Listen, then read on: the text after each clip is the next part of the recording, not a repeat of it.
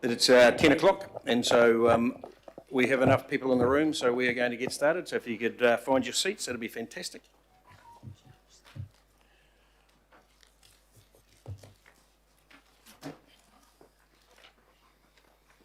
Morning, everybody, and welcome to Transport and Infrastructure Delivery Committee meeting for August 2026. Pretty full day today, so we're going to crack on as fast as we can. We have requests for electronic link for Lotu later, who comes in line with her apology for early departure. Also for Sarah and for Alf. We have apologies for absence from Victoria and lateness from the Mayor, Councillor Williamson, Councillor Sayers, John Gillen, and early departure for Lotu, Richard and Chris Fletcher. Is there any others? Oh, and is that for lateness I'm picking? Okay, and Councillor Newman for lateness. Someone like to move those apologies be received. Thanks, Bo. Seconded by Desley. Those in favour say aye. Against, carried. Just a reminder in regards to declarations of interest. Haven't had any. Confirmation of the minutes for the meeting on the 28th of July. Someone like to move? Thanks, Desley. Second. Thanks, Lotu. Any discussion? Those in favour say aye. Against, carried. We have no items that are not on the agenda. We have no petitions. We received and accepted 3 requests for public input. Today we have, and I've spoken to all of the 3 gentlemen who are presenting today. We have a very full agenda with some big grunty decisions that need to be made later. So I am going to be fairly strict on the public input today. So they've all been told 5 minutes, and I will be giving 10-minute slots for all of them with the intent of getting through the public input by within a half an hour. So if they go over the 5 minutes and into that 10, we get to 10, there'll be no questions. And we've all had their presentations to have a look at. They are all related to future infrastructure. So on that, in consultation with the Mayor, we've been getting a lot of requests for public input for future infrastructure matters. What we are going to do is, in regards to future infrastructure matters, we are going to have a full day that is aligned with our 30-year transport plan, where people will be able to come in and spend a day talking to us and presenting their thoughts on Auckland's transport needs for the future. And that's really to try and manage, I guess, the piecemeal approach that we've been having, where every meeting we get 2 or 3 people coming in and presenting to us. We want to try and bring everything together so that all of the thinking that people want to bring to us is captured in that one day. So this will be the last day, because it's not our decision making ultimately, this will be the last day we have public input at this meeting, but there will be a very, very good opportunity for members of the public to be able to come in and present to us as a whole in regards to our future transport needs. So the first person up this morning is Ian McNeil. So come on up, Ian. And we deferred this from the July meeting, and this is in regards to a bridge proposal for Auckland Harbour, and we've got his presentation. So welcome, Ian. Good to have you here, and you've got 5 minutes. Yep. Well, good morning, Infrastructure Committee. I just want to notify you that I missed out one vital point in my submission, and that was the height of this bridge that I proposed. It must be 50 metres above the high water mark. Now that's very important and should go in the contract when we build this bridge.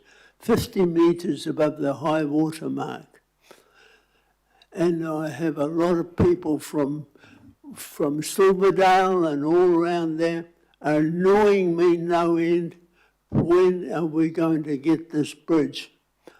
and we want a railway all the way to Silverdale, please. Thank you. Well done. Questions for Ian? Kent? Why 50 metres? No? He said, why 50 metres? Why 50 metres? It's only in the shipping channel because of, to allow passenger ships to go underneath. The present bridge is 42 metres and it's too low. Any other questions for Ian? No, look, you've done a fantastic job with your presentation. Thank you, Ian, and thank you for keeping to the time limit. As I say, we'll be considering all these things as part of our 30-year plan. Des, I'd like to move the vote of thanks. Seconded by Richard. Those in favour say aye. And against, carried. Next up is Stephen Smythe. So, Stephen, welcome. All yours. Thank you, Mr. Chairman. I don't really want to say anything more than I put in the documents that have been circulated, so I'll spend 5 minutes answering your questions. Barry can start the questioning. Okay, thank you. Are there any questions for Stephen on this? It's a pretty comprehensive report that he's given us. Are there any questions on it? I've scared everyone off. Mike. Hi, Stephen. Long time no see. Yes. Am I right in my understanding that you are, in a sense, setting up a completely different rail network for Auckland? Not rail network, tram trains. Tram trains were considered, a tram train was delivered to the city and then removed. I think the only way in the long term that you're going to get better public transport, you've done well in water, you've done well on rail, but the land itself needs smarter, quicker, dependable public transport. 3-car tram trains are the answer. They run on pneumatic tyres, they can run on steel wheels, on steel rails. My gut feeling is you'd start off with pneumatic tyres, and after that it's where you can find the space on main roads and to key motorways. But it's all in the document that I've sent to you guys.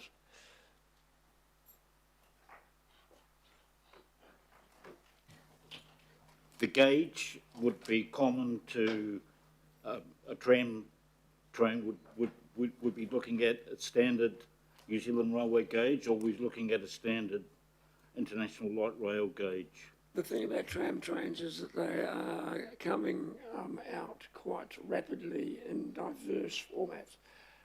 Typically these days they are EV, quick charge, so they charge at a station or platform as they move around. They can have pneumatic tyres, they can have steel wheels, they come in various widths, so it's really a matter of shopping for the right brand. Look, I've got a few quick other points that I just wanted to put on paper here. I began to realise towards the end of my research on this that the Northern Busway can have an extension, and that extension would run on the eastern clip-on, and it would run all the way down to the Britomart station. Now, the one thing that it's a bit hard to figure out is the weight, the tram train that you choose, its weight on that clip-on, and so that I would ask that there was research done on that, and I'd be happy to be a party to that. But the only new public transport that we can have in the city are tram trains, but you've got multiple choices. Thank you, Mr. Chairman. Thank you. Ken? So, because it's got multiple, wheels and types of mobility, the only thing that you would be looking for in the line would be gradient. Is that correct? It has to have a comfortable gradient for the tram. Yep, look, I looked at gradient and it's in the document I gave you. The steepest gradient that I could find in the circle that I nominated, and I called it the circle line, is in the North Harbour crossing. There's one at one point, and I checked that, and the gradient's fine. Mike, sorry, thank you, and I haven't read the whole document, I'm sorry. Yep. The question is that I thought with tramline it was constricted to where you could put track. Now you've made me think that it could go almost anywhere because of that. can. Yeah, It so what would be the constraints? Because otherwise it's just a bus or a taxi service. Well, the most important thing is it's got to be separated with some sort of safety system. And the document that I prepared clearly demonstrates that you need 2 directions, which is about 6 metres, and you have barrier protection, and I've got diagrams there showing how that works. And they can run, I would put it preliminary on what I denoted, which is the circle line, Top Harbour Motorway, Northwestern Motorway, and the Northern Busway. That's your circle. And from there, you can put branches off. But you don't even have to hang your hat on one brand. Bring in a brand, try it, or bring in 2 brands or 3 brands. There's plenty of choices. Thank you. I will read your document as soon as I get a chance. Thank you. Okay. My background is architecture and I'm pretty good at spatial planning, but the techie stuff I've had to get from the usual places.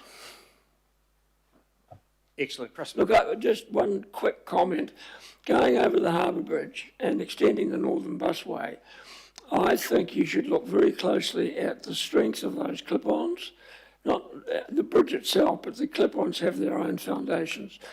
I reckon you can run a 2-way tram train system with the right weight of tram, so it complies with loadings on the bridge, and I know that NCTA are very concerned about that. If you get satisfaction on the loading, you could run a 2-way tram train system on the eastern clip-on all the way up the busway to the bus station. I've measured it on geomaps, and there's plenty of space on the Northern Motorway. You can keep the barrier on the seaward side all the way up and take 6 metres, and in certain places you may have to remove 1 lane. But by the time you hit the bridge, you've got 6 lanes of cars and 2 lanes permanently designated for the tram trains, in, out.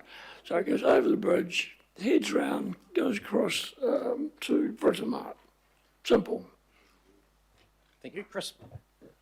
Oh, thank you for your interesting presentation. Are you aware that Auckland's sister city, Brisbane, has successfully implemented that mode in recent times? Yep. And it would appear to have been enormously successful.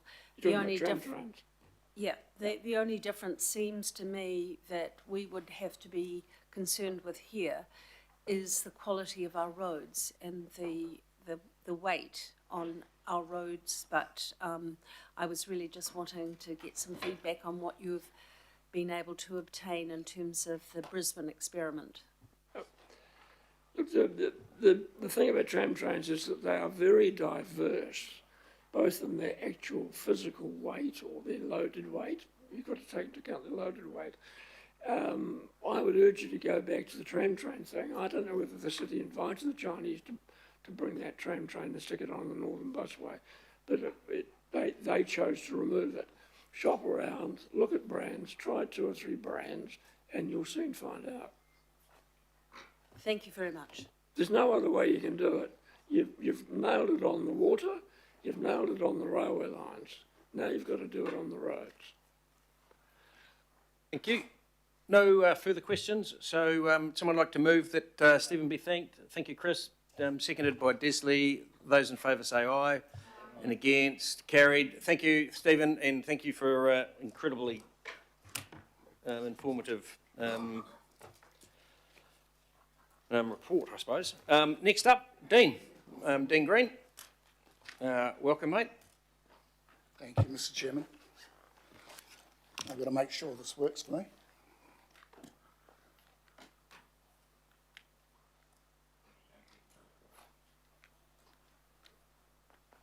Oh, Lotto?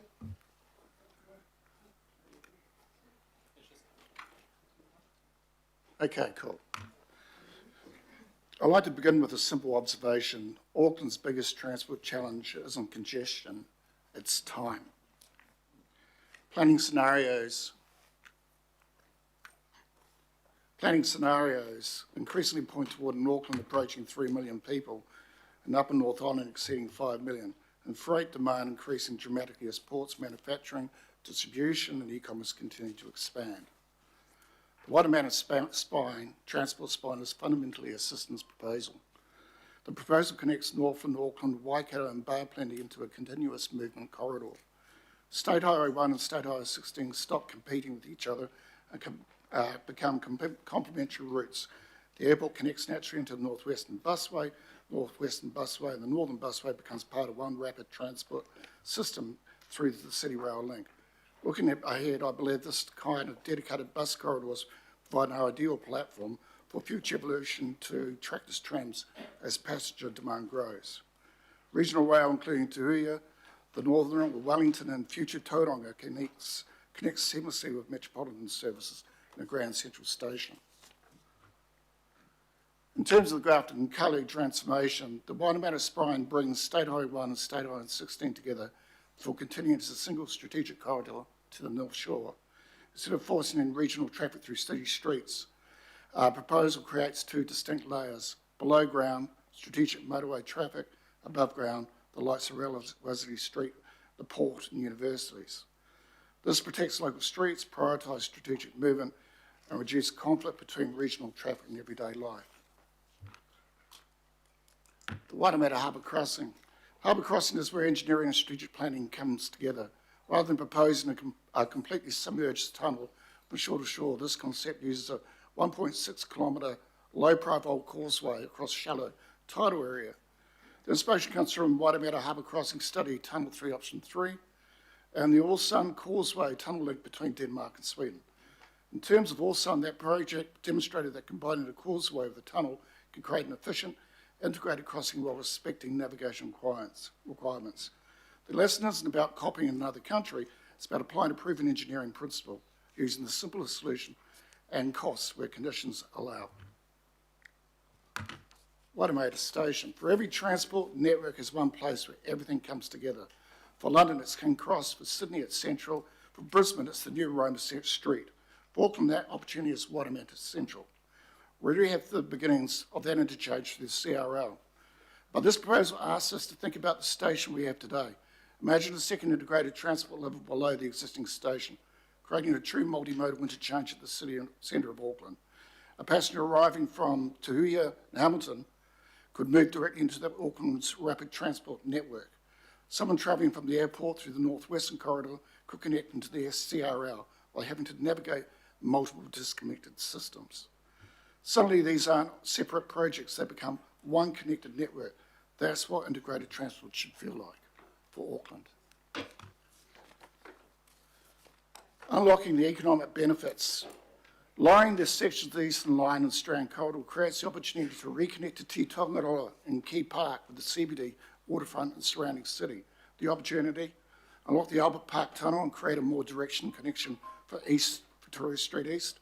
Provide a short direct walk from Te Waihorutu Station to strengthen the connection with the CBD and CRL. Create the potential for a new Eastern Line directly integrated with Te Tongaroa. Improve access to the waterfront and Key Park.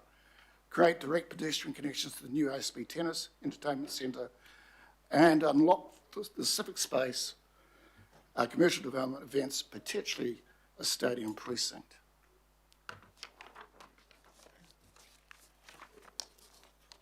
In terms of the Wairarapa Harbour Crossing, the Wairarapa Harbour Bridge there, as we can see here, is basically, as people have said, will be the club lines will be changed into a walking through on the eastern side and a lightweight hybrid electric mobility on the other side. We keep the future legacy of the harbour bridge.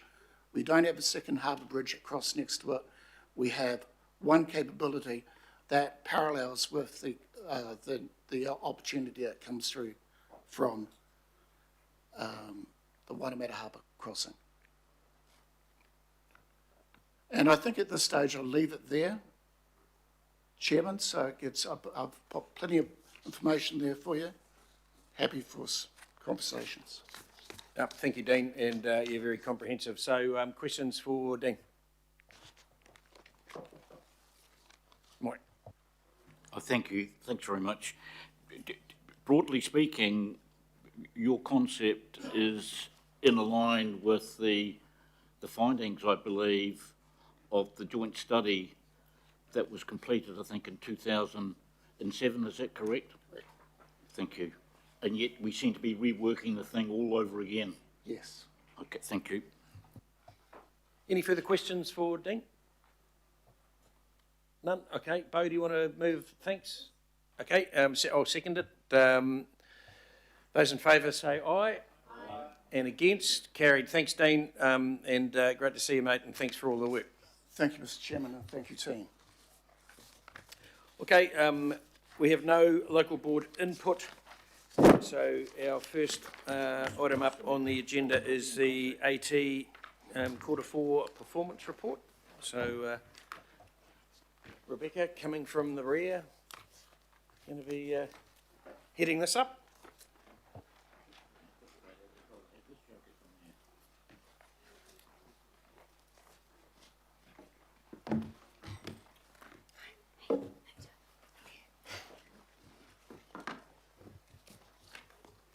And joined by Stacey and Richard. So welcome, Richard.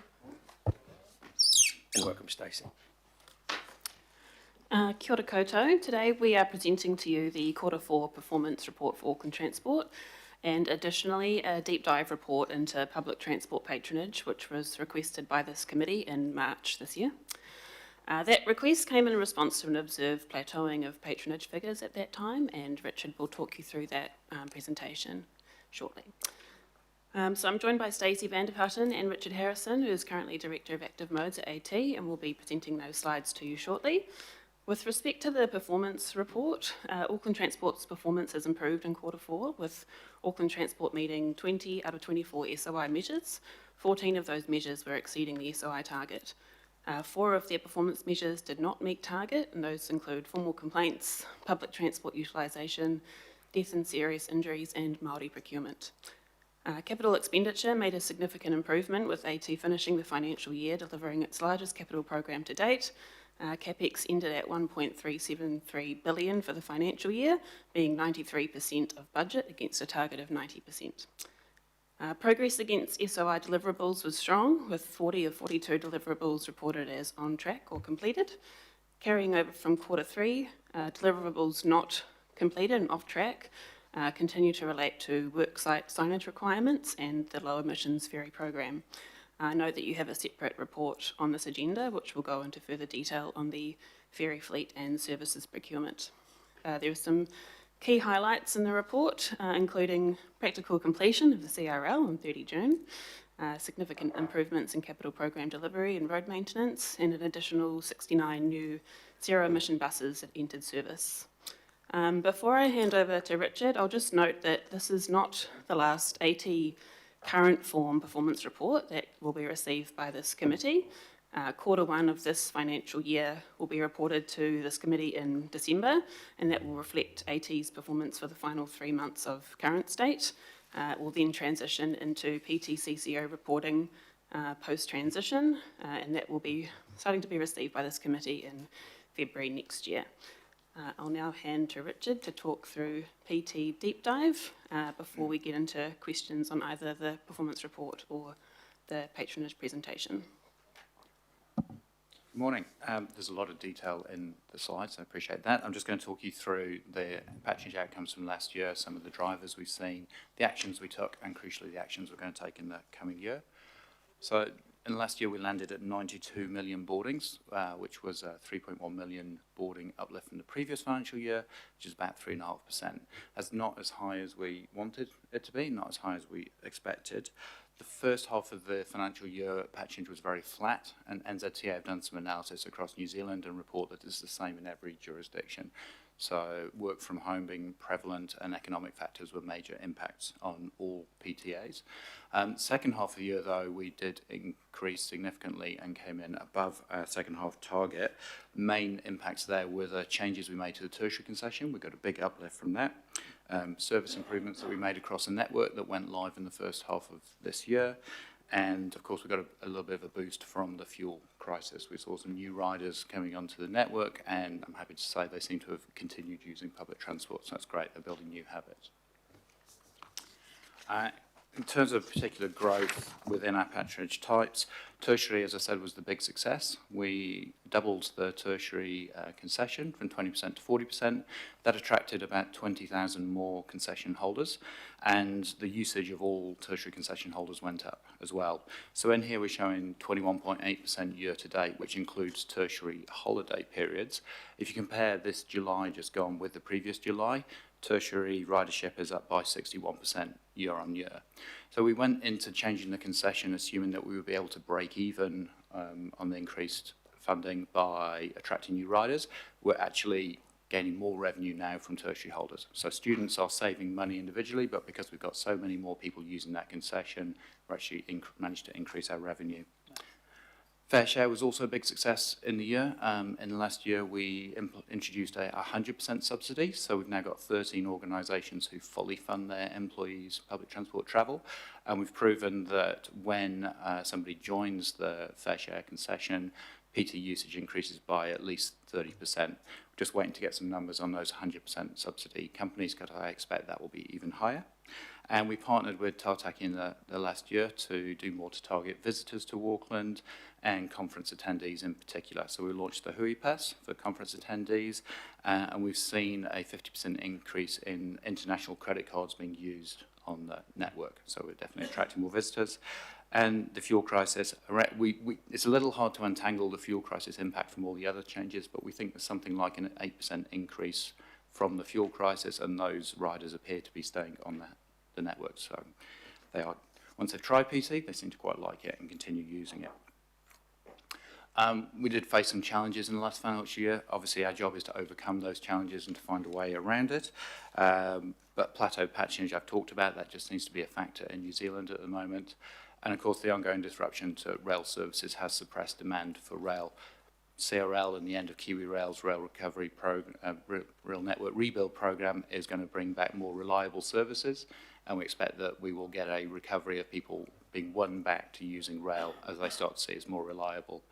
We saw on Route 70, bus Route 70 dropped by 10% when the Southern Line got more reliable last year. So we were able to map those hot cards of people going back to using train again, so we expect to see the same across the network.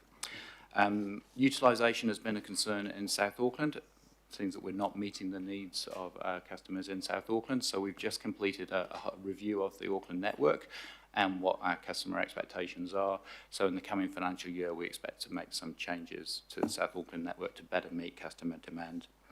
And child patronage, for the first half of the year, we were still comparing to a period in the previous year where we still had a boost in child patronage from the centrally government-funded discounts. That came off in the middle of the year, but it was at the start of the following term that we saw behaviour change. So we were comparing to a high of child patronage. So, of course, the big opportunity in the coming year is going to be opening CRL, which we'll be talking about in more detail later. We'll be leveraging the new rail network to attract people back to train and also to show Aucklanders what opportunities they got with new journeys. We're also keen to take our learnings from the tertiary concession change and look at how we might expand using concessions to gain patronage. We're going to focus on simplification, so tertiary eligibility. Rules are a little complex and don't cover every student in Auckland, so there's an opportunity there. And we want to look at where there's a low uptake of concessions and a big opportunity. Also looking at simplifying the tertiary application process to put more automation in, because we think that's a barrier to people taking up the concession, and want to look at how we support our 16 to 18-year-olds. Again, there's a more difficult process for 16-year-olds to gain a concession than there is for children 5 to 15, so we'll look at simplifying that. And then, of course, there's always a continuing range of other initiatives that we're running. Just want to share a reminder of the service enhancements that are planned for FY27. We saw the highest growth of all route types on the FTN network, so about 6% increase in those frequent transit networks, so we're focused on improvements in those areas. And Drury and Pirata, which went live recently, are already on track for adding about 100,000 boardings to our patronage numbers, without a drop in Papakura and Pukekohe, it's the same. So all of that leads us to our target for the coming year. You'll know the target is 103.8 million boardings, up from the 92 million we achieved last financial year. It is a big target, but based on the performance we've seen so far in this year, quietly confident. We've had a very strong start and we still have CRL and other improvements to come. That's my very quick overview. Over to questions. Brilliant. Thanks, Richard. So just concentrating on the report. Questions? Oh, Desley. Thanks, Chair. Sorry, I haven't got my thing electronically. Look, there's some good stuff in here. Well done. I'm just going to ask you a couple of questions if I can, please. What's, in the complaints, what are there any themes in the complaints? Are there anything that is coming through regularly, or are they all random? I noticed that the target wasn't met in that area. I'm just wondering if there's anything recurring. I don't know what the theme is. What are people saying? What are they complaining about? Is there any specific things that we should look at, or you should look at? Nothing really in particular. It actually has a lot to do with how that outcome has a lot to do with how they're actually input in terms of that. So they've improved the sort of customer turnaround aspect, but it's actually to do with the change of categorisation. Yeah, so they worked really hard, as you can see, to bring it down in the last quarter, but there is some residual closeout. So a constant work in process in terms of improving, but it's been about improving the turnaround with categorisation, which has resulted in an uplift of how many go into that category to get more focus and oversight. But of course, it does impact how your result comes through. Okay, so there's nothing you think you need to focus on more to actually fix that. It's just more of a process issue, is what you're saying, right? Okay, my second question is, I'm very interested in the hui card, because I think, we are now placed for, with the CRL opening, you've got a 50% increase in international credit cards using that. Have you got any data up? How long have you been looking at that data? Is it been going for some time, or is this kind of we've just brought the hui card in? Is this year one, and then we'll go? It's 50% up of anything in the past, and then you're going to measure it ongoing from now on. Is that what you're saying? There's two things there. So the 50% increase is on credit cards used through the contactless payments. We've been tracking that ever since contactless payments started, which I think is 2-3 years ago, off the top of my head. And we've seen a major increase since we've been working with Tautaki on promoting the network to visitors. The hui card is a conference pass that conference organisers can buy and give out to their attendees. We've just launched that middle of this year. There's a gaming conference coming up. They'll be the first user of it, so we'll get some results from that. I think that's a really good thing. I'm really keen to promote that at all conferences. So, well done on that. And look, just for a question for clarification, because it does sound a bit of an oxymoron, but can you explain how you reduce fares for tertiary and actually end up by getting more income in? It's a very interesting concept I'm interested in, and I think you've done really well here, but for a question for clarification, because it sounds a bit, I was going to say Irish. It does sound a bit wrong, yes, I get that. And I said our aim was to break even on it. It was the increase in the users, so 20,000 more concession holders, and then an increase in the frequency of travel. So as you saw, tertiary students travelling more. I don't have the number of the average trips with me, but more people and more trips from those people. But for the student themselves, they're still saving money on what they were paying before. We just got more of them. Am I correct? Because it's cheaper to travel, they travel more. And because they travel more and more often, we get more revenue. That's it, yeah. And one of the rationale for doing it was that we knew students are more price sensitive. So it'd be more price elastic. If we change the price, they will travel more. Thank you. I think that's a good point to make. Yeah. Thank you. Lottie. Kia ora, thank you. And just on the back of the comments from the Deputy Mayor, I commend you as well. There's some really, really good results there. Probably the real negative thing in there, of course, is the South Auckland patronage, and that has been an issue for a long time, though. I remember when I was chair of the local board in Otaupaptua, it was an issue then, and we worked with Auckland Transport to try to do some initiatives like hop cards, offering hop cards into the community. But I've recently heard, for example, at the Otara Town Centre, the one shop there that did sell was where you could top the hop cards up, I think has closed or something. So those sorts of issues contribute to, the problems in South Auckland, and I don't know what we can do in terms of retailers and increasing the ability for people to access, but that's one of the factors is access. Even if you've got a hop card, you can't top it up. There's nowhere to top it up, and our community has the lowest uptake of internet, so they're not likely to top up using the online process. But I wanted to also encourage you, I know that you're looking at that and you're trying to target that more, encourage you to use some of the initiatives that are working with our local boards in South Auckland. For example, the My Street Neighbours program in South Auckland, that's been really successful in helping young people to use cycling. Mr. T in Mangere as well, using cycling. So there's some real influences out there that can really help to get the message across. And I have seen some of your short videos that are out and about that are really good as well. And I saw some of the new ambassadors and Armagard, I think they're from, and that was really, really cool as well. So things like that are really useful, and certainly use our local boards in the context that they've got in that space. And Alf and I can help you connect to them as well. Kia ora. I don't know if that's a question. Me neither.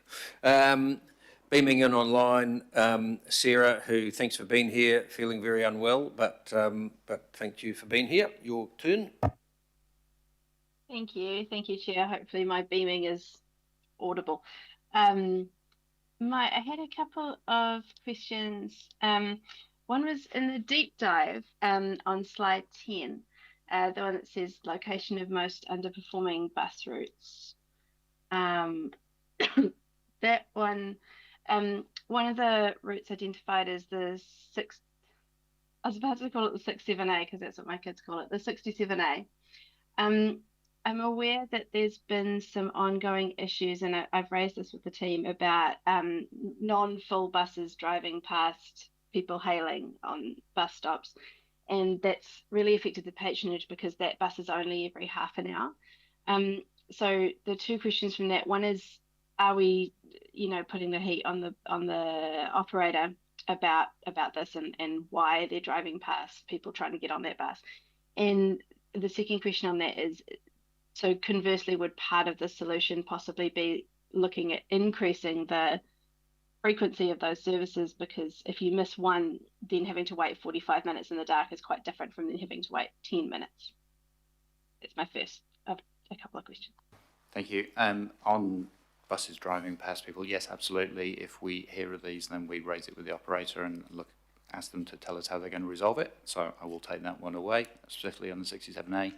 On the frequency, absolutely, if it is appropriate and if that's what the community need, if that supports them in the journeys they want to take, we know that increasing the frequency of a route definitely increases patronage, because people stop thinking about it as something they've got to plan to go and catch and start just going to the bus stop and waiting and being confident that there will be a bus there within reasonable time. We know it's a big concern for people to have to wait a long time in the dark, feeling uncertain about how safe they're going to be. So yeah, if it's appropriate as part of the review, then yes, we might look at increasing frequency on some routes. Thank you. I think, yeah, for the 67A, it's probably worth looking into, and I'll forward some of the correspondence about that. My second question was the lower than expected, well, the kind of plateauing, I guess, of the PT patronage. Is it possible, have we been mapping the cycling numbers onto this? Because it's been a really good winter, and I'm just wondering if part of this story is actually a good news thing and that there's been more opportunities for active transport because there's been fewer rainy days. Yes, it has. We do know that mode shift between public transport and cycling is more likely than mode shift between private vehicle and cycling. So we might be seeing the same people choosing to take advantage of the good weather. We also see cycling as a key part of first leg and last leg public transport. So not necessarily a competitor for PT, but how do we enable people to cycle to a busway interchange and then start using the bus? Thank you so much. And just my final question was just on the DSI's targets. So in general, like this is amazing quarterly report. I should preface it by saying that like so many of those targets are being smashed, and that's awesome. But I guess one of the ones that stuck out is that DSI's one. So what are we looking into doing about that? Thanks for your question. Yes, it's a constant area that we have to continually improve on, and it's not one thing. And I think we had Teresa here last month in terms of talking about safe space and the work that's happening in that area. When you sort of look overall in terms of that, deaths were down, serious injuries were up.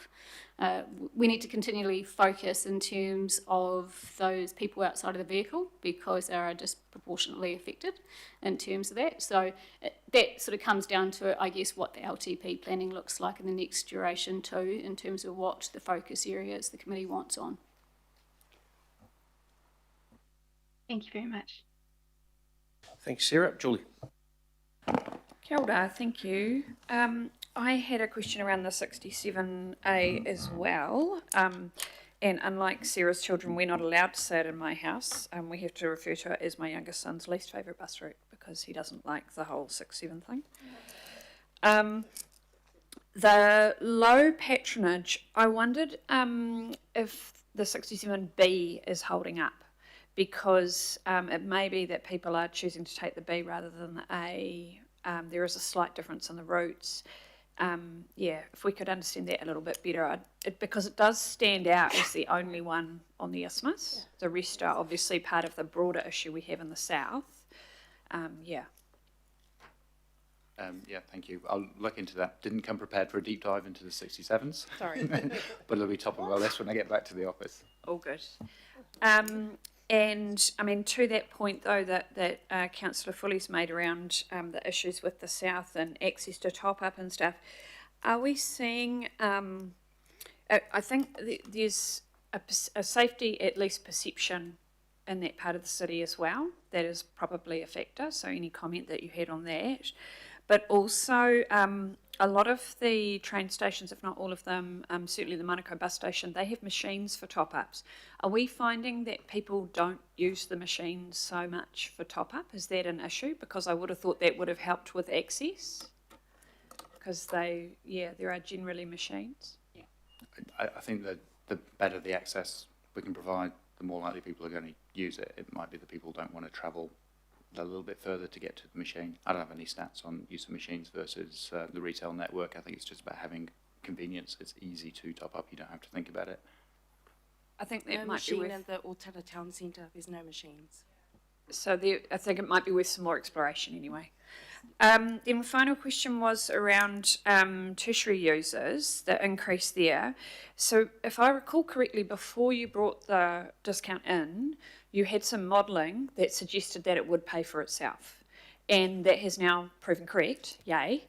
Can we apply that modelling to some other community groups? I'm thinking particularly around Community Connect and children. You know, you've called out there that we've had a big fall in child patronage because of losing discounts that were central government funded, but it would be worth us, I think, exploring.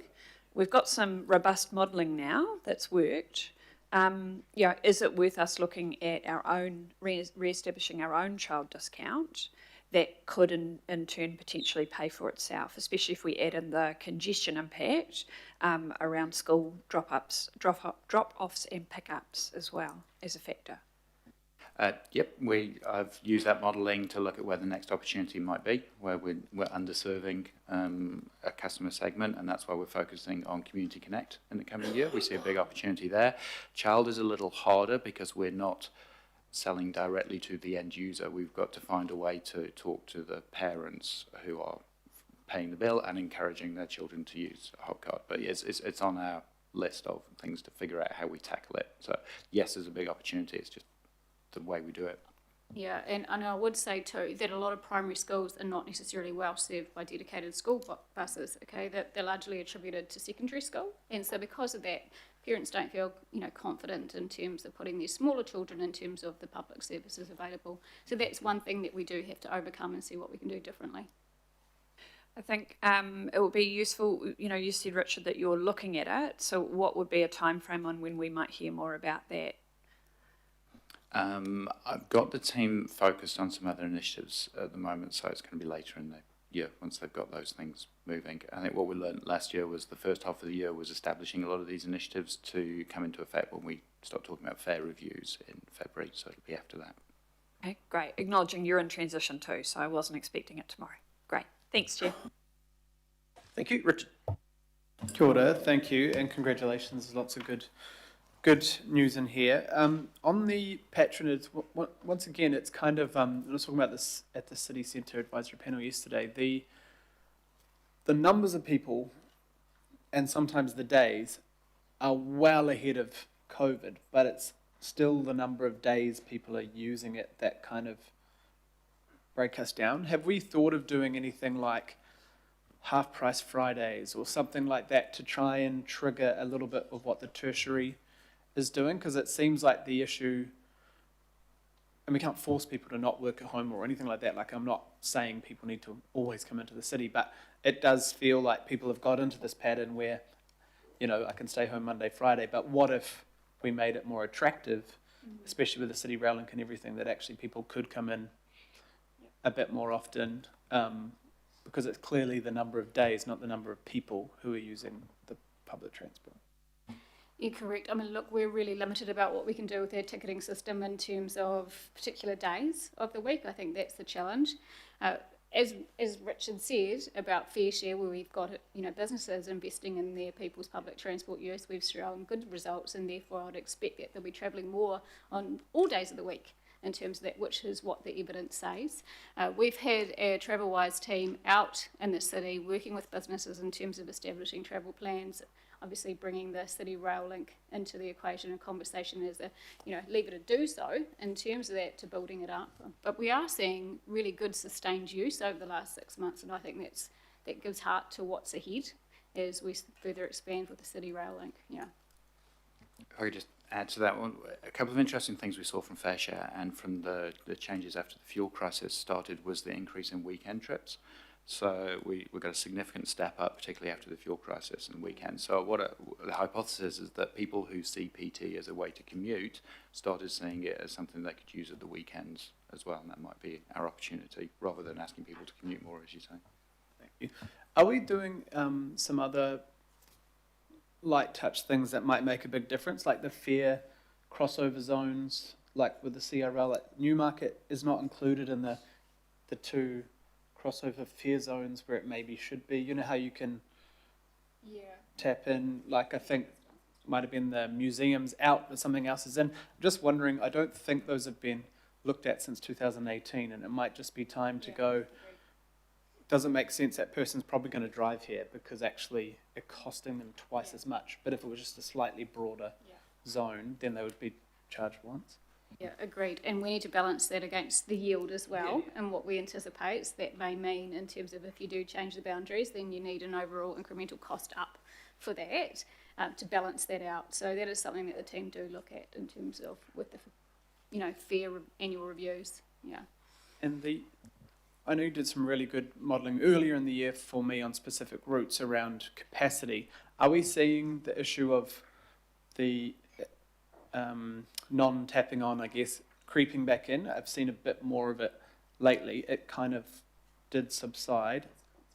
Yeah, and how are we tackling it? Because I have seen more officers on the bus and checking my own hop card and things like that, which is great. But is there anything more we can do? Yeah, it's an ongoing problem. We are getting a bit more targeted now in how we're deploying the transport officers because we're getting better data through. A lot of our bus drivers now log when they have people not paying. That lets us see the patterns and the trends.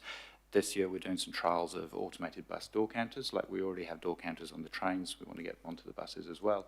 That will give us even better data so we can target it. And last question, Chair. The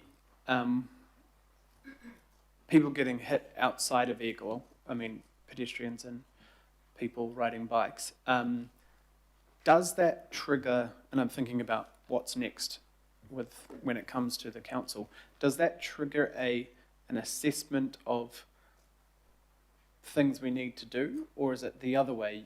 you guys assess different areas and then look up the crash data? Or if you're seeing something pop up where a lot more people are getting hit or hurt or unfortunately killed, are you looking at safety improvements that need to be done? Yeah, absolutely. So every incident where there is a death or serious injury, there is a review taken in terms of what mitigations need to be put in place or what aspects of the road layout, etc., were attributable to what happened there. So that's constant. There's always follow-up actions with that too to make sure in terms of what comes next. But, what I will say is just remember we did those local board plans. And everybody has access to them, and it provides you with a really good level of information to understand what's happening in the local board areas in terms of how incidents are happening, how they're attributed. And needless to say, where you've got a higher population in terms of density and more moving things, then those results, particularly for people outside the vehicle, are a lot higher. Yeah. Thank you. Daniel? Good morning. I want to reflect on the progress that's been made with respect to the renewals in the Q4. That's in the briefing. That's a really good number to get above 7%, because I have seen over many years Auckland Transport falling below or well below that number. So what's your ability to try and sustain it at or above that number? Because if you start to accrue results quarter by quarter above the 7% target, the region's going to be in a much better state. I would like you to do that. I would prefer that you don't bank that we're over this quarter and therefore we're going to ease back in the next quarter. I want you to try and meet or exceed that constantly so we can talk about whether we need to move that up to a new stretch target. Can you comment? Well, the delivering machine is there and able. It's really got to do with the funding provision attributed to it. So yes, they can. Yeah. So is that a conversation that you are having with NZTA? Are they looking at that and saying, oh, well, look, I mean, maybe they need to dial back? I mean, what I want is I want you to have the capacity and I want the business case for the funding pathway to try and push beyond what we're achieving. Because 7.3, 7.4, and 7%, I mean, it might not sound much, but I've seen quarters where I think you've been struggling to get to 5%, and that's quite significant. So how's that conversation with NZTA? I think it's a joint conversation because obviously we have to have it with yourselves too in terms of how that SOI is set and what's being asked for. It is in terms of, I know we've had lots of conversations here about chip seal versus, bitumen and the likes as well, and how that sort of enables the work to be done with the funding provision available. So it is what it is. I guess what I say, if you want to target that, then that's what we need to forward plan in terms of the SOI and make sure NZTA can meet it too. Okay, can I ask you about the overbridges? Do you mind taking a question on that? The Takanini and the Timahia rail overbridges that you've highlighted, just a fantastic achievement delivering, I feel like they're international border crossings, to be honest, rather than overpasses, because they are just so big and very engineered. It is absolutely the case that the throw screens and the canopies need to be installed. What do you think about that?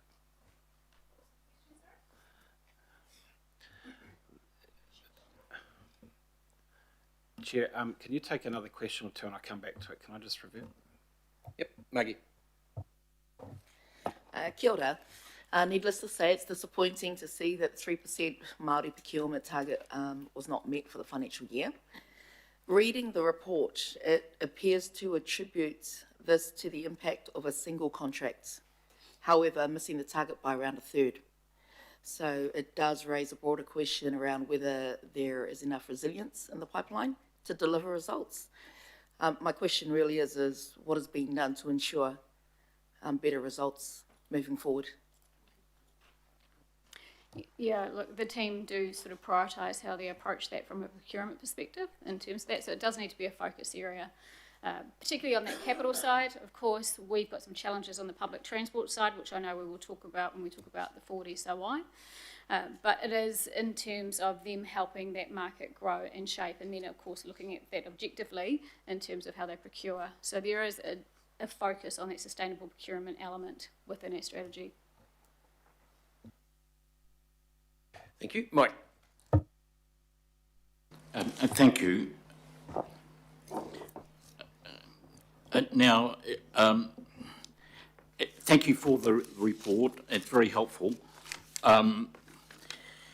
What is clear, and I think the questions around the table from colleagues touches on this consistently, is the importance of the cost of fares for PT, commuting, the commuting market, if I could call it that, working people, working commuters. That market is highly price sensitive. I've noticed that we're always willing to note, to appreciate when fuel goes up, there is almost an immediate response with uplift towards PT. But when we bump up the PT fares, we think, well, that won't have any effect. We're flatlining. We're still 10 million passenger trips per year below what we had in early 2020 before the pandemic, and we haven't recovered yet. And yet in Australia, in Sydney, strong growth, Brisbane,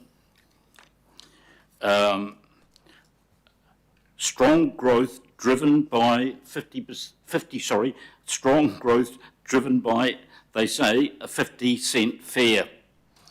And then Perth set new records, cheaper fares. So there is the fare component, apart from other stuff, reliability and all the rest of it, is a major in public transport.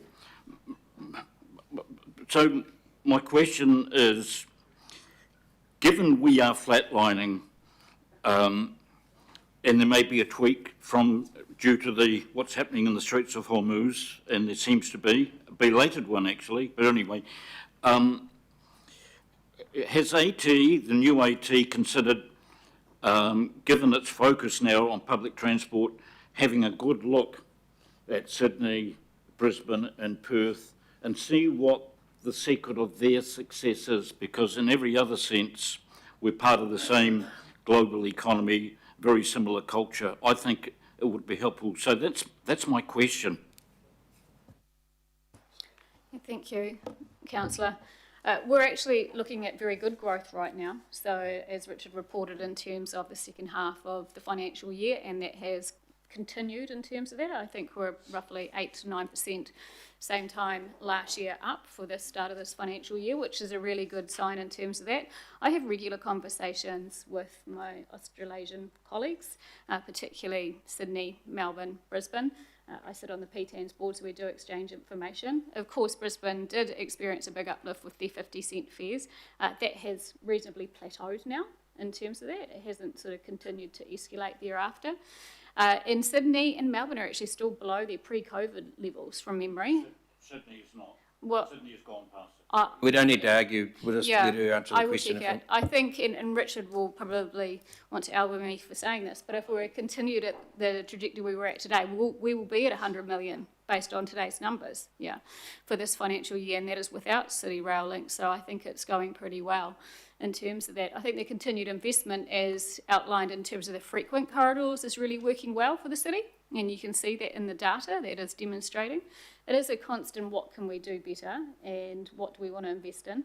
There's also the equation of what you expect for fare box recovery and the private revenue ratio, and that's really important because if I look at our fare box recovery compared to our Australasian peers, we are much higher, so their contribution, public contribution is a lot higher than what it is here. So it's all under 20% there.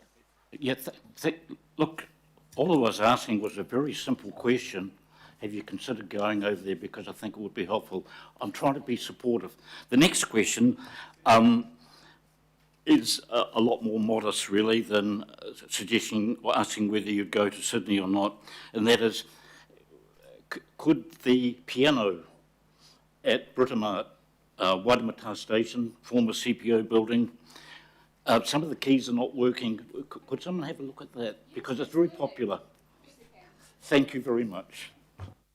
Thank you. John? Just reading through your presentation as it goes to the key challenges and particularly the lack of confidence in the train performance that's identified there. I think obviously that's going to be aided quite significantly by all the publicity with CRL and that, you know, the network's been transformed, and you would hope that will, you know, that will get out to a lot of people. My question, however, is just a general one. We all know that if there's bad disruption to public transport service, that there are consequences, you know, for the public uptake, and then the recovery trajectory, which in my experience can take, you know, quite some time.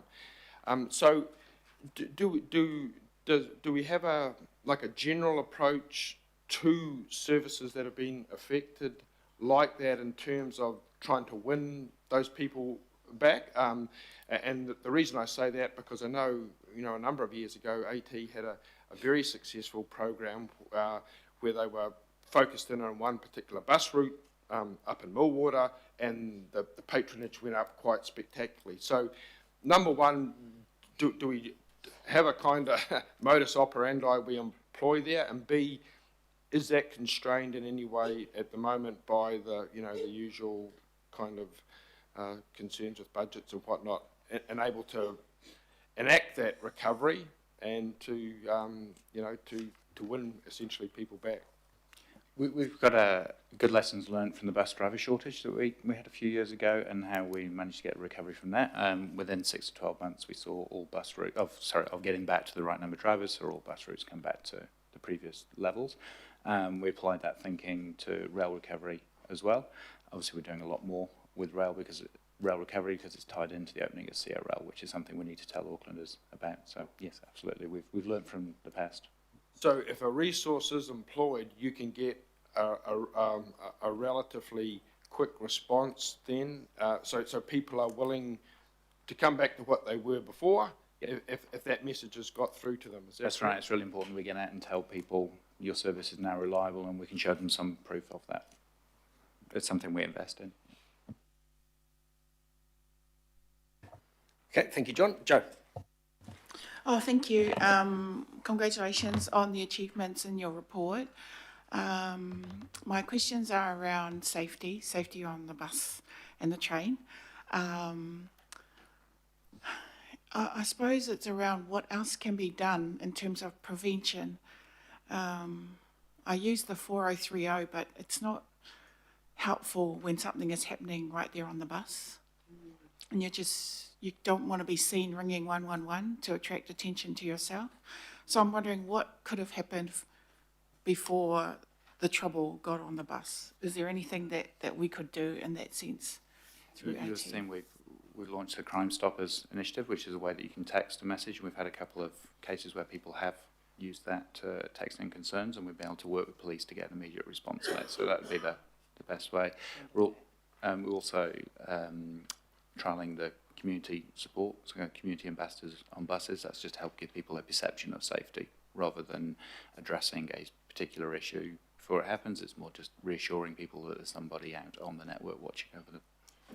And do you see a correlation between any drops in public transport patronage and a serious media, event that makes the media on the bus or the train? Yes, of course we do. And I mean, we did see the impact of that the last few years in terms of particular areas, and therefore focusing in terms of resourcing in those aspects. I think one of the big things that we all have to be cognizant of is how we work with our communities more, so which is what we've started doing, and having that focus in terms of the safety program and working with community groups, because we can't do it on our own. And nor can a bus driver, when they're out there driving the bus. So it is about building the community around the services And that the more we can focus on that together and bringing different groups in to understand what the issues are in the community and putting support in place, the better. So with the recent Safety Ambassador trial, they're also linking people to different social services where they see things in order to help some of those issues that we're seeing. In terms of VTA, so violence, threats, aggression on public transport, it is trending down, which is good. And people create safety. The busier the services are, the less likely we are to see these things occur too.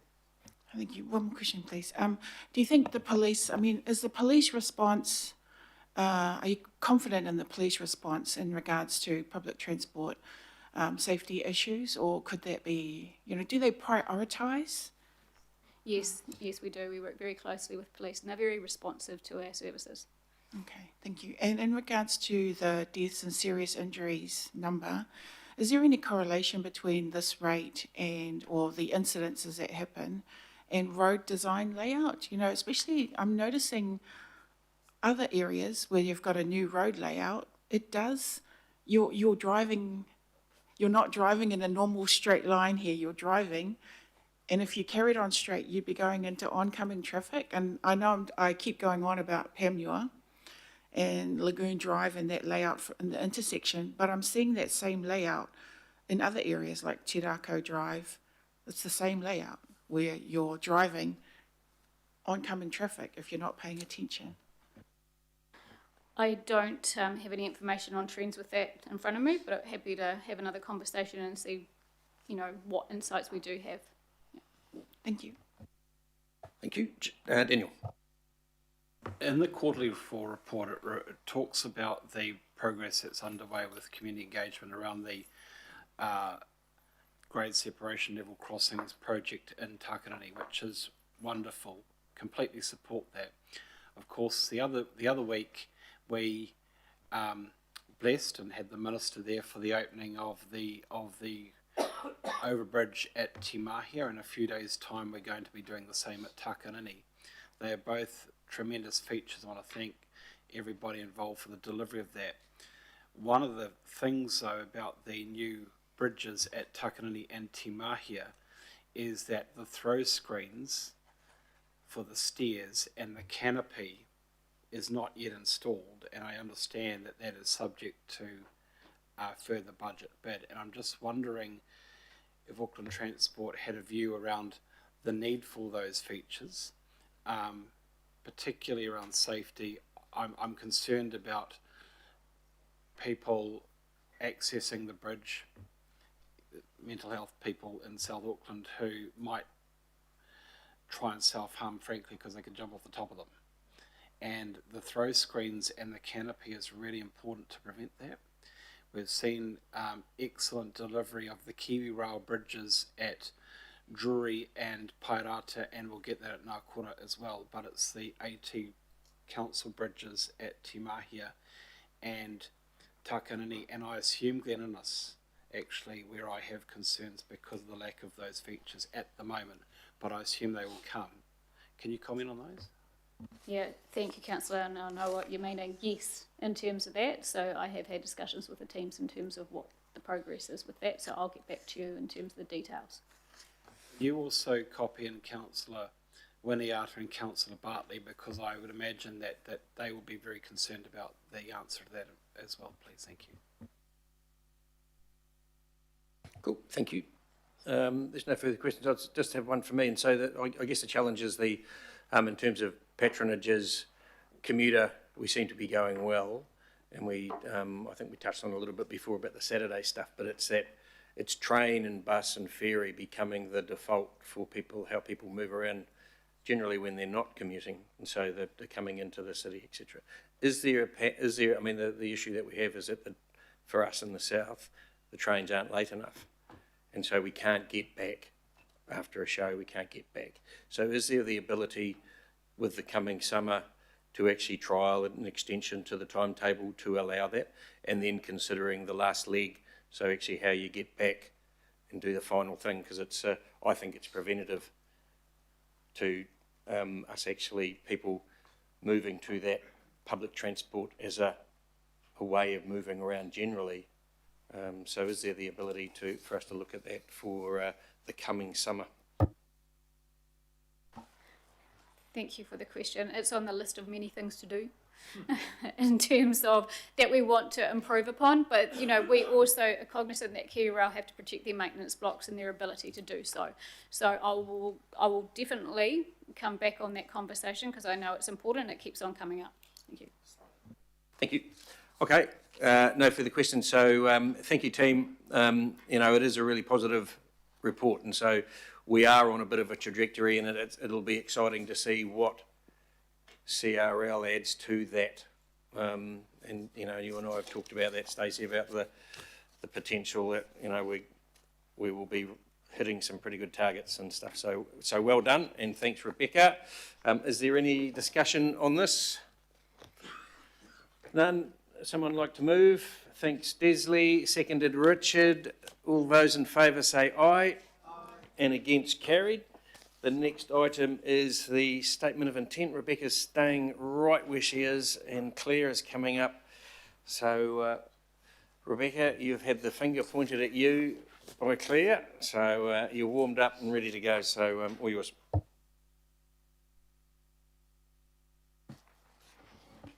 Thanks, Andy. Kia ora koutou. This report is to approve the final statement of intent for Auckland Transport. We received the final SOI from AT on 31 July and have reviewed it alongside your shareholder feedback received from this committee in May. That reconciliation is attached at attachment B of this report. We believe that the final SOI addresses those comments well, and we're recommending that the SOI be approved today. The SOI is presented in two parts as requested. Part one outlining how Auckland Transport would continue to meet its statutory obligations, deliver essential activities and ensure an effective and high performing road network and PT services would continue to be delivered through this transition period. Part one also reflects the programs of work that will be transferring to Council as the Road Controlling Authority in October. Part two establishes the activities, objectives and performance measures for the new PT CCO. That part is PT focused and reflects the new legislative purpose of Auckland Transport and will form their new SOI post the transition period. Whilst we believe that the SOI addresses shareholder feedback well, and we recommend that the committee approve it today, there are some areas that will require further work in future years. One of those areas is PT patronage, which you've heard about from AT in detail today. Given this will be a key focus of Auckland Transport post-transition and noting the significant levels of investment that we've made in the PT network, we expect PT patronage growth in future financial years to better just demonstrate the anticipated benefits of those investments with a renewed focus on growth across the network. A further review of targets for financial years 27, 28, 29 should be undertaken once the PT CCO is established to assess opportunities for a more ambitious target in that area. I will also call out that the Māori procurement spend target has dropped significantly for part two of the SOI, that's for the PT CCO. The primary reason for that is that the majority of Māori procurement opportunities have arisen from AT's capital program, which is shifting to Auckland Council as a result of transport transition. Auckland Transport, as the PTCCO, are targeting 0.5% for this financial year. That is much lower than the 3% they've had historically. This will still be a stretch for them given the change in operating model, but they are committing to grow that target to meet 3% by financial year 28-29. Auckland Transport, Hokura and Council Kaimahi have been engaging in discussions over the last few months so we could work through the reasons for this change and explore what additional commitments could be made from Auckland Transport to improve Māori outcomes. Auckland Transport and Matarai are working collaboratively to prepare Achieving Māori Outcomes plan, which will be presented to the PTCCO board once formed in October. Once that it's approved by the board, it'll come back through this committee so you can have transparency over that, and the measures within that plan will be included in quarterly reporting. Whilst we appreciate and understand the sentiment from Hokura, we also appreciate the significant change for Auckland Transport. They will be inhibited in this space with PT services procurement being a relatively niche market. But we think that AT are committed to continuing to work with Council, Haukura and Mana Whenua partners to make improvements in this area. Claire and I are happy to take any questions. We've also got Stacey here if there are any questions better directed to Auckland Transport. Thank you, Rebecca, and you'll see up there, so there's a B to this, which the Chair's rec, which has come about just through conversations the last day or so, in regards to the multi-procurement. So questions, no questions? Oh, Toe, bring your computer.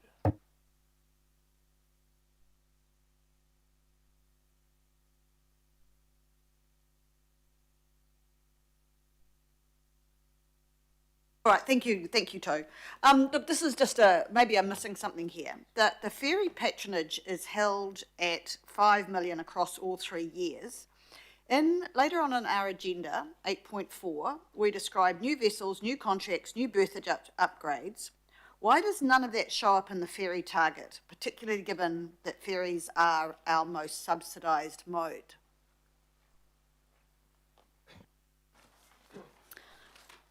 It's a good question, Councillor, and it's one of the reasons that we have indicated that we think the targets for the patronage need to be re-looked at, and that would happen through the SOI next year, through this process that we go through. We still have some questions about those patronage targets. It just doesn't kind of go right, the logic. I just can't see the logic, sorry.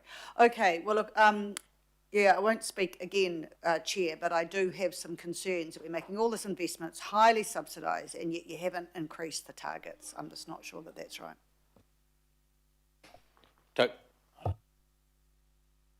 Okay, there are no further questions, so thank you, team. Appreciate the work. So we enter into a new sort of a new gig. So someone like to move?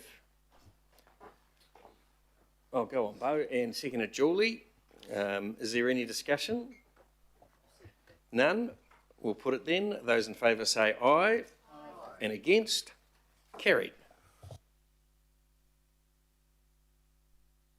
The next item is the CRL update, and I believe this will be our final CRL update, and I know, and the great thing about it is that we don't have to put up with the questions about when's it going to open, because we know that. I do want to just acknowledge, though, however, as the team come up to take their seats, is that whilst this is the last CRL update, it is also the last meeting that we will have Barry Potter sitting alongside us. Or you might have one more, but in terms of the CRL, Barry finishes on the 25th of September. I'll wake up, Toe. And so Barry's employment here is linked to the CRL project. And so just want to acknowledge you, Barry, and if we don't get to see you at another meeting, just acknowledge your incredible work here at Council, and in particular with CRL and helping sweep those ball bearings into one pile. It's certainly been, a huge effort, and I really want to acknowledge you, mate, for your support and your work, so well done. Thank you. It's a whole team, actually, and we really is a team at CRL. Disappointing there's no,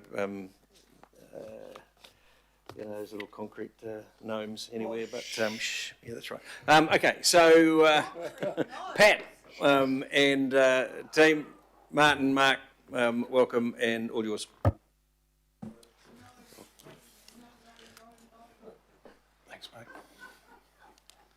Kia ora, good morning everyone.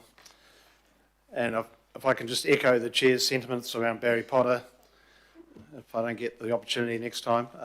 Barry's been a fantastic supporter to us as the sponsor rep for the project over a long period of time, and it's made a significant difference to our progress.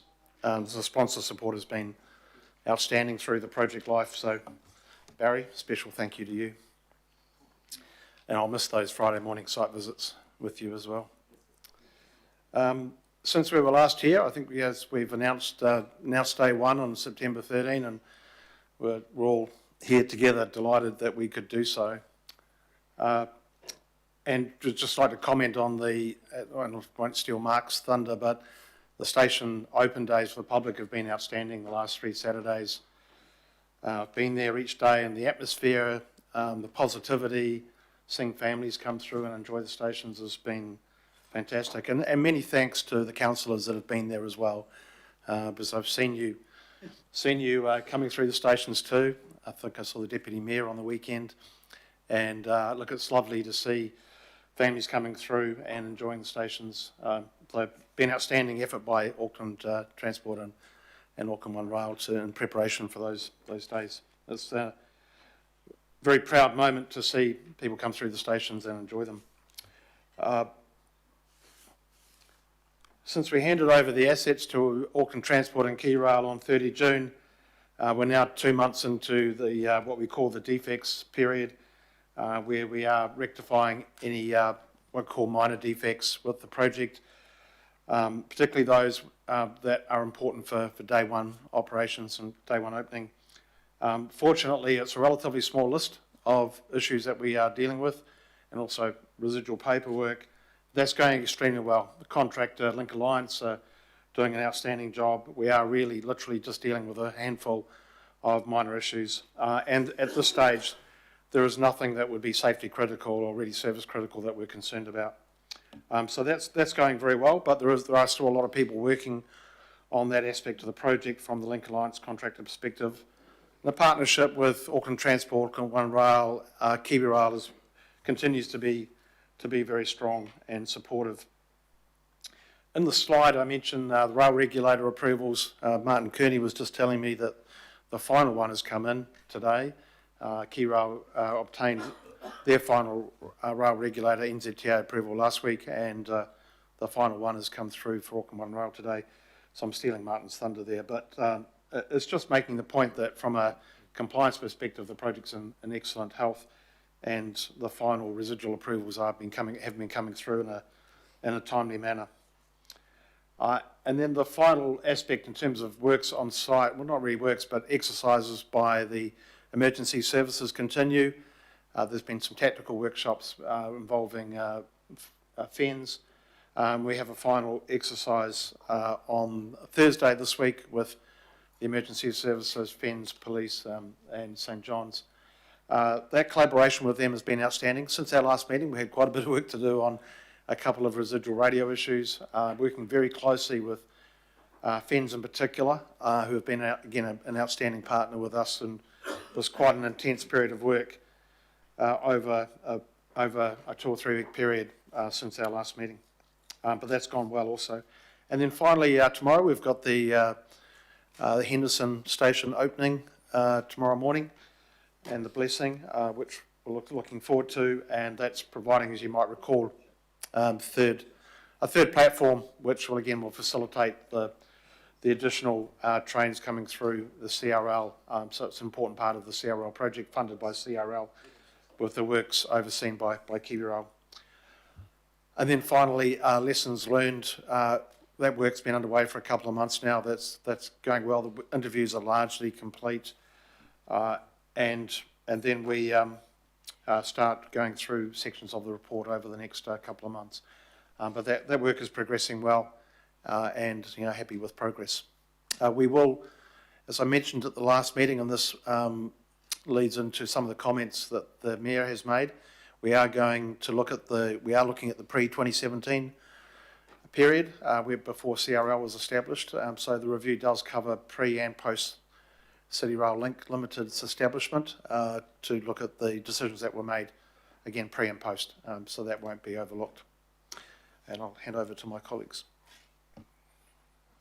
Thanks, Pat. So yes, we have an opening date, so no more questions around that. We are at T-18, so there's only 18 days to go, including weekends, and before we have the first service. There are a number of remaining activities which Martin from AOR will talk about in a little bit more detail, particularly around operationalisation and readiness and hypercare. But over the next couple of weeks, the things that we do need to complete are operationalisation of staff rosters and engagement with staff, As Pat's mentioned, the snag closeout of the stations has been excellent and with great cooperation with Link Alliance, and we have no more remaining safety snags left in the stations, which is excellent. As Pat's also mentioned, final regulatory approval has come through today for AOR's safety case. And the final bits and pieces left for us are really to update all customer information across the whole network, obviously across over 40 stations, all of our trains, and our digital communication channels for customers as well. One thing we are doing before opening is mobilising customer ambassadors across the network, so we can support customers in understanding the new services that will operate from the 13th of September. Just a bit of a reminder of what the services look like from actually Monday the 14th of September, and I'll touch on that shortly. It is a whole new service design. So in the off-peak and weekend, we are improving services by around 30%, increasing frequencies from 20 minutes to 15 minutes across east, west and south. Peak services during weekdays will run, at about 45-minute frequencies in both directions, and an improvement on the east-west line between Sylvia Park and Kingsland, which will increase by around 30% to 8 trains per hour. Within the first month, we hope to be able to increase further the west services from Kingsland through to Henderson, offering an increase from 6 to 8 trains per hour, and also extending evening services on Friday and Saturday, the 15-minute frequencies, looking on Friday and Saturday evenings to extend through to 11 p.m. On east, west and south, with ongoing last services at a 30-minute frequency through to, depending on the line, between 12 and 1:30. Within 6 months also, we're looking to increase services on the south as well, increasing initially between Otahu and the CBD by 30%, and then subject to engagement with KiwiRail, improving services down to Pukekohe as well. Joel. Good morning, everyone. It looks like I arrived just in time. Really pleased to report back on our engagement with the community through our First Look events. Numbers are up there on the screen, but overall engaged almost 45,000 people through the 3 weekends, which we're really, really proud of. Karanga Hape by the most popular. And a lot of great engagement with local businesses there. I guess main points to highlight, we had really strong positive feedback from local business associations that their local retailers and food vendors had really great days of trading on those days, and it was really positive engagement with customers. Sorry, I'm catching my breath. And yeah, a lot of great conversations and engagement with people about how this is going to improve their journeys. And we believe we'll have a strong contribution towards getting people on board, the fact that we've done that engagement. And the next couple of slides just have a few photos from the event, so we can probably go through those quite quickly.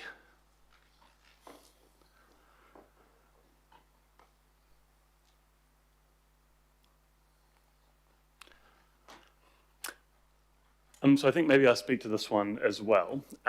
We're starting to get ready to inform people about what the train services just on the day one, so the special day one Sunday will be.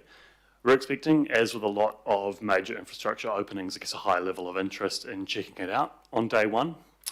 Part of the reason we delivered the first looks was actually potentially to take a bit of the edge off that. We're expecting it to be busy, but we did want to give people a chance to see before day one.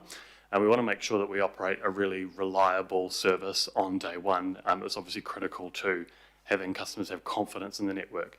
But we will be running extra trains through the majority of the day until 3 p.m. To cater to that expected increased interest. So it will be a little bit different to a normal Sunday with those extra services running on the East, West and South City line through the morning and the early afternoon. And we'll be publishing soon the schedule of when the first trains will be. and we expect there'll be some very keen train enthusiasts and public transport enthusiasts and local stakeholders keen to check those out on those first services across the network.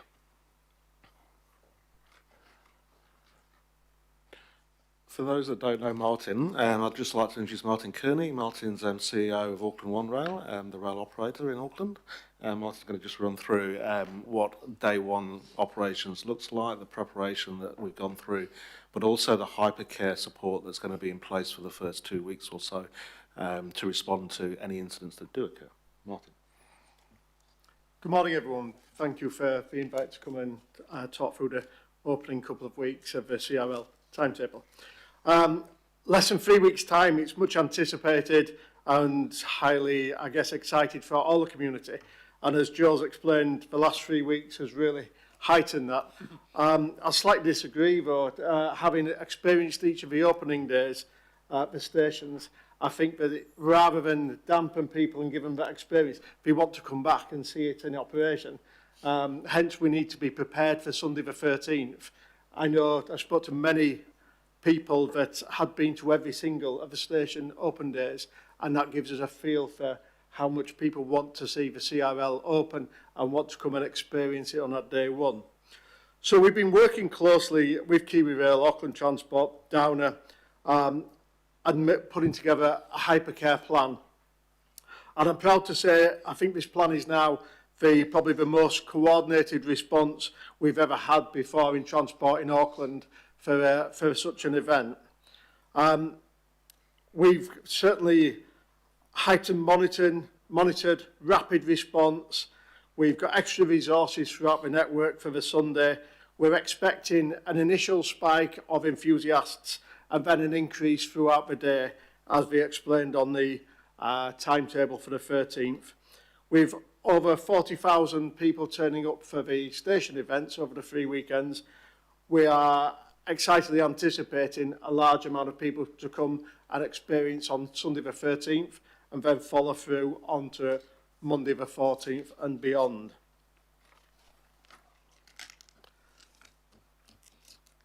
We've put additional ambassadors to help customers navigate the network, understanding the change it will provide. Day one and week one we expect to be a significant increase, and the second weekend as well. On the opening day, every single station will have a member of staff on it to help manage any potential crowd control or to help us monitor and manage any incident that could happen. We've got a heightened communication plan. Rosters have been designed to make sure that we've got additional staff critically located throughout the network.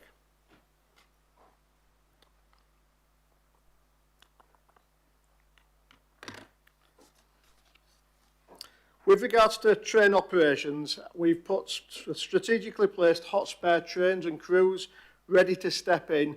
Now, they can be used if we see increased patronage over what we've put in for the additional services, or if we have disruption. It is a railway, and on a railway anything can happen, from a dog on the line to a fault to human error, and we are prepared to react should any of that take place. At AROC, our control centre, the coordination of resources will take place and any immediate response, and to be able to react to any disruption that could take place.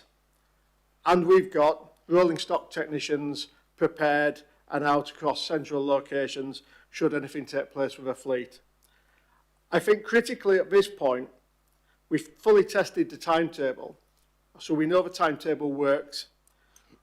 Our staff are fully trained, 280 train drivers, 215 train managers, over 100 station staff, already prepared and engaged for opening. We've got a plan ready for opening, ready for anything that could take place.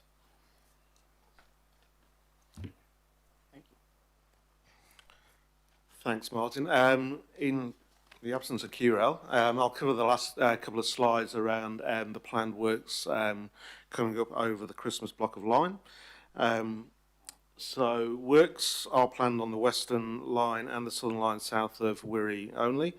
This will enable the final pieces of work to happen, which will allow future single line running, which will allow future maintenance efficiency, which effectively enables us to operate the trains while the maintenance is being carried out south of Wirrie and west of Kingsland.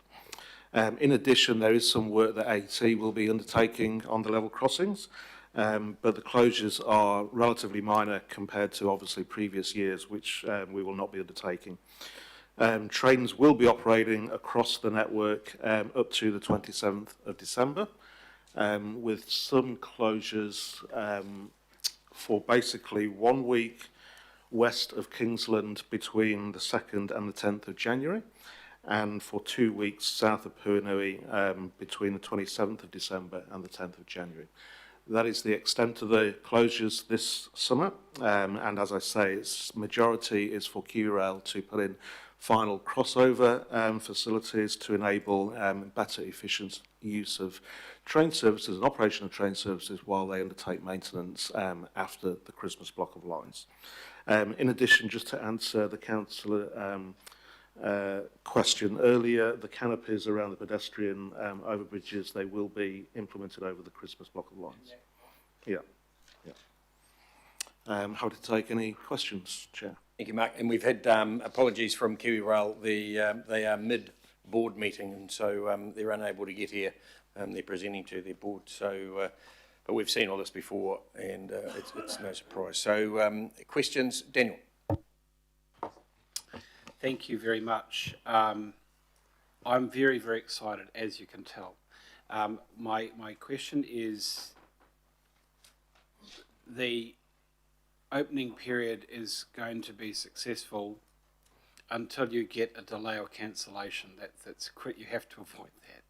So how confident are you that you've done everything you reasonably can, that you won't get a delay or cancellation that stuffs up this new timetable? Because that, Jonathan's sitting behind me, I can almost write the story for him if you get this wrong. So tell us your confidence levels about the timetable.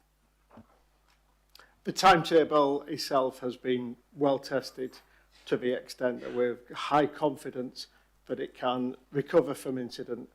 However, I can't predict an incident could easily occur on the opening day, so I understand the question well. I have to say, on the back of where we currently are, we've had a good few months of high performance, which helps us with higher confidence as we go into opening. We couldn't be in a better position for opening. We've got resources strategically located to recover from opening day should anything take place. Or should capacity significantly grow above what we've planned for the additional services. So yes, confidence is high. Of course, we're thinking about what could happen and have we got everything planned in place. Temporary speed restrictions and the network is in a better space than it's probably been for quite a long time. So, and we've got a very collaborative working relationship at this point with KiwiRail, Auckland Transport ourselves. The network's never been readier to open CRL than it is at the moment. Okay, look, that's reassuring, although he was listening to everything you've said, so you've got to make sure this works. But my next question to you, and maybe through you, Chair, look, frankly, I guess everybody's going to be there cutting ribbons for this, but one person that has anybody contacted Len Brown, because he needs to be part of this conversation? Yes, and in fact we received his positive RSVP for the opening as well, so expect to see him there. I mean, he needs to be, not just at the opening, he needs to be up on the stage here, because it's, I mean, yes, Your Worship, I would defer to you, but and to many others, but Len needs to be part of this because it really is a legacy for him as well. Thank you. Yep, Richard. Well, thank you. First of all, thank you for inviting all elected members and everyone else to those first look and sneak peeks and things. And I just want to acknowledge Joel and the team I know there was some skepticism from some quarters around those events at first, but I think they just were a magical success. Like the social media feeds were going crazy. People in the city, I only went to Karangahape and Te Waihoratu, and they were just phenomenal, and all the businesses and everything were raving about it. So it was, yeah, a fantastic idea, and I guess a good example of what can be done in the future. On those events, I guess, was there any feedback? I saw lots of people with clipboards. Was there any feedback being taken around, you know, the use, the connection, anything we could be learning from those experiences? There's a lot of people coming to them that might not be train users all the time. I don't know. We definitely captured a lot of feedback in terms of we had a whole lot of AT staff who were wearing the event crew t-shirts. They were having a lot of conversations with all of the people who were there. And within that, I guess there was a whole range of points that were being raised, you know, things that could be improved at the margins in terms of bits where we know, you know, wayfinding could be clearer or those kinds of things. But also, I guess, just a lot of opportunity to answer people's questions who they may not have already engaged with what that network change is going to mean, and then when they came to the event, they got a chance to see that and have a conversation with someone about it. So, yeah, I mean, I guess I don't have the list with me of all the things that were raised with us as a result of those, but lots of good engagement. Okay, cool. I know Kiwi Rail is technically not here, but One Rail, or someone might know. The ramp-ups, could they happen faster than the 6 months if we have a big numbers of patronage? Can we ramp that up faster, or are we trying to stick to a 6 months of learning and then ramp it up? I think we are trying to stick to the 6 months and actually understand what's working and maybe, if anything, isn't working, so we could actually make those changes as well. It does take a bit of time to change services in the network, but certainly November, December is when we'll be looking at doing the first improvements, and our plan would be February time for the second round, so it's prior to March. The nighttime trains, and also will all the peaks be 6-car trains by routinely 6-car? The current plan on opening all routes will be 6-car trains by Onehunga, which has to be a 3-car. Okay, but and the nighttime services, as Councillor Baker was saying, I know Fridays and Saturdays they are in slight increase on today, but is that something that can be looked at just for Fridays and Saturdays or something, or is that maintenance cut off crucial on every night? Can it be put more to a Monday night, or that's just not how it works? Friday and Saturdays in that November, December improvement, we will increase the 15-minute frequencies through to around 11:30. We were just having the conversation around whether we approach QL to see if we can do anything better through to the last service, which is typically between 12:30 and 1. We are looking at Thursdays, and we understand that's a big question as well, engaging with QL as to whether they can reschedule part of their maintenance that they would do early ramp downs on Thursday evenings as well. Okay, thanks. And thanks for sticking to your promise on Christmas and New Year and summer. That's really important to many people, so thank you. Thank you. Lottie. Kia ora, thank you. And yes, we're all really excited and really looking forward to the opening. I'm really happy to hear too that Len will be there, because without him, that we wouldn't be here today. I just wanted to clarify and confirm the very first train is leaving from the Otahuhu station on the 13th of September at 4:50 a.m. Is that correct? That is the plan, and we are putting the finalisations of that early first day 1 timetable in place now. And if you're familiar with all of AT's tools, you'll know that you can use a journey planner 2 weeks ahead. So as of this weekend, we'll have to have that locked in and available for people to find out. But we're just finalising those plans right now. Okay, so if you can just keep us informed too, because I think a lot of us would like to be there for the very first train, and certainly the local board would like to be there too. So if you keep them advised as well, that would be great. Thanks. Yeah, definitely love to have you there. And I guess the thing to point out as well is that obviously there has to be a train that's first, but across the rail network, there'll be trains leaving early that will be, for example, there might be the first east-west line train out of the west or the first east-west train out of Manukau in the east. So lots of opportunities for people to get on board, but we'll let everyone know. Glad it's in my ward though. Kia ora. Thank you. Desley. Thanks, Chair. Couple of things from me. First of all, I just want to say how the look at the stations was fantastic. Karanga are happy, has to get the gold star though. I mean, that was something else, you've got to admit. I'm not worried, but I know that we launched the train on a Sunday with a Sunday timetable, but of course the real day, even though that's not day one, is a Monday on a different timetable, right? If we wanted to put some comms out to our communities about the line that we work on and what that would mean for the working week, who would we run that past? I would be happy to help. I think the most important thing for everyone to know is that we're switching to the whole new network and the new route structure on Sunday and every day thereafter.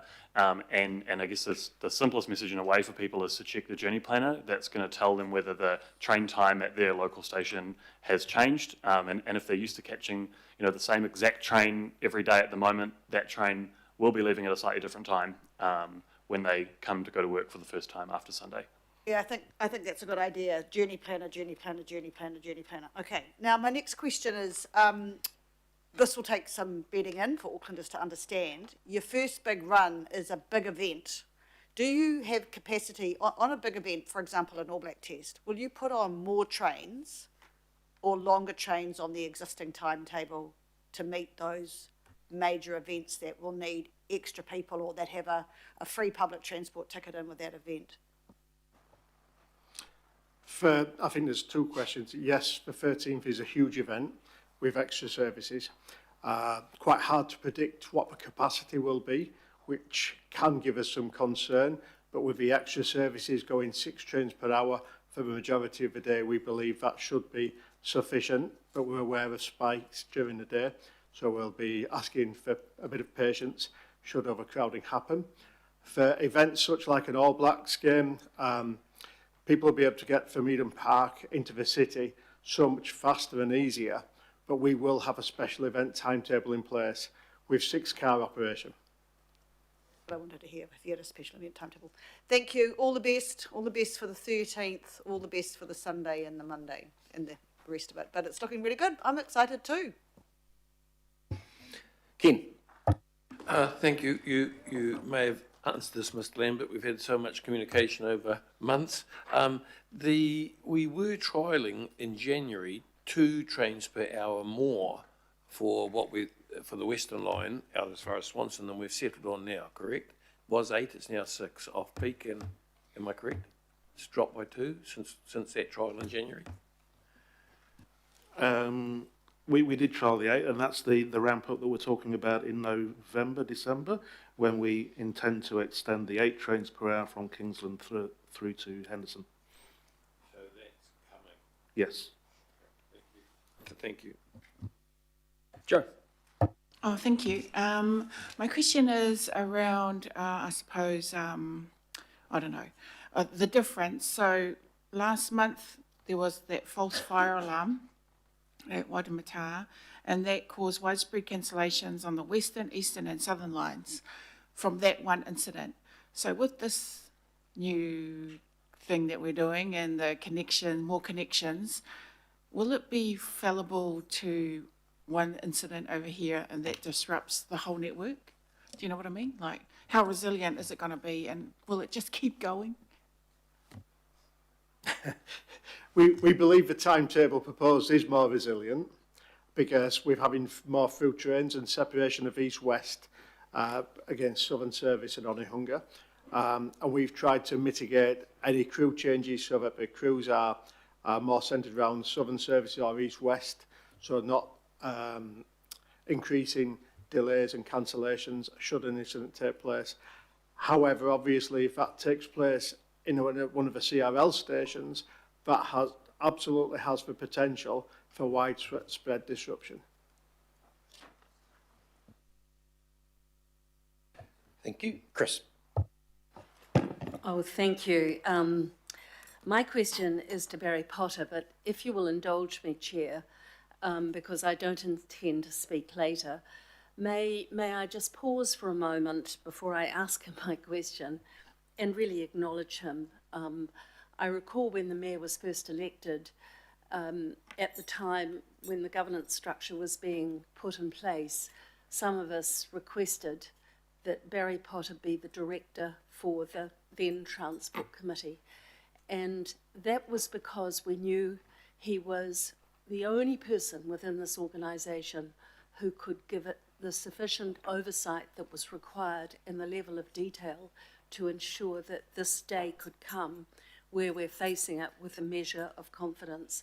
So it's with a heavy heart I acknowledge that you are going to go on and have some fabulous sailing and have all sorts of adventures ahead of you, but the immense gratitude that many of us feel for this fantastic project, and the fact that I'm not going to ask a series of detailed questions is because while I am not intimately involved on the planning of this, I have confidence, having followed this for many, many years, that detail, you know, whether it's the looking at what the disasters have been and other international experiences, I feel very positive that you have actually got all of the components in place.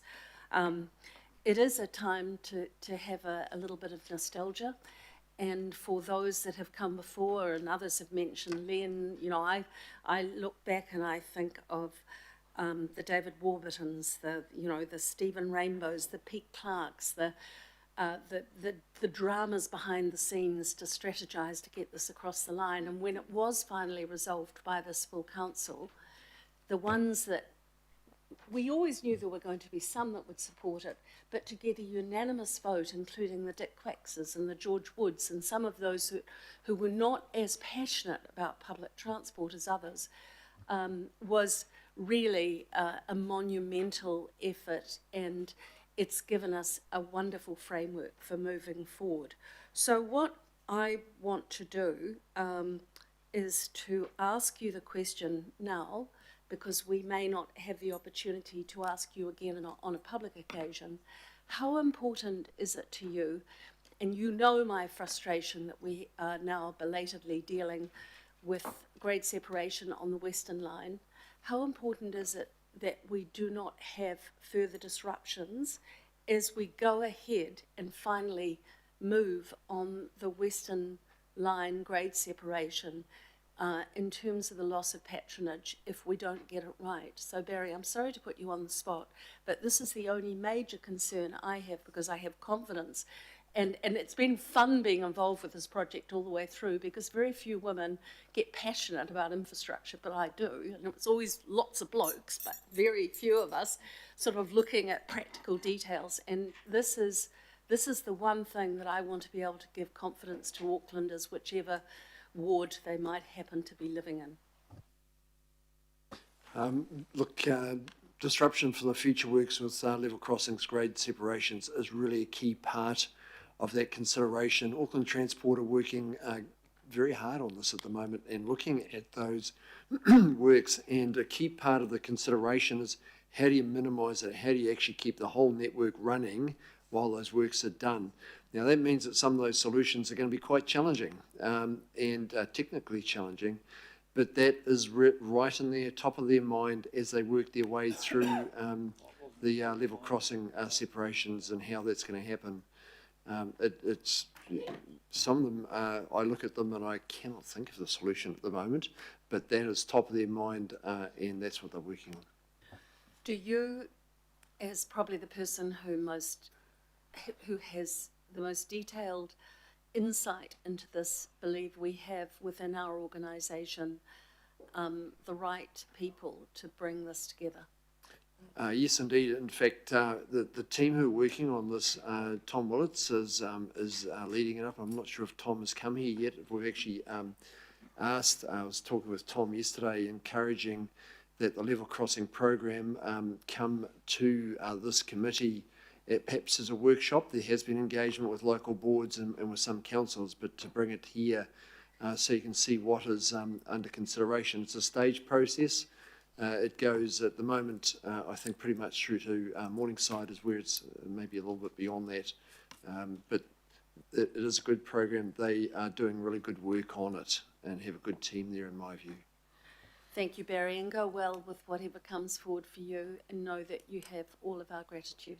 Well, thank you, and I'll be back here again next month. There's one more committee here for me next month, something to look forward to. So, yeah, thank you. Thanks, Chris. Wayne. Thank you.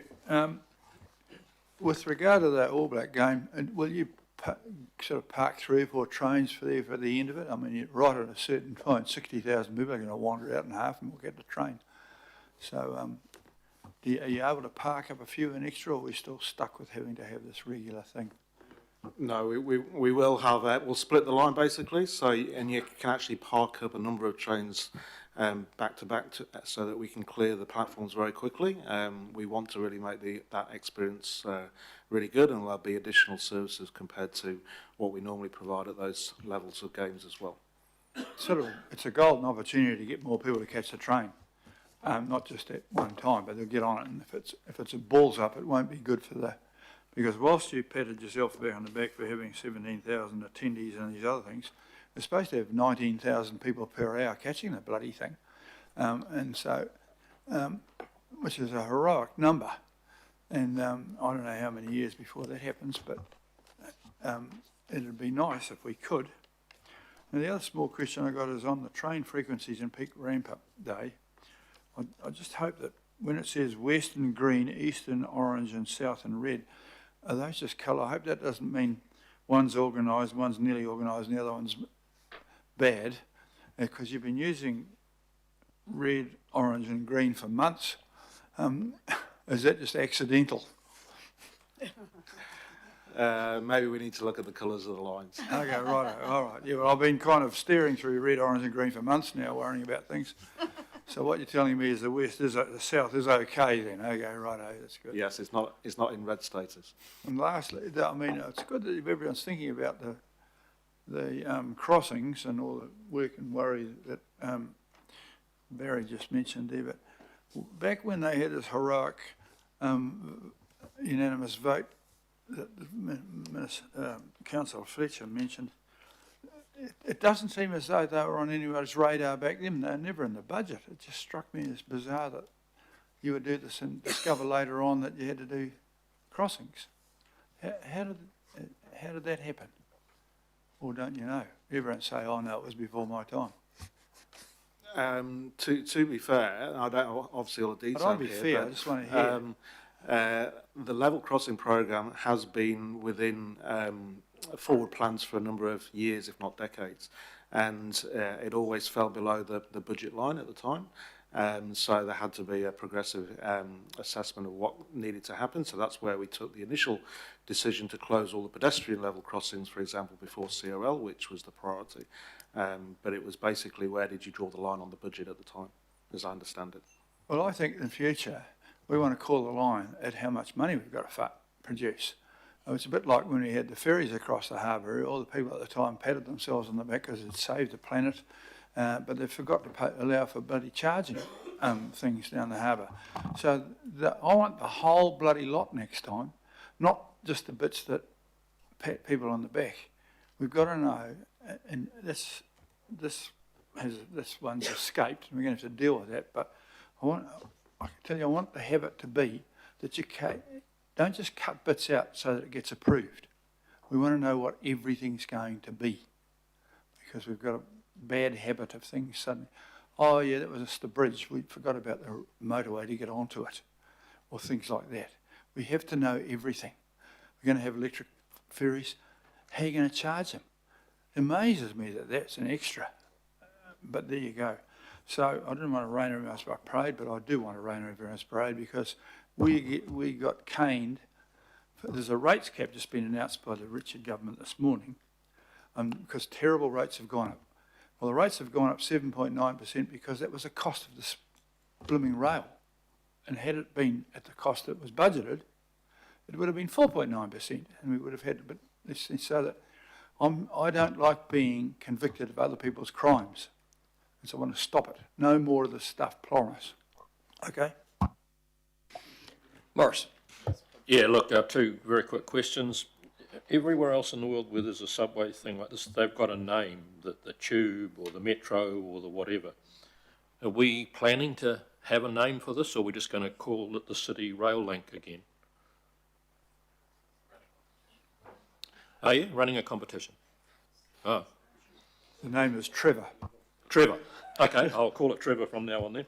Okay, and secondly, I've read all the papers and I must have missed it and I apologise. Is there an opening date for when the spur out to the east, to the biggest local board called Howick, will have a rail link? Have you got that opening date here? I think knows the answer. I don't want you to answer for officials, they can answer. No. Okay. That was tough. Mike. Just a word of thanks and congratulations. It's been a long journey, and the stations are wonderful. So I hope all goes well on day one, and I'm sure you're preparing for day one. However, it's every day that's important for our loyal commuters, and that's what we have to keep uppermost in my mind. This story goes back, the construction's taken 10 years. The story goes back to 17 years when the Auckland Regional Council, approved its CTO, the Auckland Regional Transport Authority, Mr. Lambert was there, to launch the business case for this project. So there were 7 years of the business case, controversy, battling, push and pull, Auckland championed by Mayor Len Brown. So it's a 17 years story. I just want to ask a question, if I could, zero down to, there seems to be, one of the problems in my view with Auckland is the amount of players running our rail system. Successful Australian services are vertically integrated, but we have AT, we have Auckland One Rail, and we have Kiwi Rail, but now I see up on the slide, Downers, a familiar name, is also part of the team. Who is contracting Downers? Is it Auckland One Rail, is it AT, or is it CRL Limited? It's AT. They are providing the maintenance for the 4 CRL stations, including one Matar. Downer are appointed on the back of the CRL construction contracts and to effectively provide design, build and maintenance services to provide that continuity rather than having to go out and get a different maintainer who wasn't involved in the actual construction and design works. So that was done in 2019, I believe.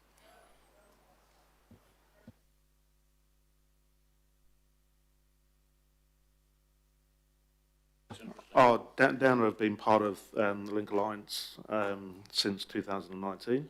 I've heard of Link Alliance, but not Downers. Thank you. Thank you. Thank you. Julie. Kia ora. So my understanding is that the name for the whole network, because the CRL just becomes part of the network, right, is the Auckland Rapid Transit ART, which I think is pretty cool. Is that correct? Yeah, we've adopted that and started putting it in. It's on all the maps that are now installed in the station. So yeah, ART. I like it too. Nice. And kudos for the amazing sneak peeks and first looks. And it's really great you're at the table, Joel, because I know that you led a lot of that effort, although I know you will also say that there was a team behind it. And the teams, I went to 5 of the 6 events, and they were just magical. I took kids to some I went to on my own. The last one, to Waihoretiu, I took my mum, who came straight off the NX2 on Wellesley Street, crossed the road, and boom, she was there, and she was super impressed. So I just wanted to pass that on. Well done. Really amazing to be excited about something in our city, and for 43,000 visitors to come and experience that too. What I wanted to build on from that though was future opportunities for activations, because each of these worked in really well with the business associations. So for Mangawhai, there was a lot of effort taken with Uptown, despite only a week's notice, which was amazing. Karanga Ahape had the Mushroom Festival on, which gave it a very surreal Alice in Wonderland sort of feel that was very K-Road. And then for Uptown, there were extra activations, in particular in Aotea Square. So how are we thinking about those kinds of activation opportunities ongoing? It's probably more of an AT question once it's operational, but what have we learnt from the ones we did? Obviously, those stations will be operational, so it will be a different way of doing it, but what's some of the thinking on future activations? I'm also thinking, about there was a Fashion Week connection as well, I think. For one of them, I wasn't at that, but Fashion Week happens every year. So what have we learnt from these ones that we can transmogrify into future ones? First of all, thank you for your feedback on the events. And yes, there was a big team of people that worked on it, and including a whole lot of people from AT who volunteered their weekend time actually to help work on those. So, but thank you. I think in terms of the activations and collaboration with business associations, moving forward, I think AT's role becomes kind of to support other parts of the council group that deliver the promotion and activation in the city centre. But there are some key areas where we work together. And I suppose I think about some of the things that we're already preparing for. We've talked about, big games at Eden Park that are really important major events for public transport. But then there's the other kinds of events and activations and festivals that happen at different scales. One example that's already in the thinking, for example, is Diwali. Happens obviously in the city centre, Aotea Square and Queen Street, and so using the trains and the city railing is a great example to get there. We look at how we can encourage people to use public transport to get there while Tātaki and teams kind of put on the main event. And then there's a lot of interest as well in kind of what activation can happen in some of those station spaces. And we have, I guess, some of the kind of commercial activation that happens now in our main stations, and there's opportunity to do things like that. There are some spaces that provide space for that, concourse and Te Waihorotu as an example, and some of that can be in support of those events and activations, and some of that is commercial and revenue generating activation as well. And I guess we're all really keen to continue working with the business associations to make sure that the payoff comes, I guess, because they are representing those businesses that have, obviously, they've faced the disruption of the construction period, and we want to bring the footfall back to those areas. Thank you. On these two questions are probably not for you, Joel, so relax. And I hope you've been able to have some time off after some toil, time off in lieu after your mammoth efforts, because I saw you at all 5 of the 6 things I was at, weekends and evenings. There's a bit of scepticism in the community about the block of line not happening. This will be the first summer in a really, that I can remember, that we haven't had a block of line. So what are we doing to sort of, I guess, let people know that, we're serious about not doing a major summer shutdown this summer. I mean, what you put up for us today is really hopeful, and I really want people to understand, you are going to be able to rely on the trains over the period we would normally have the block of line. So what are we thinking about in addressing that scepticism? I guess for some people they won't believe it until it's already happened, but for others who, plan your summer on the trains or something, is there something like that we're thinking about? Yes, there is, in terms of actually pushing marketing and communications to actually use the services that now will be provided. Absolutely, I don't have the details around that for Christmas yet, but we will be looking at that. Certainly the plan we put up, I talked to earlier, is the agreed plan. With Kiwi Rail, it's agreed at executive and CEO levels. So I'm sure Bevan may or may not want to comment, but it won't be changing. No, it won't be changing. Excellent. We're committed to it. Great, cool. And my final question, probably more for Patrick, in terms of the lessons learned. So we've talked about this before, and I think I've asked a question every time you've done the update. Obviously, the lessons learned report will come in due course, but how will it come to us? How will it come to this body? Because I think it deserves some thorough spotlight and interrogation. And the public deserves to know about it too. The lessons learned that didn't work so well, but also what did work well, the whole story. So how is that going to come back?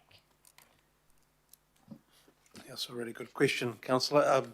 But we're committed to transparency and openness with the work that's being done, because we would like it to be useful for the next mega project that we have, or even large-scale projects. The positives and the lessons learned. So the intention is obviously it goes through our board, it goes through the sponsors. The lessons learned team. We have a peer reviewer. They're reporting directly into myself and Barry at the moment. So there's we certainly want it to be perceived as independent and honest. Great. And then I would absolutely see an opportunity that the report is tabled here at this forum and discussed, and we take questions and respond to that. I think that would be the most appropriate way to go forward. Right. It is going to be a public document, I should add. The intention is to make it useful to ensure that it does get used by other project sponsors and other projects, so that is the intention. Great. I'll leave that with you, Chair, for how we schedule that and reserve my right to speak. Thanks. Joe. Oh, thank you. I just wanted to ask, who's behind the social media and the comms and marketing?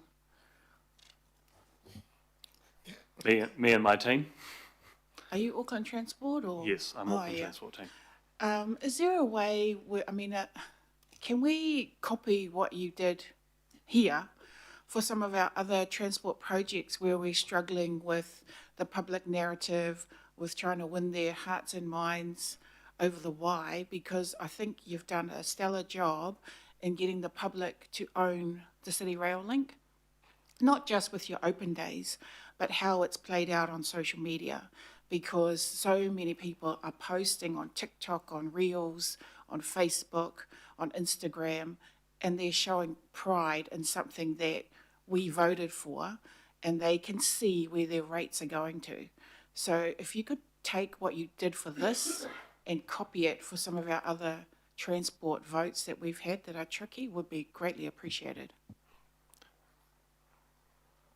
I'm not sure if it's a question, but I think very keen to do that. We've loved seeing that, and we hope that will contribute to the ultimate goal, which is the uptake of the service. So, yeah, very happy to help. Yeah. Excellent. Thanks. I think I made my point anyway. Do I really need to make it into a question? My question was, who's behind the social media? And can we clone you? Or just figure out how we carry it through other projects? Because that's what we struggle with the public. And then the negative narrative takes over. But what you've done with this has been really good to see the public take ownership. Thank you, and yes, keen to contribute to future projects for sure. Cool. Good work. Thanks, Joe. Okay, there are no further questions, so ask you guys to stand back. Just before you go, Pat, just want to acknowledge you. The three others will be hanging around and doing a bit of work post this, but you're here till November, but it'll be the last time you'll be coming as a CRL probably update, because we won't be having any more. So 7 years, I think, you've been involved in this project. Chief Financial Officer, and then 2.5 years stepped into the big shoes, and so well done, mate. You're just quite steady, and you've a great job. Thanks, taking over a tricky project. So just want to acknowledge it and thank you. And you can sit back after the 13th and relax just slightly and just watch how it goes. And Barry might let me go sailing with him. Yeah. Good luck. Thank you, Chair. Okay. Oh, Julie, what would you so someone like to move? Yep. Thanks, Desley. Seconded, Julie. Okay. Comments, Julie? I just really briefly wanted to speak about the excitement that this has sparked in the city and around the city, and just also noting that someone else has gone to speak now. Cool. I wasn't going to hold things up if I was the only one, but I did just want to also say that success has many parents, and I appreciate the acknowledgement of former Mayor Len Brown. I was really pleased that it was very easy to get him on a tour when we were all getting our advanced tours. And I was like, hey, there's a few people who deserve to get a tour here, who no longer have a hat that they wear that might get them underground. And it was a simple yes, a very quick yes from the team for Len and a couple of other people I suggested as well. So great to see that, and I'm sure he'll get the level of acknowledgement he's comfortable with on the day, and just acknowledging that he's not in public life anymore. So we might want to, applaud him and have him up on the stage, but that is needs to be his choice. So just want to acknowledge that. The other point I wanted to make is how transformational this is for the city, and actually what I've observed at the open days is all sorts of different people at those open days.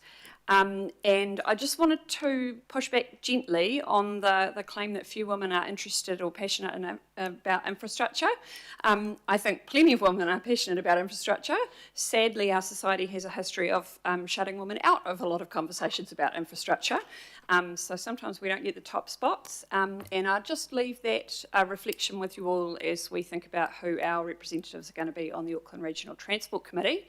At the moment, we seem to be proposing 3 men. So I'll leave it there. Well done, CRL team. Thank you. Lottie. Kia ora, Chair. Yeah, just like Councillor Ferry, I just really want to commend the team and everybody that's been involved. The stations are beautiful. I was really happy that I got to participate in the final emergency testing day. That went very, very smoothly, with even though we had hundreds and hundreds of people there, but it was awesome just to get that first look at the beautiful stations too. And I think that that goes a long way in selling our city and in selling our, the culture of our city and the culture of Aotearoa New Zealand as well. I've seen it posted and reposted and viewed by people all over the world. And I've had the pleasure of using really good public transport all over the world, including in Japan, that has, I think, the longest escalator in the world is actually in Japan, and I've been on that many times. But I would say that the stations here are amongst the most beautiful that I've seen around the world, and it's getting that international recognition through social media. So big ups to the social media team as well. Fantastic job, really pushing that very, very, very positive message out to our community. I do also want to acknowledge Mayor Len Brown, that boy from Otara, who without him this wouldn't ever have gotten off the ground. It was his big dream that he campaigned on all those years ago when he became the first mayor of this super city. And really happy to see that he'll be part of all of the celebrations as well. And just lastly, this is a moment in history for all of us, and I'm really, really proud, and I hope that it will be launched from that station in Otahuhu. So just putting a call out there to everyone who's listening, especially from our Otara Papatoetoe Mangere Otahuhu local boards and area around that space in Manukau, to get out on the 13th of September to witness a moment in history when that first train leaves the station at 4:50 a.m. Kia ora. Thank you. Thanks, Lottie. Richard. Kia ora, Chair, and thank you. And just like others, and I know we aren't debating anything, but it is important to stop and acknowledge such a massive, massive achievement for our city that we're almost there. And do want to acknowledge people like Len Brown, people like Simon Bridges and John Key. I remember John Key actually saying to me on the inauguration of Len Brown, good luck to him getting his train set. And then a few years later, he actually understood the importance and is very proud, and it was cool to see both John Key and Len Brown walking together through the stations and celebrating the importance of this for the city. Also, everyone along the way who's funded, we've made some pretty tough decisions, and it was hard, and some voted for and some voted against, but we're together now, those extra billions of dollars that we didn't want to put forward, but we had to. And of course, the last budget was actually going to fund the operations. That was obviously difficult, but it's been really important, and we couldn't have all these stations with nothing, with no money to spend. But I think it's really important to remember what actually, it's not just 3 stations. We kind of forget about what it is and what has been funded. The whole of Lower Queen Street was ripped up into a big, massive hole. Te Komititanga was built. The chief post office, the CPO, was lifted a couple of metres. A 14,000-tonne building was lifted completely on its foundations, so they could build twin tunnels underneath and rebuild the whole station from the inside out while keeping the chief post office as it is and actually rebuilding that and making it look better. Obviously cut and covering the whole of Albert Street and rebuilding a whole street. We've got Waitemata Plaza, the whole Lower Albert bus station was put in, built out onto Key Street and Te Wānanga. We've had the Mercury station, the entrance, at Karanga Hape, Beresford. You've got Mercury Lane. All that neighbourhood around there is all brand new cycleways, new accesses, new seating, new everything is new. Also around this area, the Wellesley bus station, the massive tunnels that have gone all the way up to Mangawhau, the overbridges there. It's a significant amount of work that wasn't just a couple of big stations. I think a lot of people, for some reason, focus on the art. The art, I've actually asked, is a very small percentage of the overall project. But it's some of the things in all those videos and all the people have been saying at the station events how amazing it is to see these stations in a city, in the centre of our city, that look like Tāmaki Makaurau, that look like New Zealand, that are really awesome and something to celebrate and something to be excited about. And it will bring people in. It will make our city centre safer. We had a taste of that on Karanga Hape, sitting up at Northern Line, having a beer with a bunch of people, just the thousands of people pouring out of there and seeing what the future looks like. And that was not even with any trains running. That was just people walking through them. The same in the weekend, I took my son to Te Waihoratu opening, and the Aotea Square was packed, the restaurants were busy, that all the streets were full, and I think and hope that that is what we're gonna see through this. It's been a really tough time for our city. It's been a really tough time for the businesses along the route. A number of businesses are there celebrating and hugging and crying and just being really excited that finally all the effort and all the hardship, hopefully, if we all get behind it and celebrate and make sure people see it as a positive, will pay off. But yeah, I just want to acknowledge everyone that's been a part of this, especially all the workers. I don't know if any of you, or most of you probably went down at different times. The conditions that some of the workers, especially during COVID, were working in, pretty tough. During the lockdowns, they had to be far away from each other, stuck in the dark, digging, pretty horrendous kind of situations that people were put in because they wanted this job and wanted this city to be better. So I just want to acknowledge everyone along the way that's been a part of it, but especially our mana whenua partners who've been there all the way, and the workers, the kaimahi that have done this job. So very exciting. I hope we all are on the train, or one of the trains, one of the many trains on September 13th, and we'll be able to catch a train right to our office, which is pretty cool too. So thanks. Thanks, Richard. So there's no more comments, but just I think Barry's got some closing comments. Oh, thank you, Chair. Just look, very briefly, I just want to acknowledge how this has worked through the project. It's quite a remarkable story. We've had 2 alliances here. One of the alliances actually has no legal framework, and that's been hugely successful. We'll come back to that one shortly. Look, some of the numbers around this are quite outstanding. There have been 14,000 workers on the sites and on the project. That's not including suppliers. It's 14,000 workers. There's been over 24 million hours worked on this project doing the physical works. 24 million. My apologies, 24 million hours worked on this. There's been real engagement, as you've, Councillor Hills has noted, with mana whenua and iwi have been very actively involved in this. There have been apprenticeships and all sorts of things like that that have really gone through this. The way the teams have worked together, we've had workers from France, from Australia, from Asia. The project couldn't be delivered without that. The skill sets come over from Australia and France to support this. The project would not have happened without that, as well as it has.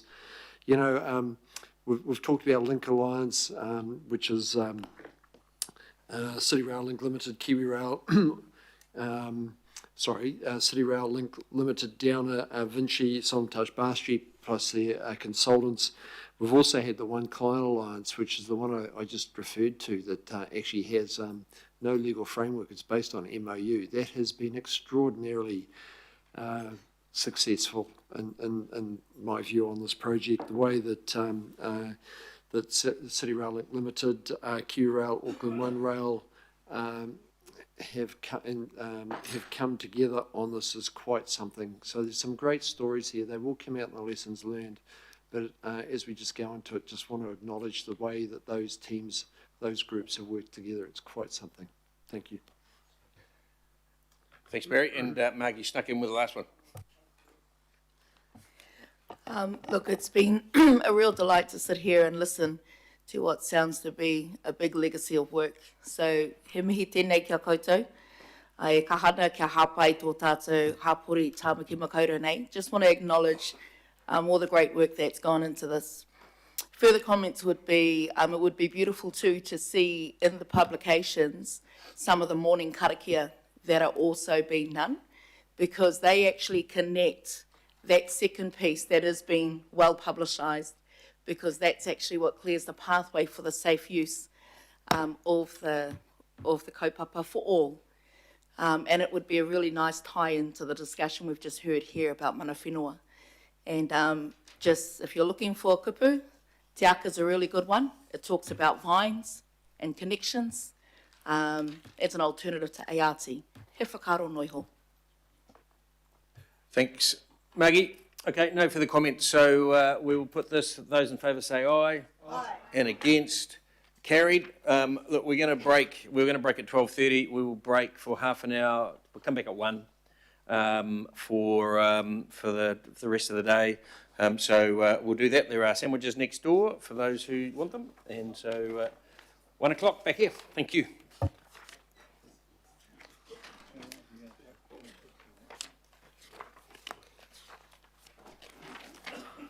Thank you.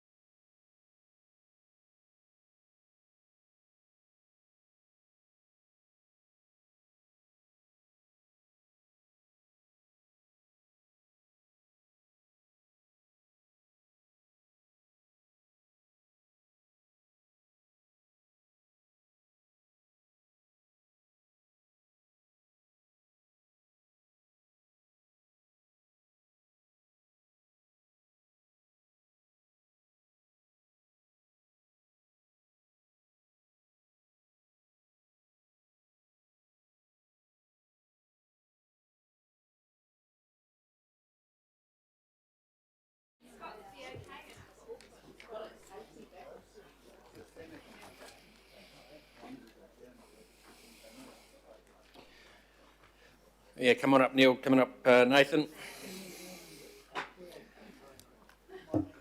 Okay, the next item on the agenda is the ferry services and fleet procurement update. So, Neil Wilkins and Nathan Kammick from AT, welcome, and all yours. Thank you, Chair. Good afternoon to the committee. This report has been prepared to provide the committee with an update on the ferry fleet renewal and service contracts, as well as our decarbonisation activities. Happy to take the committee through the report in some detail, or take guidance from the Chair as to whether we want to move to questions. Yeah, I think if there's anything, highlight, but generally take it as read, and if there's anything you think you need to highlight specifically.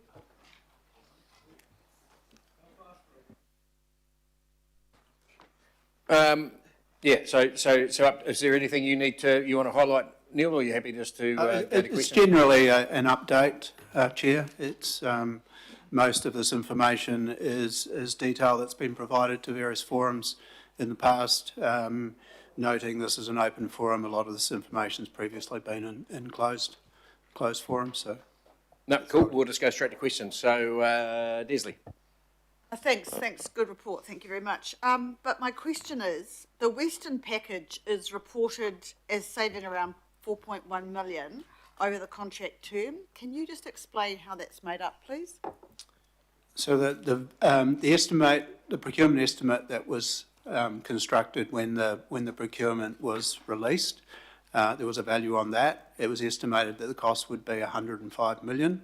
And the landed contract value is just over 1 million. So that's the delta between what the procurement estimate was and through negotiations and refinement of the requirements and details associated with the contract. That's where we landed the contract value.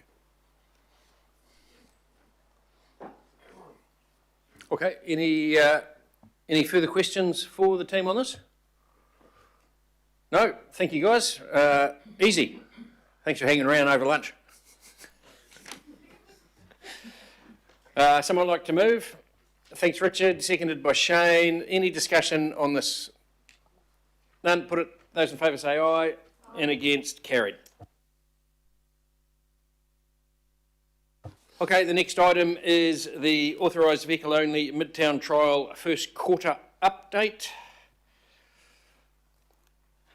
So, Stacey, lead in the charge.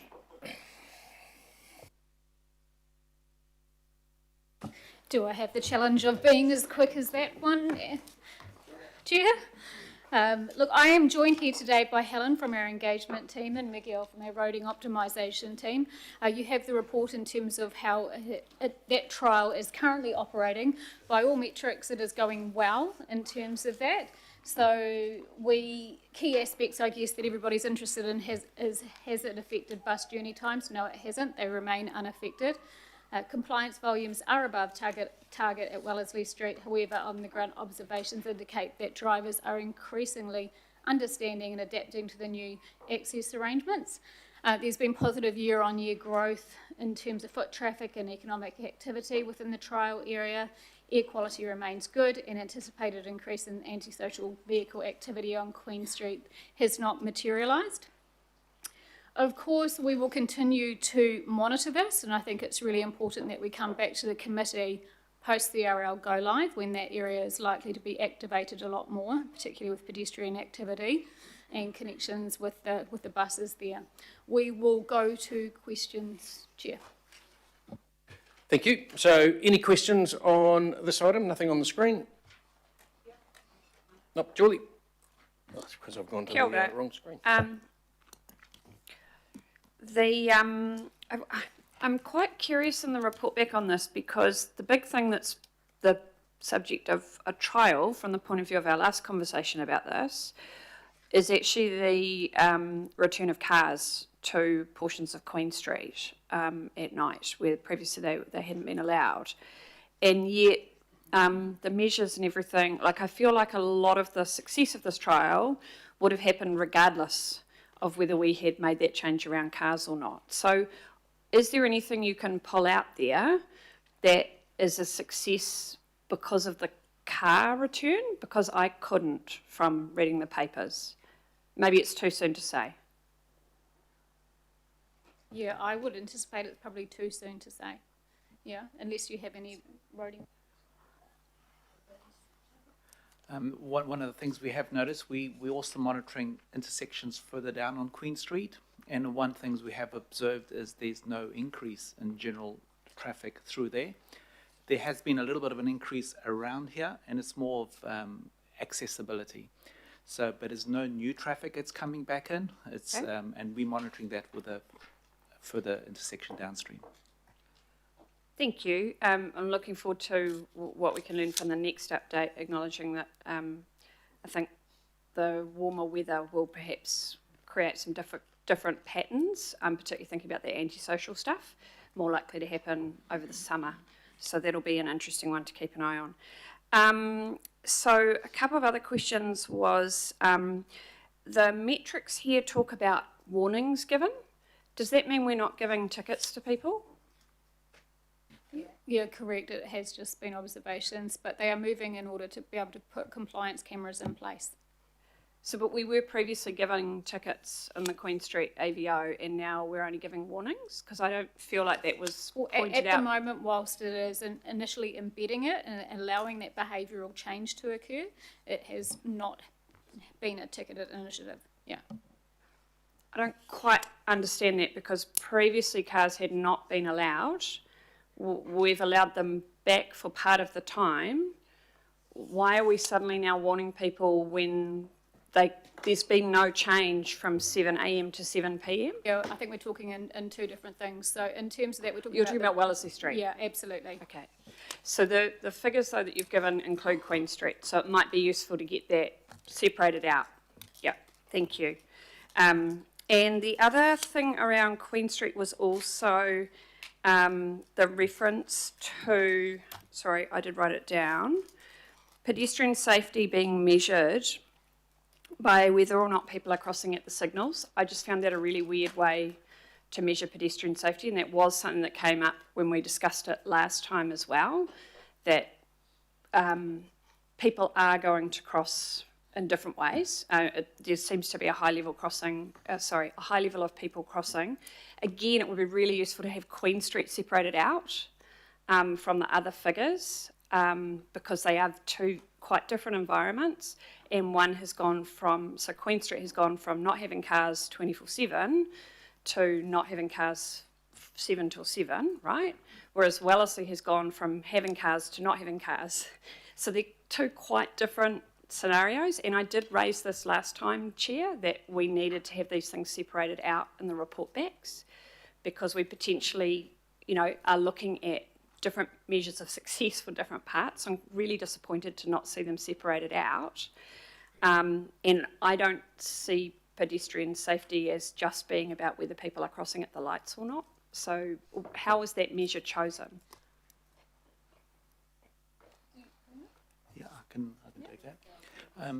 We recognise that when it comes to safety, generally there's the lag of gathering information, and this was seen as a proxy front footing, that if the idea is that if people are using the protected facilities for pedestrians and there's good compliance on that, then we would expect therefore that a safety be maintained for people. But in the background, again, the normal DSR metrics apply. So we'll be getting that. We're just acknowledging that that tends to be a lag of 3 months sometimes and beyond. So we are aware of what is going on, and so far there is no accidents of sorts that have been reported to us, so we're not aware of any of that.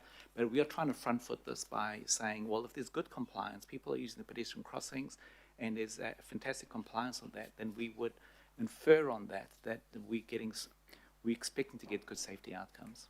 So we're just front footing it. So when you say there's no incidents rather than accidents that have been reported, where are you getting that data from? It's just through internally our work, our teams. I'm not aware, I haven't been made aware of any of that.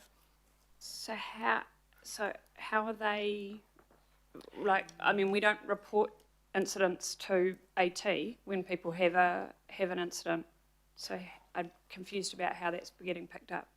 So normally the process is when there's an incident and police are involved, Right. there becomes a formal report that's developed and produced, and our teams in AT get those reports. And there's generally a lag on that. I'm referring to those incidences that we become aware of as that happens. Mhm. But formally, that normally takes about a 3-month period for us to gather that information. So we just merely trying to get ahead of that. And so far, we have not been aware of any incidences having happened. Okay, I'm aware of one, but I'll leave it there, Chair, and I'll speak to the item later. Thank you. Thank you. Maggie?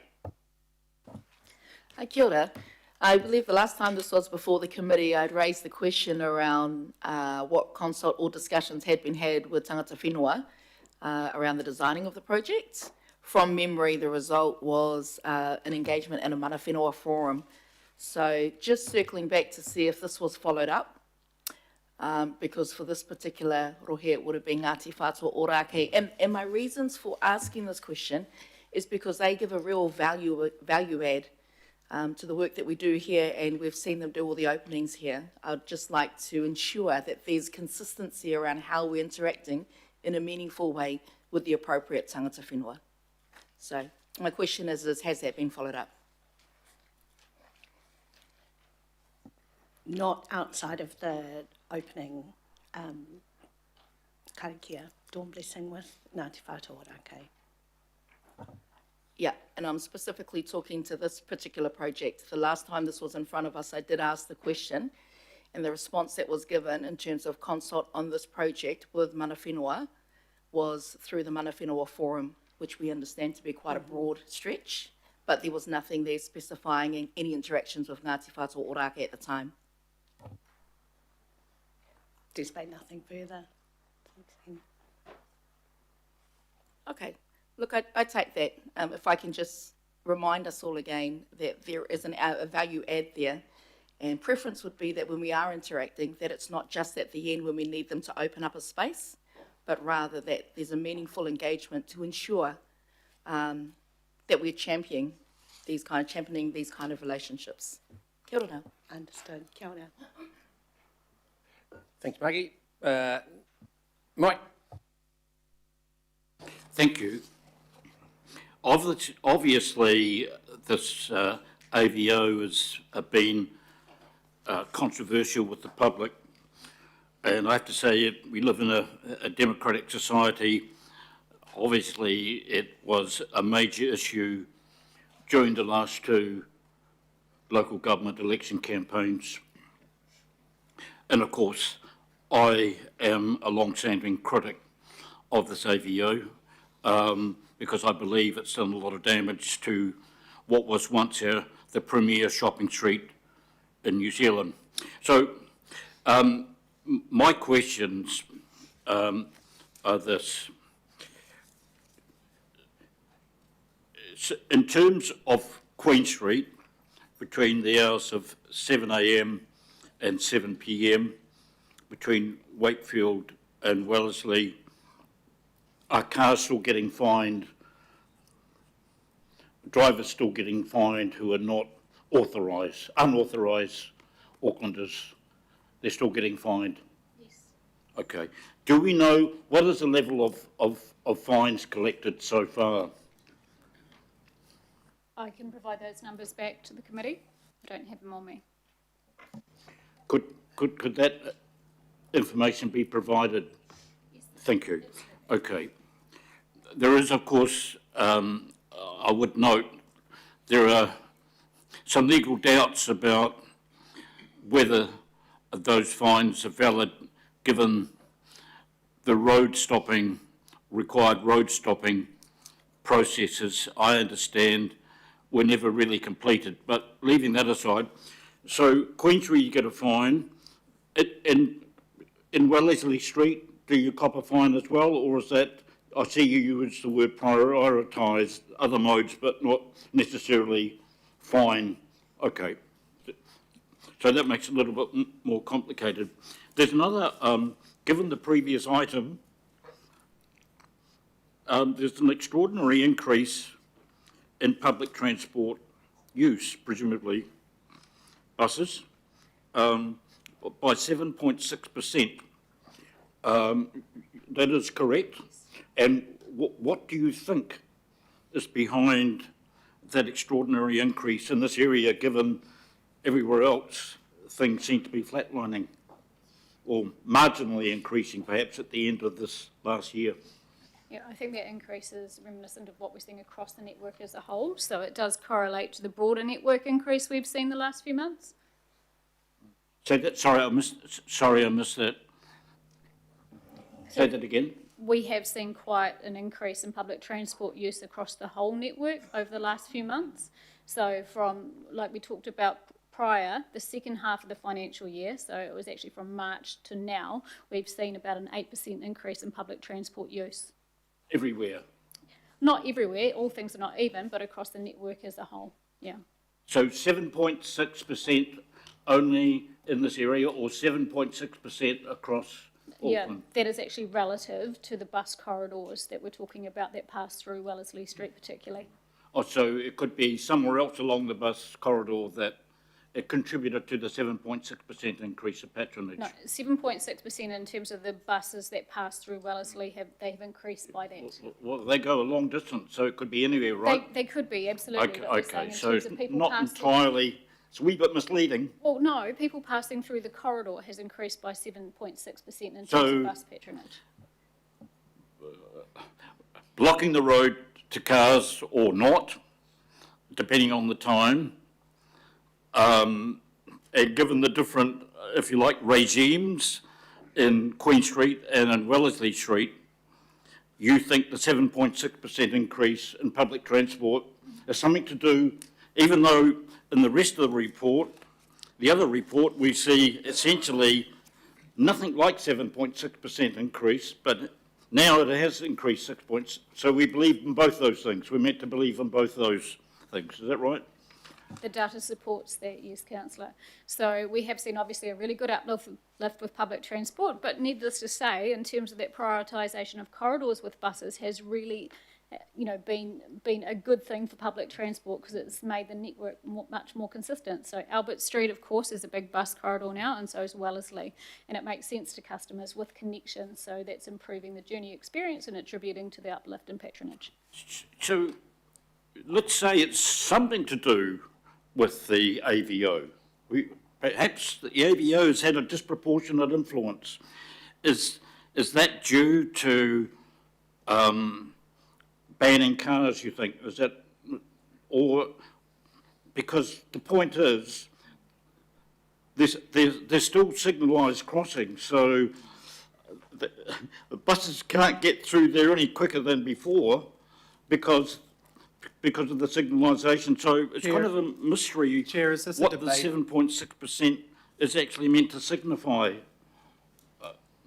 Surely it be a good idea to actually have a better explanation for that, because it's a little bit confusing if we're putting 7.6% in one report increase and we're talking about essentially a slightly marginal increase, nothing like 7.6% in the other report, and whether that has got anything to do whatsoever with the AVO trial. I'll leave that with you. Thank you. No further questions, so you can step back. Thank you, team. Any comments or discussion on this? Julie? Kia ora. I note that we are just receiving this report, which I think is the right thing to do, and I will support that. But I did want to point out that I think the headline here is probably more fairly too soon to say, particularly when it comes to the safety impact. We just heard that there's a 3-month lag generally of accident data coming through from the police to AT for a start. And also that the primary measure for pedestrian safety is whether or not people are crossing at the lights. And I personally am really disappointed that this doesn't break down what's happening on Queen Street versus what's happening on Wellesley Street. These are two quite different scenarios, albeit they are close together, and were the subject of significant debate and concern in a variety of different directions around the table last time. So I sincerely hope that the next update we get, assuming that that will come back either to this committee or to us in some form, noting transport transition, we'll break those things down. We'll give the data that Councillor Lee asked for too around tickets for Queen Street, and will hopefully give us something that we can actually assess progress on properly. I just also wanted to note that to be fair to the team, there's massive change coming in that part of the city with the station opening, and it will be curious to see how it plays out. I guess I'm really quite concerned about how this is going, and so I would appreciate those concerns being taken on board in the next report, covering those things off explicitly. Last time I thought we made that pretty clear, but perhaps not clear enough. So I look forward to the next report. Thank you. Thank you. No further discussions, or I should have done this. Someone like to move? Thanks, Richard. Second, thanks, Shane. Okay, no further discussion. Those in favour say aye. And against, carried.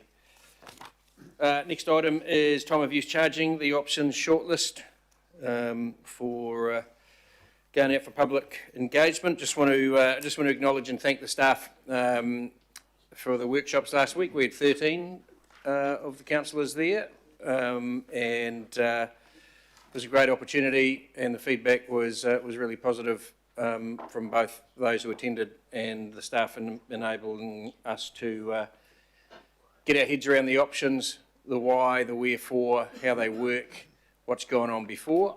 Incredibly important for us to be able to make decent informed decisions on these sorts of things. So, and just also want to thank you for the offer to spend one-on-one time with those who weren't able to. I'm not sure how many took you up. There was 0 on Friday, and it looks like it was 0 today, as of today. But want to thank you and the team for offering that opportunity for a one-on-one.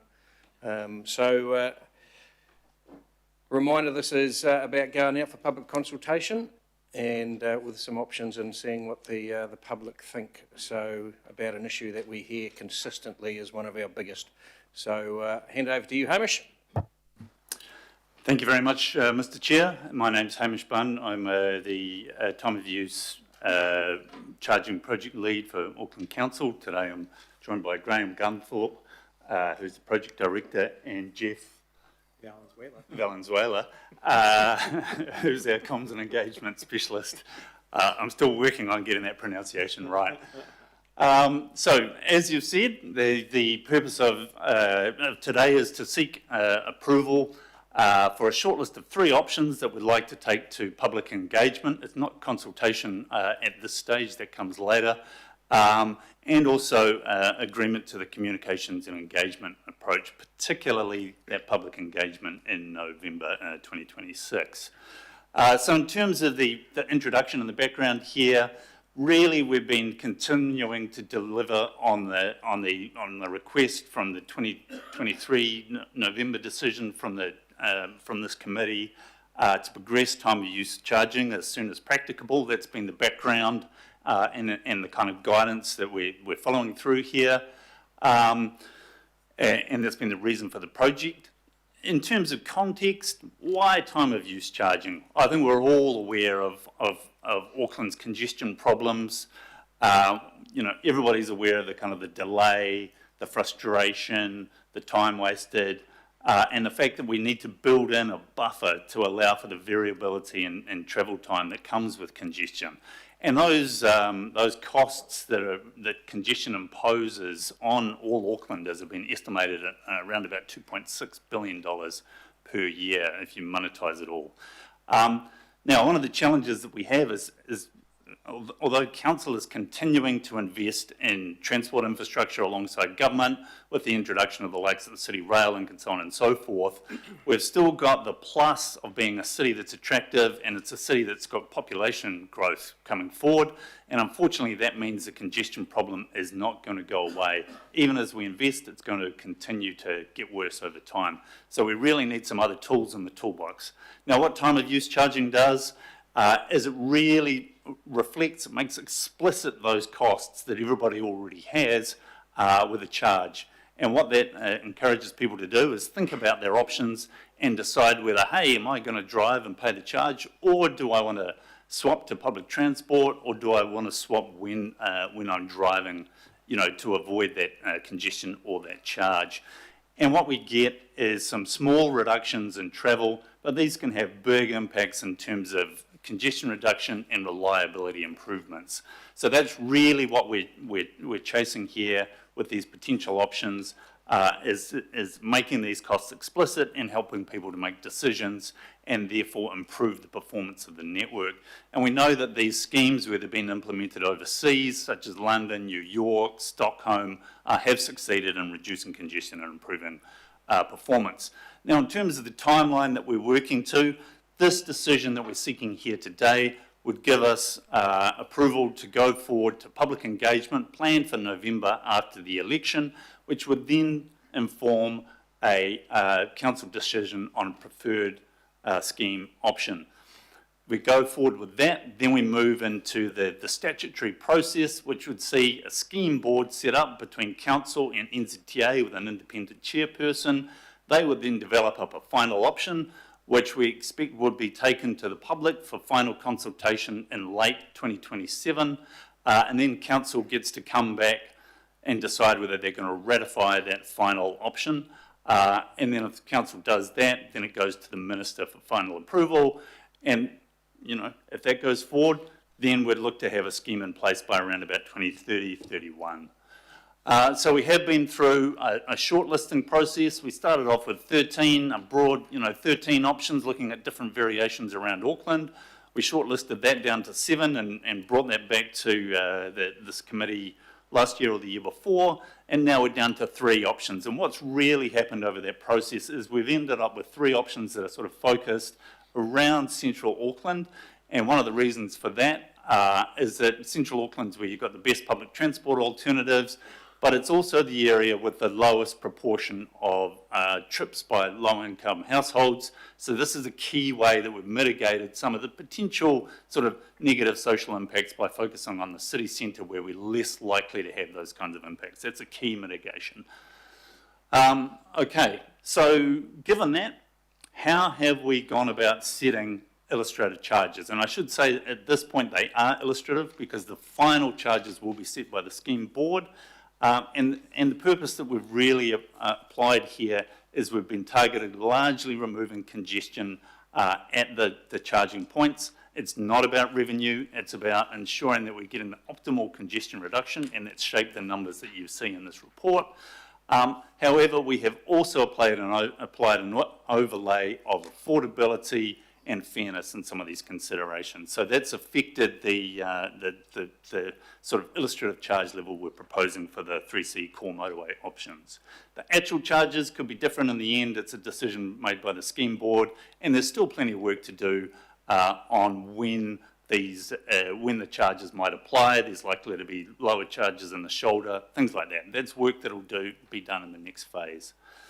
Okay, so to quickly run through the options, one of the options is the city centre cordon option, which would charge drivers coming into the city centre in the morning and outbound in the afternoon. It's picking up around about 3% of all trips. It's likely to have a sort of low to medium charge in the morning, around about sort of $3 to $4, perhaps around about 2 to 3 in the afternoon. And what we see out of that is a roughly 4-minute time saving for those people who pay, but 20% of the people who don't pay still get some sort of benefit in terms of a faster or more reliable trip. It's the smallest, simplest option with the best PT alternatives. In terms of the next option, City Fringe, that's building out from that city cordon, same concept, charged in the inbound and the outbound during the peaks. potentially a higher charge, a medium level in the morning, and that's going to affect around about 5% of trips with a saving of around about 5 to 7 minutes. And again, we still see a lot of people who don't pay the charge get the benefit of a faster and more reliable trip. Again, we've got strong existing PT alternatives, but it's overall better performance in terms of congestion reduction. And then finally, this is the more complex, challenging, but has the biggest benefits. It's the core motorways and city centre option. This would charge, if people drive on those core motorways, roughly between the Harbour Bridge, Point Chev and Mount Wellington, or across the city centre boundary. It's picking up around about 7% of trips. Here, in terms of the engagement, we're planning to use an illustrative charge at a sort of a medium level of around about $5. And on the motorways, that would give a time saving of between 7 and 12 minutes. So this one is really delivering some quite significant savings on the motorways, and we're reducing overall congestion average across the region at around about 13%. So a really big impact. And again, a lot of people who don't pay still get the benefits.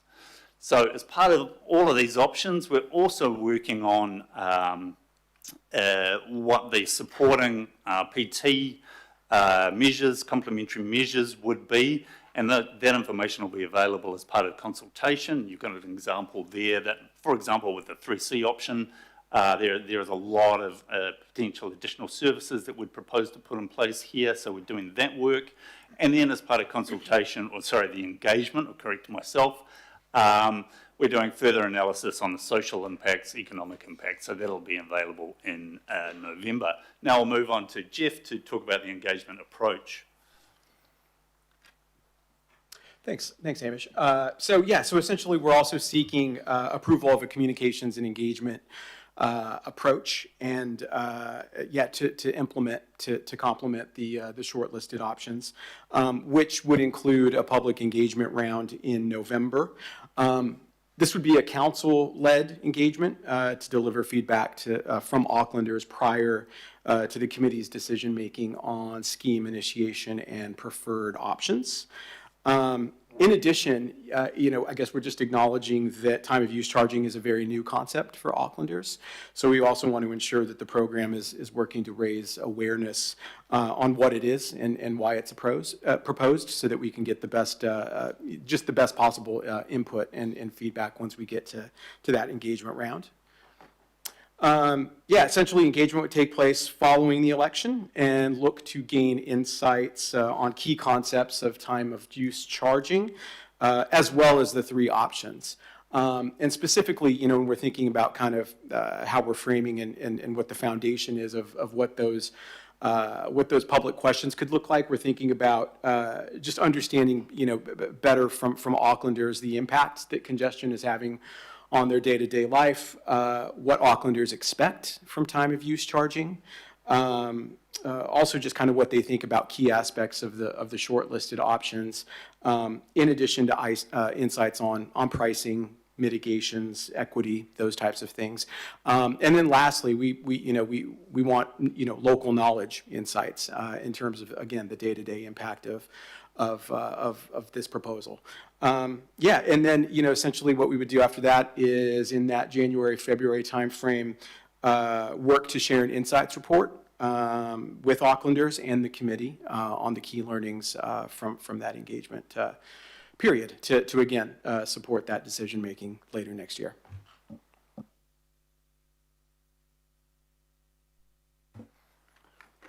Thank you. Thanks, team. Questions? Lotu.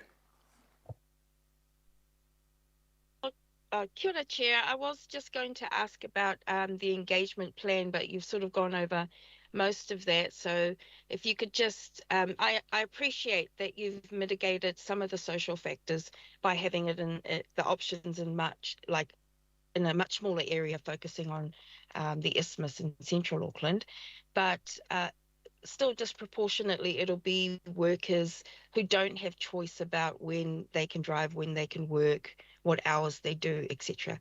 So if you just wanted to talk a little bit more about your engagement plan to reach out to them, especially given that they're the ones who are least likely to engage with us in council as well. Kia ora.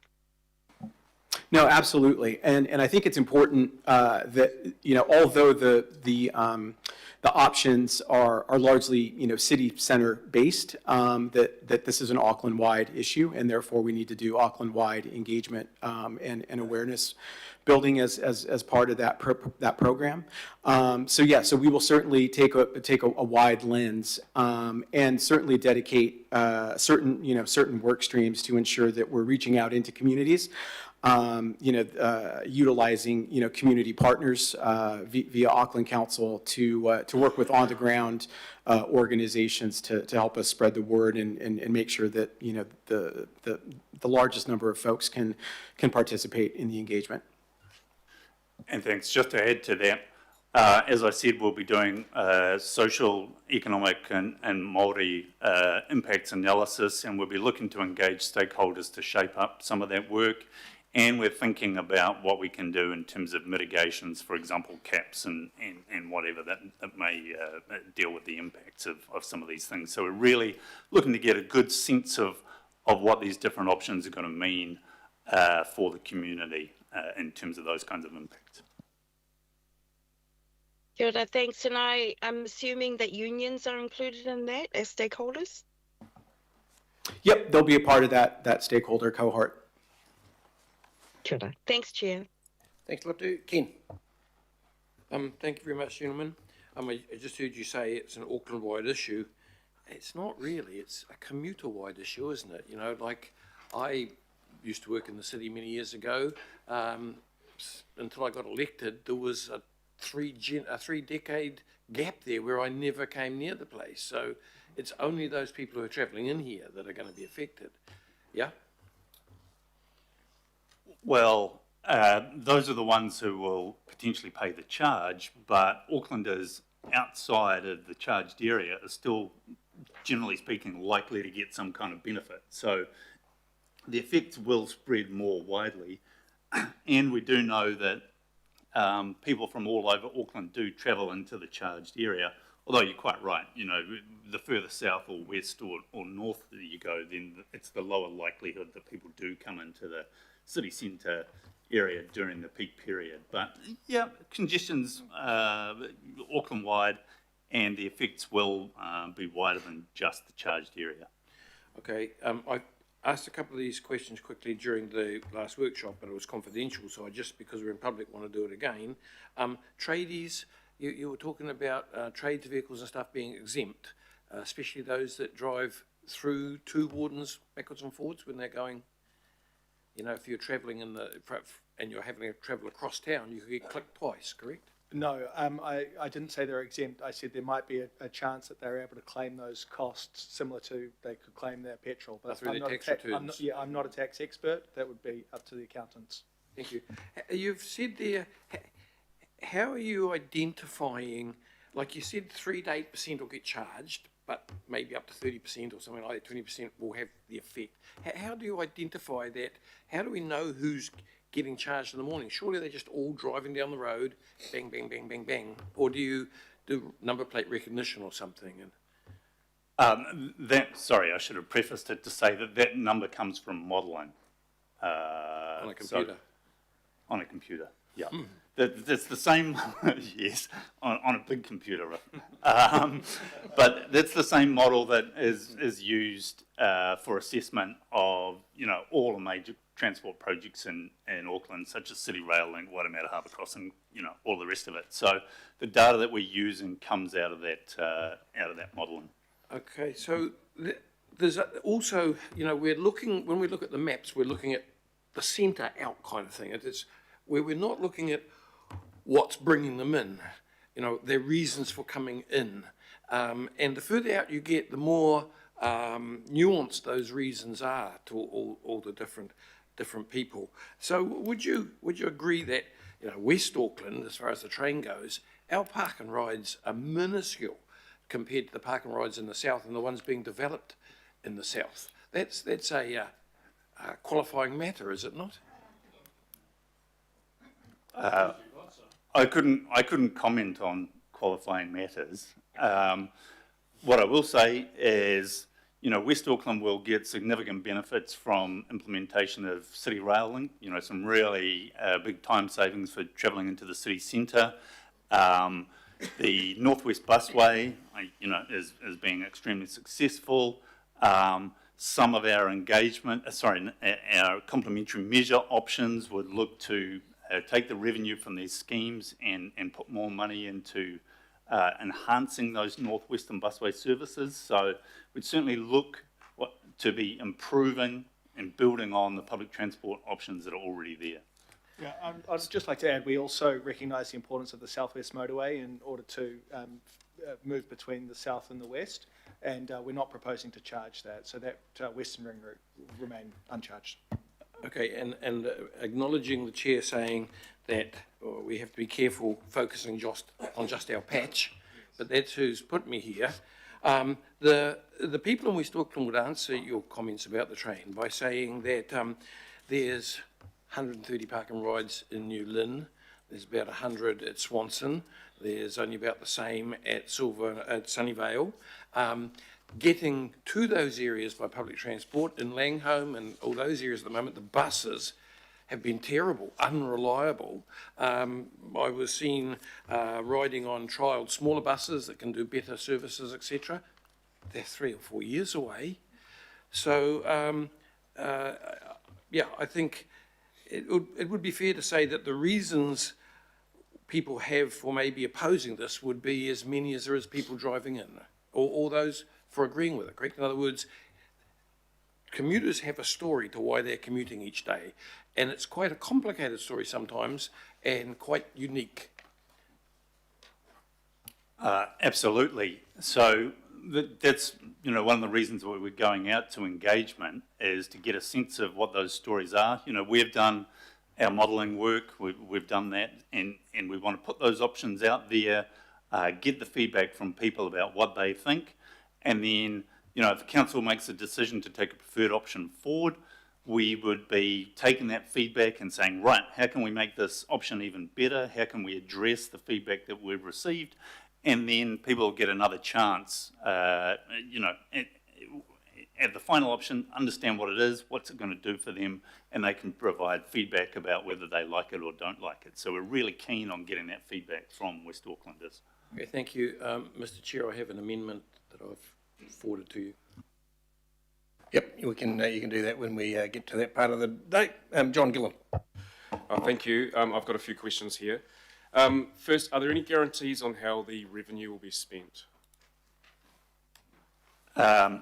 Yes, there are. The legislation requires that the revenue is spent on transport projects and services, and I'll attempt to paraphrase it, that are for trips into, out of and around the charging area. So reinvested in transport must be reinvested in transport and focused on supporting trips into and around the charging area.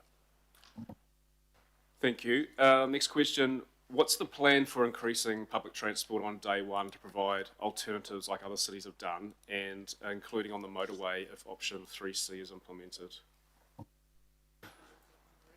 So we've already done some work on public transport alternatives. Now I need to say that the final decision about this depends on sort of advice from the scheme board and an investment agreement between council and government. But from our perspective, there's a couple of things that we want to address. First and foremost, for all of these options, be making sure that those people who want to switch from driving to public transport as part of these options, there'd be capacity for them on the network. So we'll be making sure that that would be available under all options.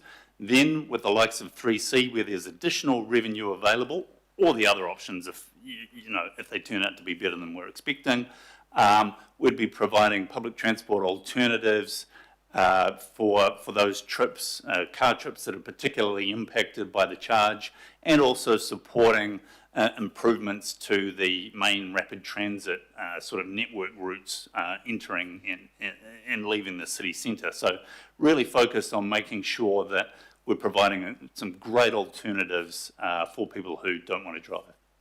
But that's all as the scheme progresses, not from day one. Oh, no, I apologise. We'll be looking to have those services in on day one, particularly the ones needed to ensure capacity. And then it depends with 3C, where there's likely to be quite a significant net surplus, there may be opportunities to bring other big, sort of larger public transport projects forward, but we haven't done the work on that as yet. Thank you. Now, your modelling uses the 2-hour peak hours, but the report says the scheme board could choose to include shoulder peak into peak charges. Can you just elaborate on that, please? Yes, sure. I mean, yeah, as I said, the model's 2 hours, so we're going with that simplified assumption. But what you see in all the international schemes is that they generally have shoulder peaks, shoulder charges, which might be, say, half the main peak charge, and that's for a number of reasons. One of those is to make sure that you don't get weird sort of patterns where everybody, if you just had a hard 2-hour deadline, then people might wait, outside of the scheme area to drive in once it's finished. So you want to offer a graduated charge, and in fact that reflects the way that congestion works on the network, where it does taper off. So we're trying to tailor the charges as much as we can to the actual conditions on the road network, and making sure that we don't get sort of weird behaviour with motorists trying to sort of game the system, because that has been seen in overseas examples. And sorry, that applies to the inter-peak as well? Potentially. Obviously, it's time of use, and one of the things that we're encouraging people is to think about driving at different times of the day. However, we do know some parts of the network are congested, so we think there'll be a need to look at those potentially to ensure that we weren't just shipping a whole lot of trips out of the inter-peak, out of the peak into the inter-peak and creating problems, particularly on the southern motorway there. So I think that's an area where the scheme board will need to just have a look at that, probably at a lower charge level. Okay, so the scheme board could introduce peak charges, shoulder peak charges, inter-peak, and then you get into the next shoulder and the next peak. So it's pretty much the whole day they might choose to do that. Well, I mean, potentially. I think there's quite a high threshold for any charging in the inter-peak. And I expect that that's somewhere where you'd only want to be targeting, as I've said in the report, congestion if it was severe and regular. So, as I say, high threshold for that. Okay, now am I correct that those travelling to Auckland City Hospital or Starship Children's Hospital would be charged under option 1C and potentially under 3C?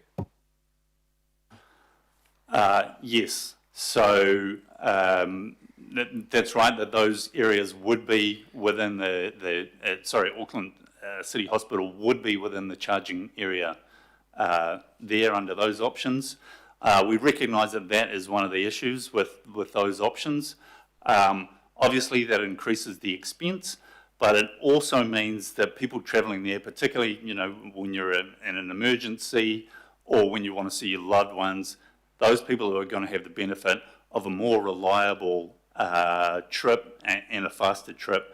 And remember, it's only likely to apply during the peaks, with the exception that we just talked about. Okay, now I understand from the workshop we had recently that businesses would be able to claim back the congestion charges as a business expense, like they do with road tolls. Is that correct? That's not an assumption that we have made. We are not accountants. That would be up to the businesses to ascertain, but that may be something that they're able to do. Okay, thank you. And will community nurses doing home visits, are they able to be exempt? The legislation only allows for exemptions for emergency vehicles and subsidised public transport services. I'm not sure whether nurses doing community visits would fit within the emergency vehicles definition. Okay, thank you. Thank you. Sarah. Thank you very much. It's great to see that the engagement strategy includes work with advisory panels and community partners. There was some great data came to some of the panels recently about the impact that the community partners work had in creating more equitable spread across ethnicity. In that case, though, I note that we still don't record participation by disability status. So that leads me on to my probably quite unsurprising question, which is, are we able to look at and sort of maybe put this in the context of some of that community partnership engagement, ring fencing some of the revenue to make public transport offerings more accessible to the sectors of society that struggle to use them at the moment. So I'm not just talking about wheelchair users here, but people who are blind, low vision, or have service animals, or have intellectual disability, and some of those kind of less obvious impairments. Is that discussion going to be part of that work with the advisory panels and the community partners? I don't think we'd quite got to this point yet, but certainly could be and should be after that feedback, that we'll want to engage with a whole range of community panels and stakeholders. And certainly, I mean, generally speaking, what we're trying to do with the complementary measures is identify those trips and those parts of those Aucklanders really that may be negatively impacted by this scheme, and then work to say, right, what can we do to mitigate those impacts as much as possible by the way that we invest the revenue over time. So it's certainly something we'll be looking at, and I know Auckland Transport's always working to improve public transport for, you know, people with disabilities and challenges in that space. And just to add that when it comes to ring fencing funds for any use, that is up to the agreement between council and government. Cool. Yeah, I really recommend that that's part of the conversation with community partners and with the advisory panels, because there's a lot of really helpful lived experience there, and it's a bit different to the kind of ongoing BAU stuff with AT, because it's about the time of use charging specifically, and how I think there's probably some specific ways in which we can mitigate that, and that lived experience should be really helpful for that. So I'd really recommend that it's part of that engagement sort of from the off. My second question was, second and final, Chair, was that the numbers are great. Love all the stats about minutes saved and so forth. I wonder, and apologies if this is somewhere else and I just haven't seen it or have misinterpreted it, but is it possible that we can, as part of the engagement process, highlight the relationship between the minutes saved and the costs saved, so that it's easier to understand the, if not benefits, then the kind of give and take of that charging? So is there a kind of accepted dollar amount per minute spent driving a petrol car, for instance, that we could highlight in the engagement, so that it's easier to understand that you might see a financial benefit even if you are someone who's paying the charge, or not? I'm not sure. It would help me to understand as well. Is that something we can incorporate into the engagement? Certainly, we have done analytical work on that to date. It's a bit of a complex beastie, but we'll continue to work to make it as simple as possible, and we can include that in the engagement material so people do get a sense of whether, you know, the time savings that they get from paying the charge exceed the value of the charge. And happily to say, you know, for an enormous amount of trips, depending on which option, you know, a lot of people do end up with a net benefit, and Auckland as a whole ends up with a net benefit. Awesome. Thank you very much. Thanks, Sarah. Desley. Thank you very much. I want to just challenge you around point 33, because I think the engagement and communication around this is really important. And in the paper you say that worldwide, when you've put the scheme together and it's gone through consultation successfully, it's done what it said it was going to do, right? But then the same point talks about the fact that where it's failed is because people either didn't have public transport alternatives, saw it as a revenue raising opportunity, or regarded it as unfair. So I suppose what I'm saying, my question to you is, I don't have examples of cities that have gone out to consultation and failed. Have you looked at, so my question is, have you looked at the cities who have failed in doing this and their consultation around that, and make sure that we're not making the same mistakes? We have, and two examples that come to mind are Edinburgh and Manchester, and what we've learned some key lessons from what could be interpreted as a lack of communication, and a kind of full explanation of the why and the how that contributed to that factor. So we certainly are. Conversely, Singapore and London, for example, have some really good examples that we could learn from as well in how they approached comms and engagement in advance. I'll just, Manchester, an interesting point. They didn't identify the stakeholder groups that would be the most opposed. In that case, it was horse floats, of all things, and it was a massive problem, and it was one of the key contributors to that.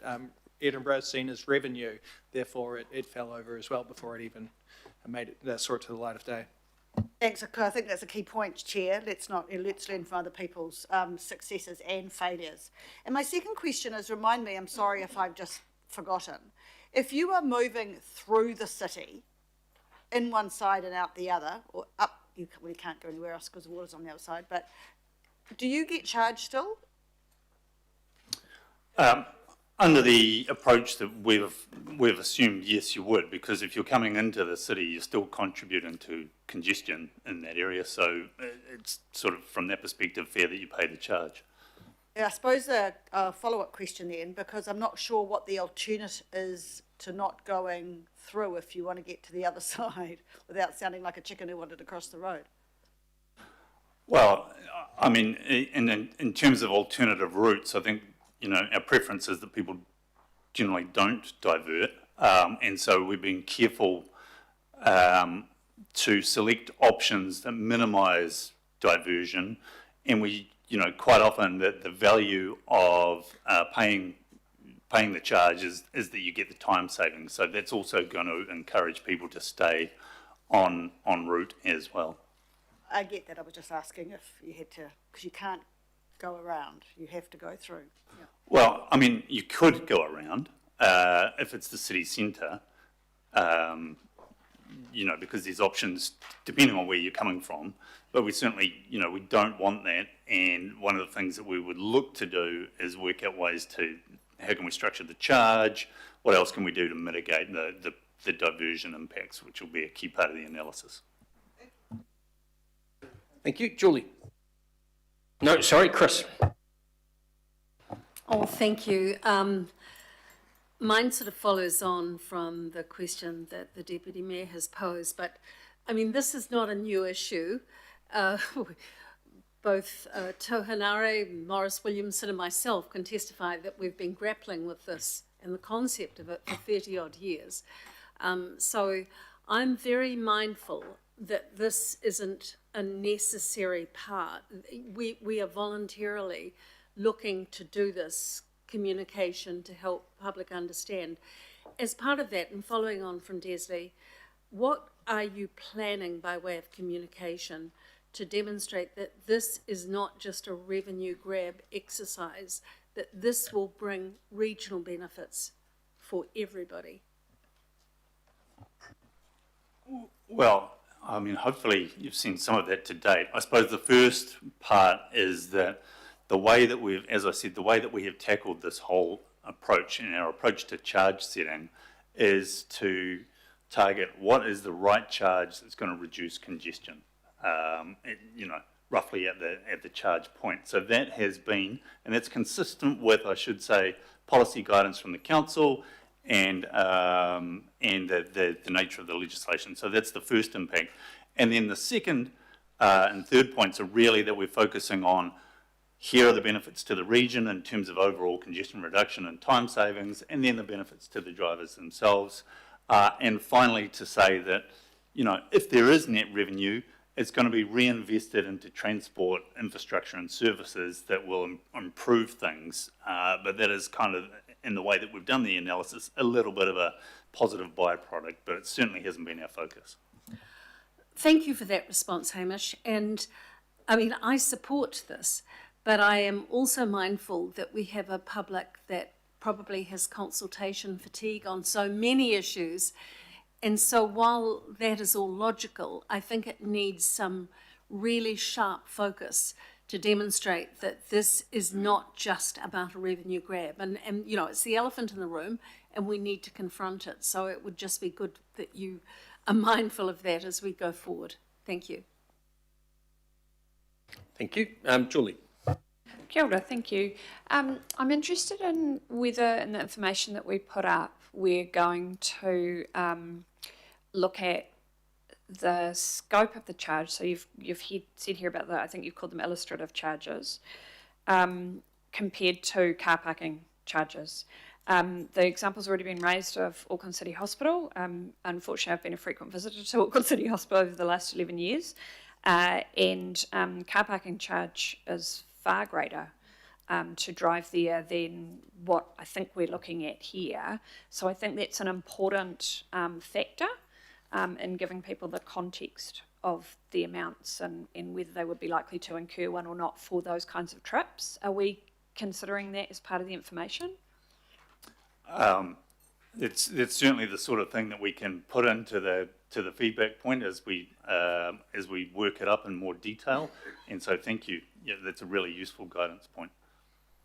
So you know, that's easy information to grab, and certainly you might be paying $5 or $4 or whatever to come into the city, and then paying $20 to park for the day. So yeah, really useful context. Yeah, I'd say most all-day parking, not at the hospital specifically, but in the city centre is far in excess of $20. But it also hasn't gone up much since I was a university student in the late 1990s as well. So anyway, that's a whole other conversation. Sorry, Chair. The other thing I wanted to ask about, and it's really good, I appreciate the points that Councillor Patterson-Hamlin raised around those specific communities that we need to talk to. So what I want to understand as well is this is very much sort of an early days conversation with the community. Is there an opportunity here for people to be raising, hey, these are the things that I'm worried about, these are the things that might mitigate it, and then we can also, and I mean, some people won't know what might mitigate, but some people might have a view and they might be able to give us that feedback. That's all stuff we're going to capture here and going to collate that can inform the scheme board. Absolutely, Jeff, you can follow up on this, but totally one of the reasons that we wanted to do it now is to you know, have the decision about the three options that we're shortlisting on, so we can start to engage with stakeholders in a bit more detail before the November engagement, and then, you know, we can shape some of those engagement materials to bring out the kind of examples that you've talked about with the comparison with parking, and address concerns that stakeholder and community groups are going to have. And then once we get that feedback from stakeholders and from Aucklanders, then if we go forward to the next stage, we can see, right, how can we design a scheme that's going to address and mitigate these concerns as much as possible. So it's extremely useful. No, that's right. And Hamish makes a really good point that even in advance of the November round, there is a strong level of pre-engagement that we want to do with Mana Whenua, with advisory panels, really work with the community partners to ensure that once we get to November, we've got a really strong program.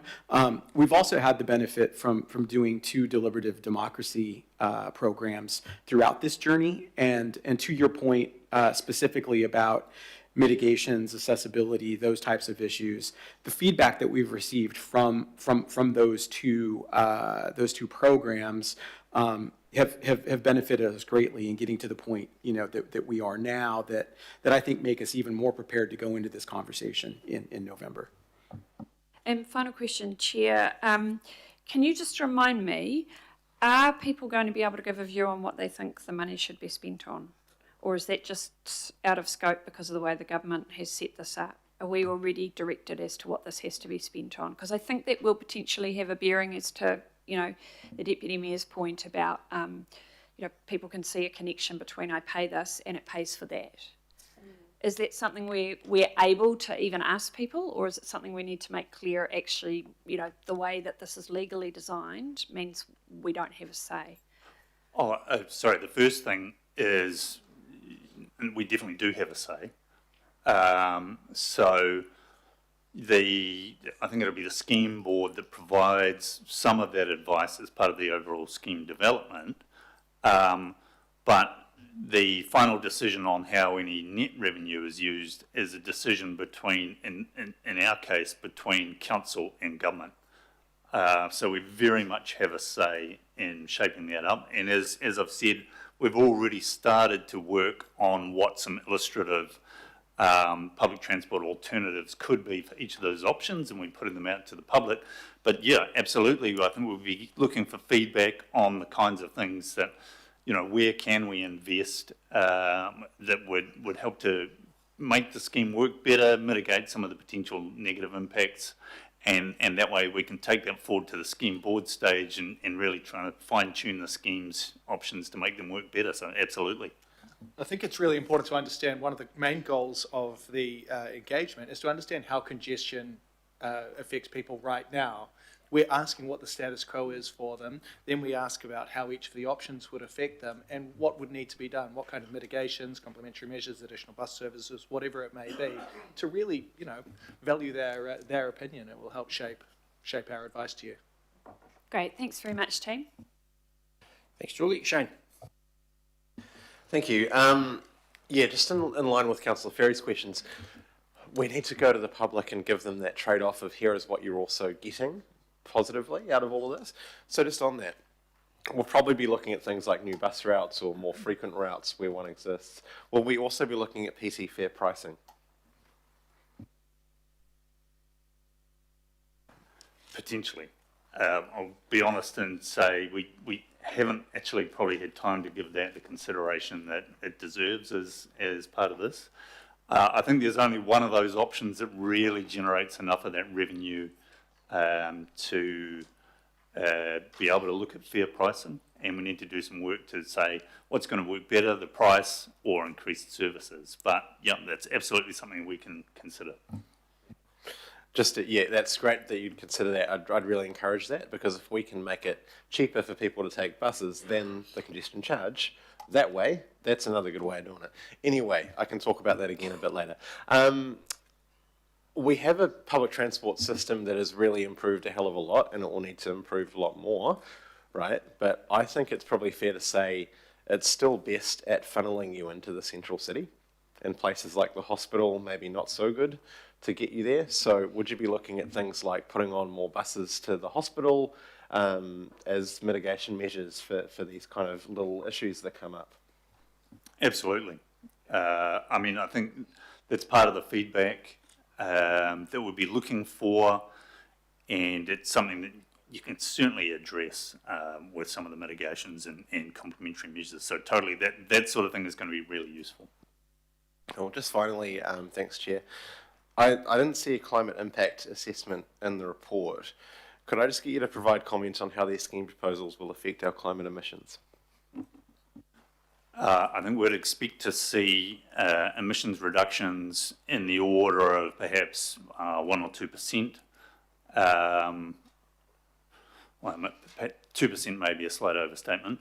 And that sounds like a relatively small number, but in the context of things that we can do to reduce transport emissions, it's actually quite a big impact. So overall, we'd expect these schemes to be net positive because they're reducing the amount of car travel that's going on, then and they're reducing congestion, then we're going to get a reduction in tailpipe emissions. Well, thank you. Thanks, Chair. Thank you. Richard. Kia ora. Thank you for this. I guess I know that some politicians and some media will try and make this scaremonger pretty loudly on this and say this is the worst thing that's ever happened while the consultation's going on. How are you going to try and rise above that to show that the attempt is to address a issue that people want addressed, and almost the payment is trying to address part of that massive issue? Because I ain't seeing a $30 billion rail tunnel built next year, 2030, 2040, to the shore. So how are you going to show that the charge is actually for this thing? So I heard a question, around the hospital. Like, what if that reduced your trip time to the hospital by half an hour, and that's really important? Or what if you're showing the overall congestion? You know, to Deputy Mayor's question, you're being charged across the city, but it's taken you half the time or a lot less. I don't know, but how are you showing those things side by side? Because if people just think this is a charge for using the infrastructure they already have paid for. Absolutely. I mean, everybody will focus on the charge in the first instance, but wherever possible, we also want to illustrate, and I think we've tried to do that, that there's going to be a significant saving to those individuals who pay the charge, and not only that, a saving to people outside of the charge area who are still going to benefit from the decongestion and more reliable trip impacts that are going to arise from this. So I think what we're expecting as part of the engagement material, we'll have maps that give a sense of the time savings that people are going to experience for various trip types, and we'll be really emphasising that, along with the improvements in public transport and alternative services, and in fact the speed increases for public transport users, existing public transport users as well. So there's a whole range of things that we expect to be able to bring to the public in November that really illustrate those benefits in terms of decongestion, time savings, and more reliable travel. Thank you. And I guess you could go for days and days and days, but I imagine, are you going to, what type of modelling, and I saw those graphs and maps the other day from NZTA on some other issues, maybe the on-ramp signals and things. How can you show what say a 5 or 6% reduction in cars on, say, Esmond Road or Oniwa Road, what that actually might do to Lake Road in general, even if you're not, like if you're travelling to Takapuna? Because I imagine, like someone said the other day, this would be like having school holiday traffic most days. Like, I think we're hoping that'll be better than school holiday traffic most days. But what we will do as part of the material, better, in the charged area or approaching the charged area. We can't solve for all of Auckland, unfortunately, at this point.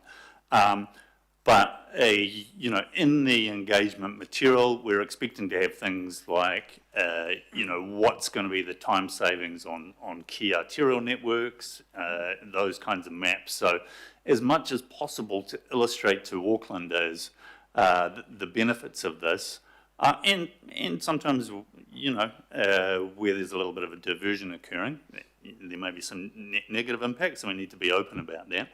But the benefits of this in terms of improved speed and reliability across the arterial and public transport network, we'll really be looking to have material that brings out those benefits as part of the engagement.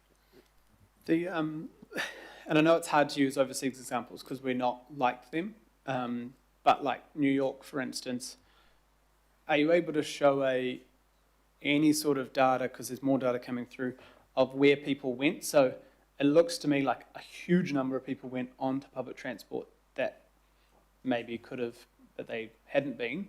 But obviously you've got some people who are delaying trips or carpooling or whatever. But it seems like the economy within New York City is actually improving, ticket sales to theatres, all those kind of things. So we didn't lose the people, but they're obviously, is there any way to show the co-benefits from other examples? I think we need to be cautious when comparing New I know. York. However, Gothenburg is a small city in Sweden that has seen really positive results, similar size, similar kind of scheme design. So maybe some of those lessons can come through.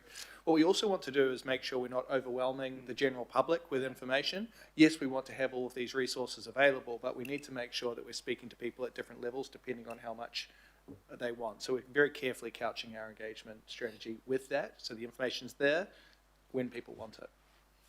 And last question, I guess, will there be any discussion with, say, the citizens' assemblies, what other people's solutions are to congestion? Because, I mean, even where we have really good public transports, there's often, like on the shore, we're the highest public transport users in almost the country, but there's still congestion. So is there an ability through those, at least those citizen assembly processes, because you're a bit longer, more detailed, that we can be asking what what are other people's ideas, because apart from billions of dollars of transport, which I'd support, but we don't have the billions, what are the other options, I guess? I guess we can do that, but there is the process of the 30-year plan and RLTP that are currently going on, and they, in some ways, are probably the better processes to ask those questions. I think where that's useful, though, is to give people a sense of, well, if it's not going to be time of use, what are the alternatives? We are continuing to invest in public transport as fast as we can. Road optimisation projects, NZTA's released their state highway motorway plan with optimisation, so giving them a sense of what's already in train, but then what the likely outcomes even with those things in place is, but where where time of use charging can also provide a benefit.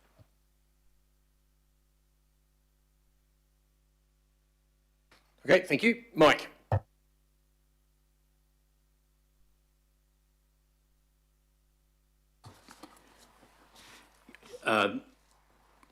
You mentioned several times the cost of congestion.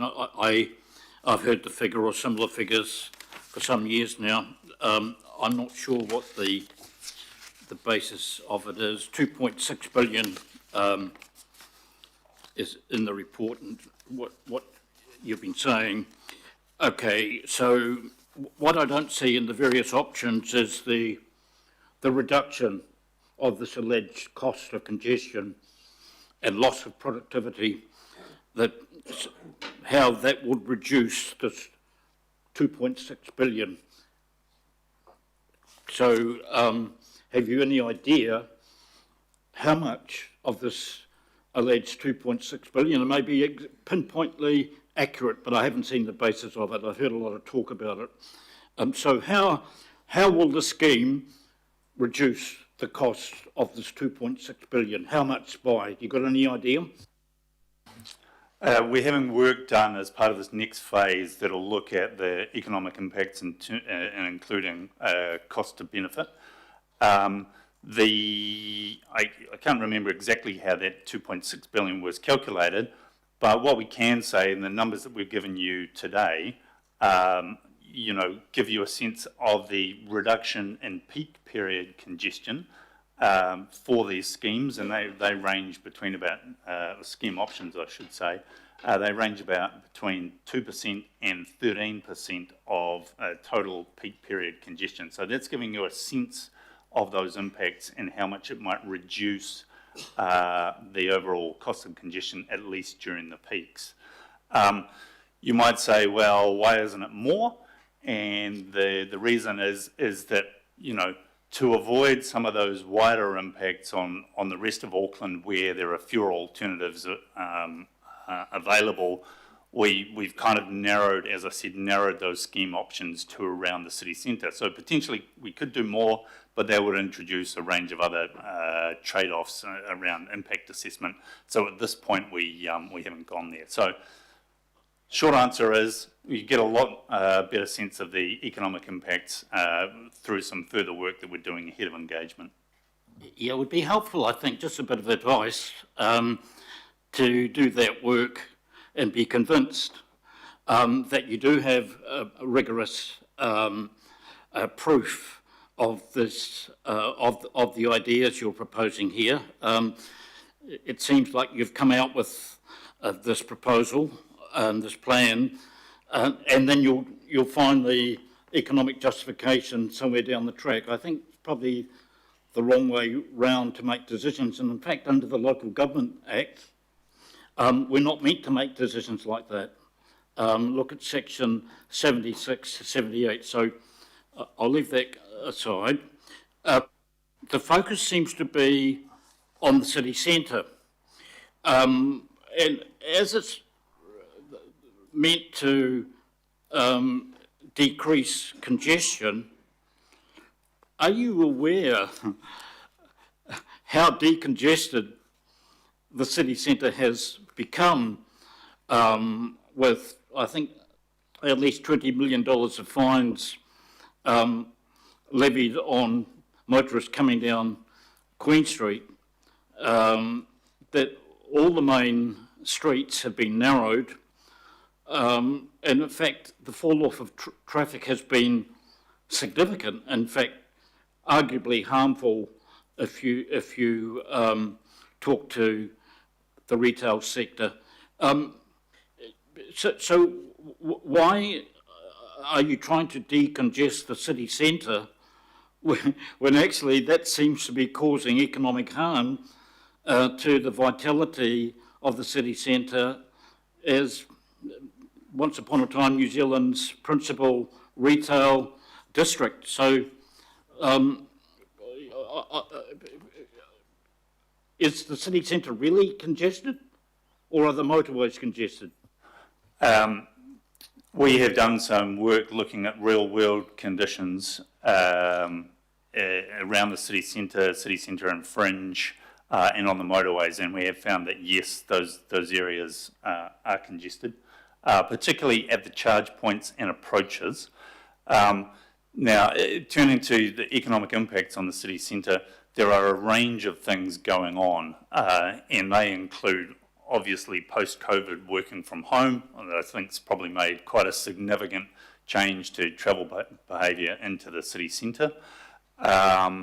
So, you know, that's another factor that we need to take into account. We will be looking at this with, you know, part of the economic impacts assessment. We'll be looking at potential impacts of these scheme options on businesses, and, you know, including the retail sector within the city centre area. So that's definitely part of the analysis that's to come. But I should say we have done real-world testing. The approaches and around the cordons are congested, and so that's one of the reasons that we're looking at the city centre. But also a key driver, as we've said, Aucklanders have consistently said in relation to these schemes that they want great public transport alternatives in place. That's a piece of feedback that you see internationally, so that's one of the reasons that the city centre is also being chosen, because it has that great public transport access.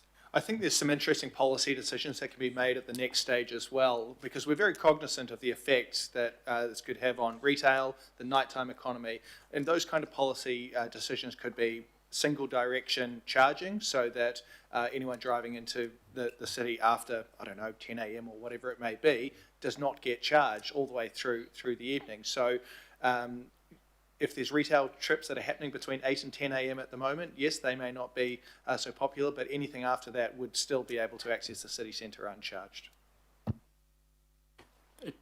Thank you. So you know, you don't have any definitive figures of how much this unexplained 2.6 billion cost will be reduced, so that needs to be worked on. In terms of how much revenue you will raise, have you got any idea of that? Because in terms of the three options, there's no figures I can see there, but correct me if I'm wrong. Have you got any rigour around how much each option is likely to produce in terms of this tax, in effect? We have done initial financial feasibility assessments of these options. And in terms of the revenue levels, yeah, we do have feedback on that. The way that we've done this is to assume that the schemes pay back all of their costs, including financing costs. And what we've said in the report, that for the city centre cordon option, you know, that payback period is going to be quite long, and there's not likely to be much net revenue from that. But for the 3C option, for example, the payback period would be quite short, and the revenue generated from that is going to be, you know, quite significant, potentially in the order of sort of $50 million a year once the payback period has been gone through. But these things are very indicative at this early stage. As I've said, our aim hasn't really been to come from the revenue side. It's been to come from the side of what do we need to charge to reduce congestion and therefore reduce the $2.6 billion of cost. And then, hopefully that's going to provide some net revenue to fund additional public transport improvements and the like out the back of it. And so that's been the approach. It's really been focusing on how do we deliver those congestion reduction benefits. That's the what's in the legislation and the council objective for these schemes. Okay. So we still a lot we don't know and we need to work on in terms of what the cost reduction will be, the so-called cost, which we accept for point of argument, but we still don't know what the reduction will be, and we still don't know actually, well, we're not being told the actual revenue to be raised. In terms, you mentioned financing costs, and that's the real concern some people would have, because they could see this as a sort of a revenue raiser, not necessarily for the country or the region, the council, but certainly a revenue raiser for the finance sector, who are likely to be, and the IT people and so on, likely to be clipping the ticket, as it were. So what sort of proportion is likely to go in overheads, and what sort of proportion is likely to be payable to the council or to the government, roughly? Unfortunately, I don't have those figures in front of me. We can provide that later on separately as part of that information. And I should say, though, just as part of this, we do have figures for the extent of congestion reduction. I've said between 2 and 13% in the peak periods. So, some of these schemes are having a very, very material impact in terms of reducing congestion across Auckland. But we can provide you some of the finances at a later date. Yeah, that would be helpful. Another question, in terms, this is going to have some sort of public sanction, and we, all of us understand, especially those who voted for the last 7.9% rates increase, the public is pretty sensitive about these matters, that we have record unemployment, we have a cost of living challenge, and that was before we had the international situation with the war against Iran.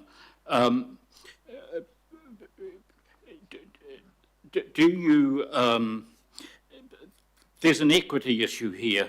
We discussed this last time you presented, and it related to Maori, but there is an equity issue here because you're talking about illustrative charges, $4 here, $5 there per trip, which for people in the managerial professional class, not a big deal. And actually, when you think about it, it's people in that particular class who will get those charges reimbursed on their expense accounts. And I dare say even within here, perhaps, they're likely to get their travel costs reimbursed. So it's okay for us to say, but what about the impact on the people who have to use peak time to get to work? And they're the working class people.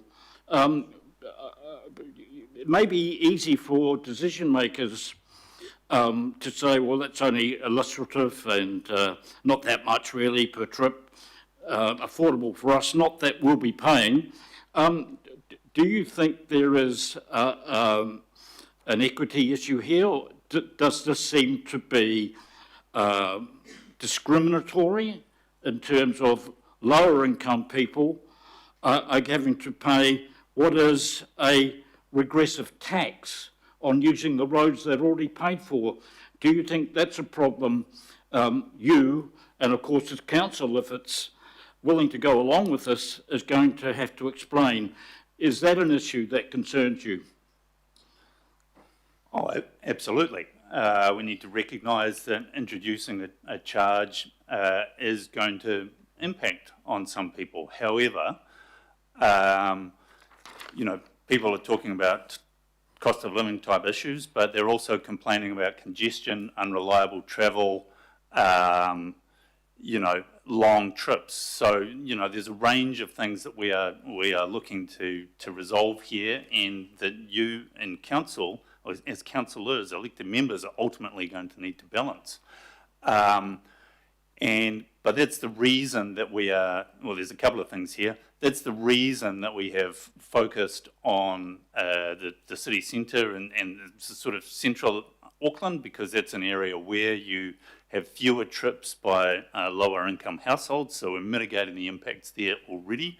And then that's why we're asking for engagement with Aucklanders, and we're going to do more work on the social impacts. So ultimately, when the time comes for a final decision, that you as elected members will have the opportunity to weigh the benefits of the scheme versus the social impacts, and you'll be fully informed at that point, because we will have done this initial engagement phase, and then there'll be a full impacts assessment and another round of formal consultation before any final decision. So plenty of opportunities to understand these impacts and get feedback from Aucklanders. That's right. John? You probably covered this in your workshop, but those two city centre options with the lines, do they incorporate the Victoria Park flyover section of State Highway 1? No, we should be clear that, no, that's just representing the cordon. In those options, the motorway isn't anticipated to be charged. Great. As far as the question that of benefits, and perhaps that, you know, along the lines that, you know, each city's unique. You mentioned the cities around the world that have done it successfully. A disproportionate number of them are really big cities, you know, way more populous than we are. There are a couple of those Swedish ones that are more of a scale of Auckland. Auckland, of course, is incredibly car dependent, you know, and if we compare ourselves to the Australian cities in terms of PT mode share and that sort of thing. So I just want to explore the notion that perhaps you know, we could be maybe exaggerating a little bit or somewhat the benefits or the sign up to this. So, you know, we've basically got an incentive, disincentive kind of regime working, that if you want to avoid it, you go into public transport. And I say that because in this last little while, we have had, you know, fuel prices that have gone through the roof, absolutely through the roof. We've still had congestion. So in the areas I live in, there's still huge congestion. Yet the transfer across to PT, and PT has improved, you know, markedly in the last decade, has been relatively modest, given, you know, the coming together of those distinct factors. You would have thought within the last, you know, 3 months, 4 months or whatever, there'd have been a tsunami of people because of basically the same assumption you that it's got too expensive and there's still congestion. But that has not occurred, at least it certainly has not occurred in the part of Auckland that I represent. Is there a possibility, therefore, that given our unique characteristics, our history, our tradition of, you know, extreme car dependence in a lot of areas, that people won't come across the buses in the numbers that we are anticipating to make this successful? I think it's important to remember we're looking at fixed periods of time, and people respond to those incentives. Our transport network can handle the volumes of people, just not at the peak time that they're travelling at the moment. So by bringing in these timed charges, we are hoping that people will change their behaviour in other ways, whether it's change the time that they drive, change the mode, or maybe not make that trip at all. So I don't think it could be quite compared to a universal uplift in costs, because that you incur those costs no matter what time you travel. Yeah, That's right. My understanding is there has been an increase in PT over since the period of the fuel price increase, although I'm not sure exactly how much. I think the key difference here is that the actual per trip cost of the fuel and price increase is relatively modest.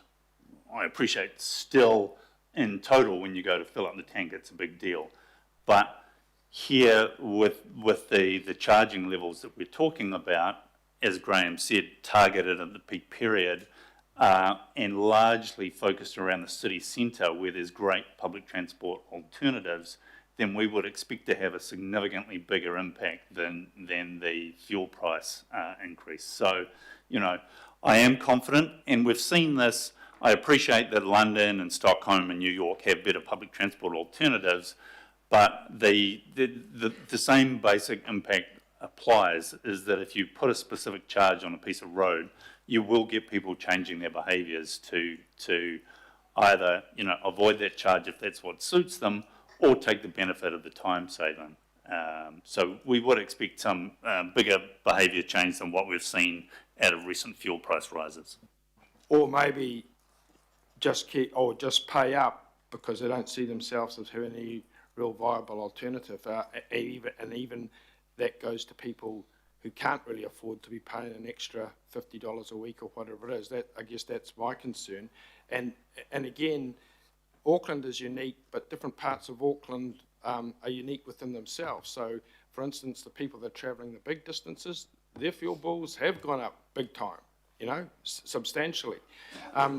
So, and I realise, you know, you're dealing with this proposal at this stage, but I would suggest that there are going to be quite some significant iterations around Auckland, and I think particularly of the north, where it does all funnel to the Harbour Bridge, that all these people are going to get caught up at, who are perhaps not going to see themselves as really having a choice, but are going to be paying for it. That's true. Some people, well, I mean, everybody's got a choice, and it's a case of how practical that choice is, because you can swap mode, time, in terms of your trip. But I think the thing that we always need to recognise is that those that pay will get a significant time saving. You know, from the North Shore, for example, under 3C, where we're charging the motorway, potentially we're talking about, you know, time savings in the order of 12 minutes. Those are really significant time savings. For example, compared to Transmission Gully, $1.25 billion project, that had an estimated time saving of about 10 minutes. So we're talking about the scale of time saving that you would get out of a very major roading investment. So it is quite significant. Yes, people may pay, but they will also get a benefit in return. Okay, Joe. Oh, thank you for this. I'm looking at point 10 in the agenda, where it talks about how the benefits are time saving and reliability that will exceed the cost. And I'm wondering if maybe that needs to be qualified. It's a benefit if you've got the money to pay for it, because I am really struggling with this. I really do believe that this is only going to benefit those who can afford it. And I wonder if the modelling or whatever takes into account the working poor, those who are, you know, experiencing poverty. They don't have the chance to drive outside the charging hours. So I'm really struggling with point 10. It's a very fair point. The modelling does take into account different income levels and the impacts of the charge on those different income levels. So that's something we're certainly very aware of. We'll be doing more work on that in terms of the social impacts analysis. And, you know, once we get some of that material, as part of the development of whatever the next scheme is we'll be saying, okay, how can we deploy public transport alternatives? What else can we do to address these concerns? But yeah, it is a very real concern, and we're looking to get a better understanding of that, and then work out what we can do to mitigate those impacts as far as possible. There are options to explore mitigations. Weekly caps might be an example. Someone needs to be in the place of work 5 days a week at a specific time. Maybe a weekly cap makes that more fair, but that's something that will be developed at the scheme board level with advice from yourselves. Yeah, and just lastly, during the engagement round, I mean, that's essentially, one of the things we want to serve as a foundational point of the conversation that we're having with Aucklanders. Specifically, their views on key aspects of time of use charging, but then also, within the individual, shortlisted options, what do they see as the positives, and some of the disbenefits of those. So I think we'll also learn a lot through that process. I think it's realistic that the ones that are going to be worse off are not the ones who are going to engage in this process. They're not going to submit on a consultation. So I don't know. Well, that is partially why we're doing some of the technical analysis. So, that even if we don't necessarily get all of that from direct feedback from the public, we'll still be engaging with the stakeholders, and we'll still be working out, what are the impacts on low-income households, so we can bring that information back to you as decision makers to get a sense of how much does that apply to each of these things. So we're trying to do a full court press on understanding these issues because we recognise that they are real issues.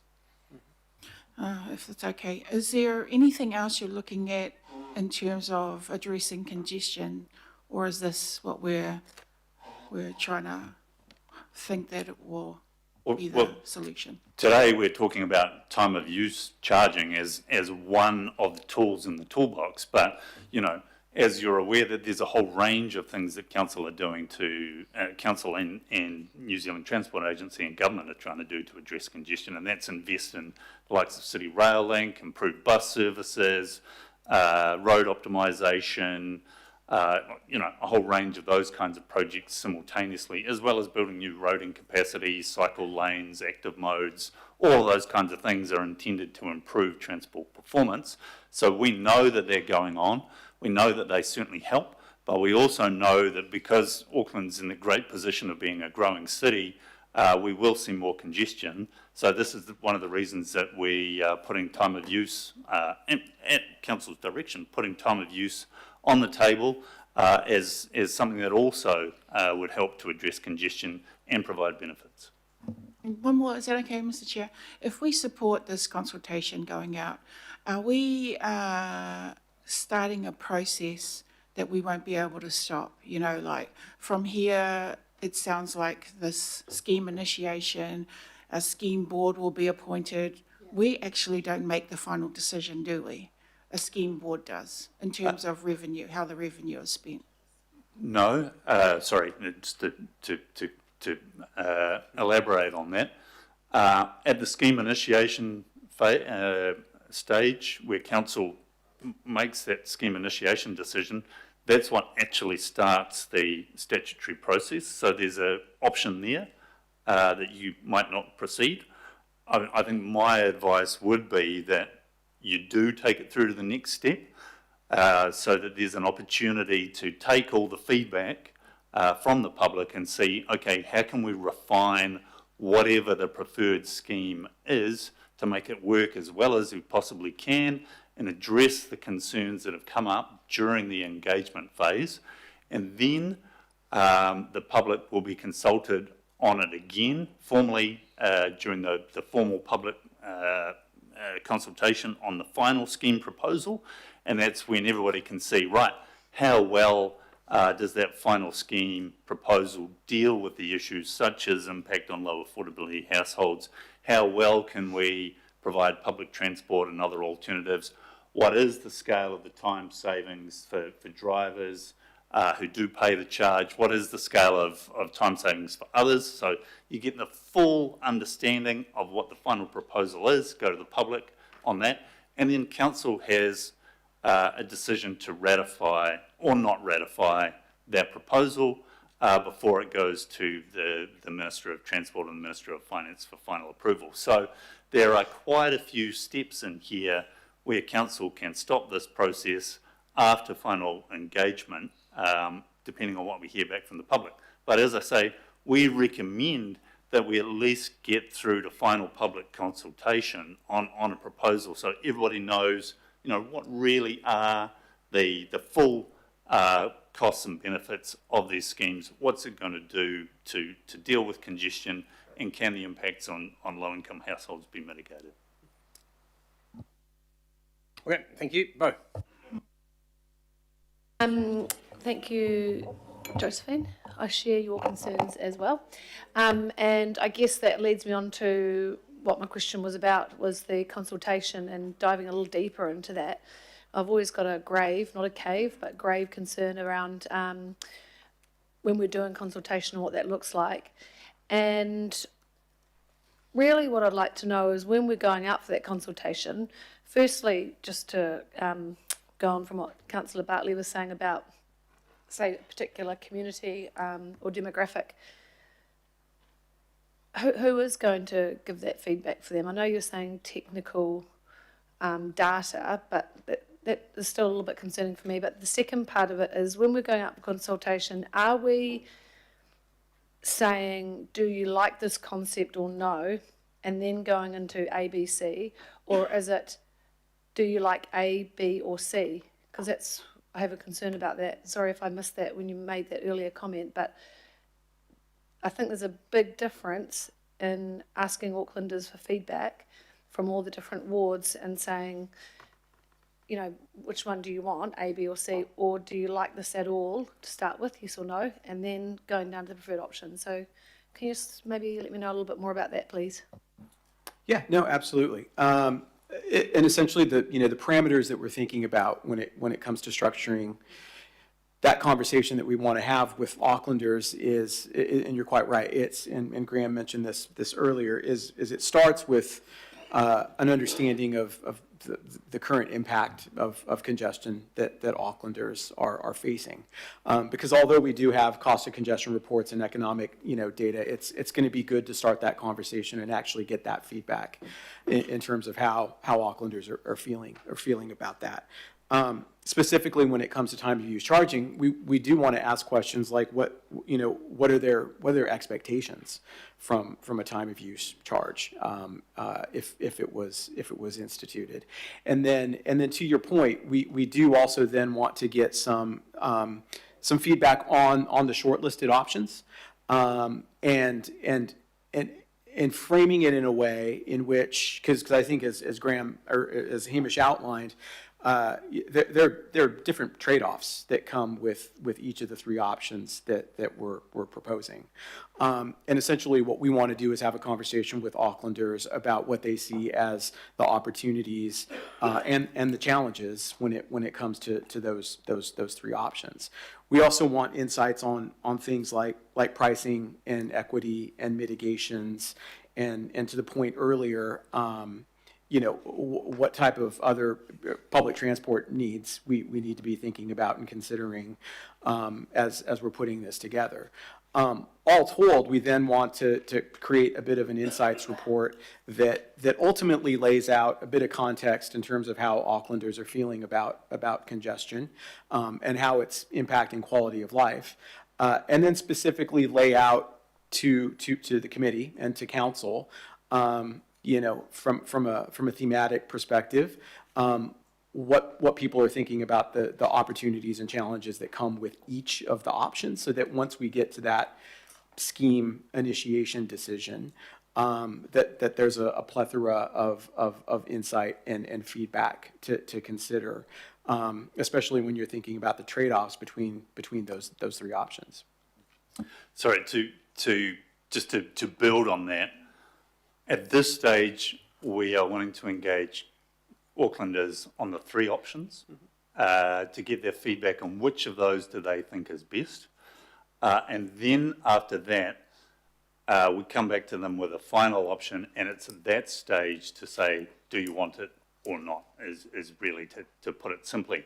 Now, part of the reason for that is that based on the international lessons with these schemes, is it probably, as we've said in the report, we're probably going to get back, the feedback is going to be, no, we don't want to pay, right?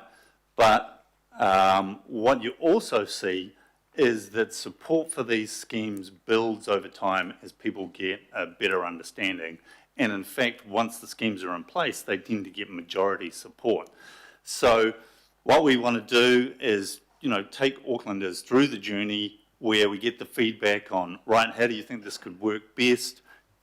People may be concerned, and rightly so, but let's not make a final decision until we've been able to develop up an option that has really addressed the concerns that Aucklanders have raised, and we can say, this is the best scheme to put our best foot forward, here are the costs and benefits, and this is the opportunity for Aucklanders to have that final say late in 2027, and then there's an opportunity for council to make that ratification decision after that, based on the best information about the scheme that we know. Okay, so just to be clear then, because there's sort of two answers were slightly different, will the question be asked, do you want time of use charging, yes or no?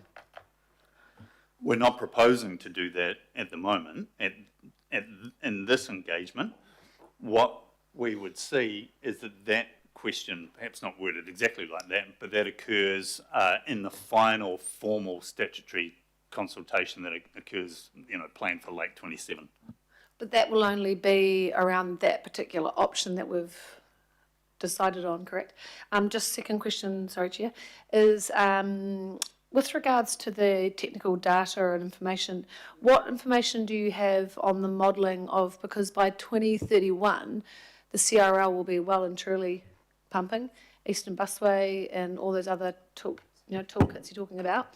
So what's the modelling data you have to show how much reduction that would already ease on congestion? Because surely, if all going to huge success as we're told, that would already reduce quite a lot.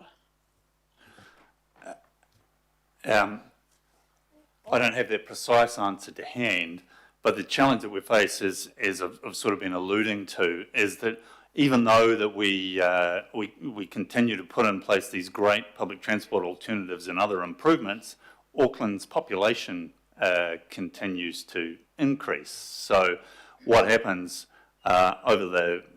even the short run, but certainly over the long run, is that additional demand for travel from higher trip numbers means that even with all the great alternatives and capacity that we're putting in place, you still get more congestion. So I'd expect 2031 conditions to be worse than today, even with those trips in place. And the work that we did, on the 2026 cost of congestion assumed that City Rail Link was in place, and you've still got that sort of order of magnitude of $2.6 billion worth of costs with that project in place and doing its thing. Thank you. Maggie.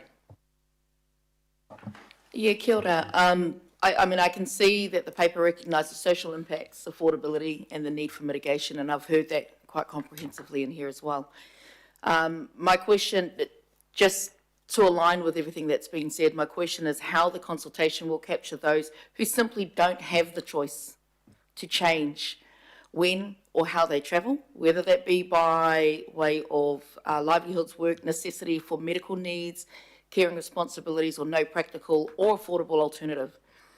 It is important that when we understand not only whether this proposal reduces congestion, but that, whether it could create greater hardship or widen existing inequities. This is really critical in this consult process. More so, how will that reality be built into the consultation process, and ultimately the design of any scheme taken forward, so that we're not solving a congestion issue at the expense of equity across Tāmaki. I think this it actually speaks to the question from Councillor Burns, which is instead of asking, do you want time of use charging, we're asking how does each scheme affect you? So if we can understand, are you able to change your behaviour on this scheme? How about this one? What complementary measures, additional bus services, whatever it may be, would help you to change your behaviour with this scheme? It's a much deeper understanding, and that's absolutely where we're aiming to go with this engagement. Yeah, as Graham has said, we want to get a sense of those issues, and as part of the technical work, get a real sense of the scale, how many households are likely to be impacted, because there absolutely will be some households where, you know, they have very little choice and very little income, so the cost will be an impact. We want to get a sense of how big that is, what we can do to mitigate it. And ultimately, in the end, as part of that impacts advice, that'll be one of the trade-off decisions that council, elected members, you know, that you will need to make in weighing the final scheme up.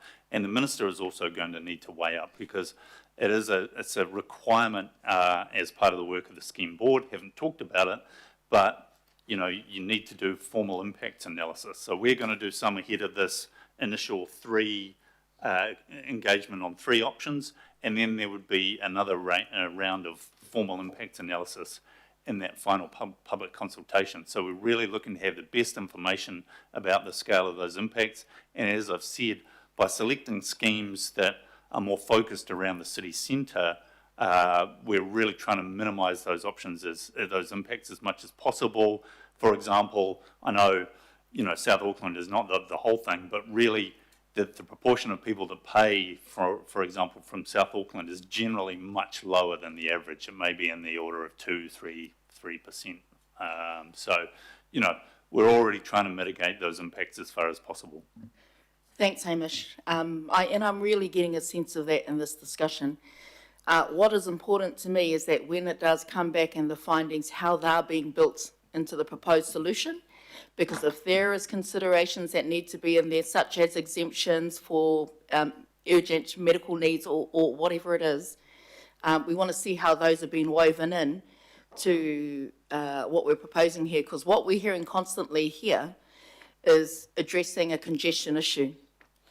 But what we don't want to do is do it at the cost of increasing the inequity across Tāmaki. So this is as much about how you guys then present the solution to us moving forward, how you take that information, and how you ensure that any steps forward address all of those concerns that we're hearing across this table. Thank you. Thank you. Morris. Yeah, look, just want to explore 2 areas. First of all, pricing mechanisms. They're the best mechanism there is to change behaviour and have people alter what they do. But they're only good if people can change. If you just stick a mechanism in place that says if you breathe the air, you'll get a fee, but if you don't, you'll be all right, that doesn't really work because everyone's got to do it. So electricity charges, airfares are a really good one. I know a lot about how you change demand by day to try to keep putting the fares up if there's too much demand, or drop them back if you need to attract people. But the problem I think you got with the public is that I was just looking at 12 minutes savings would be a $5 value to somebody who was on the minimum wage.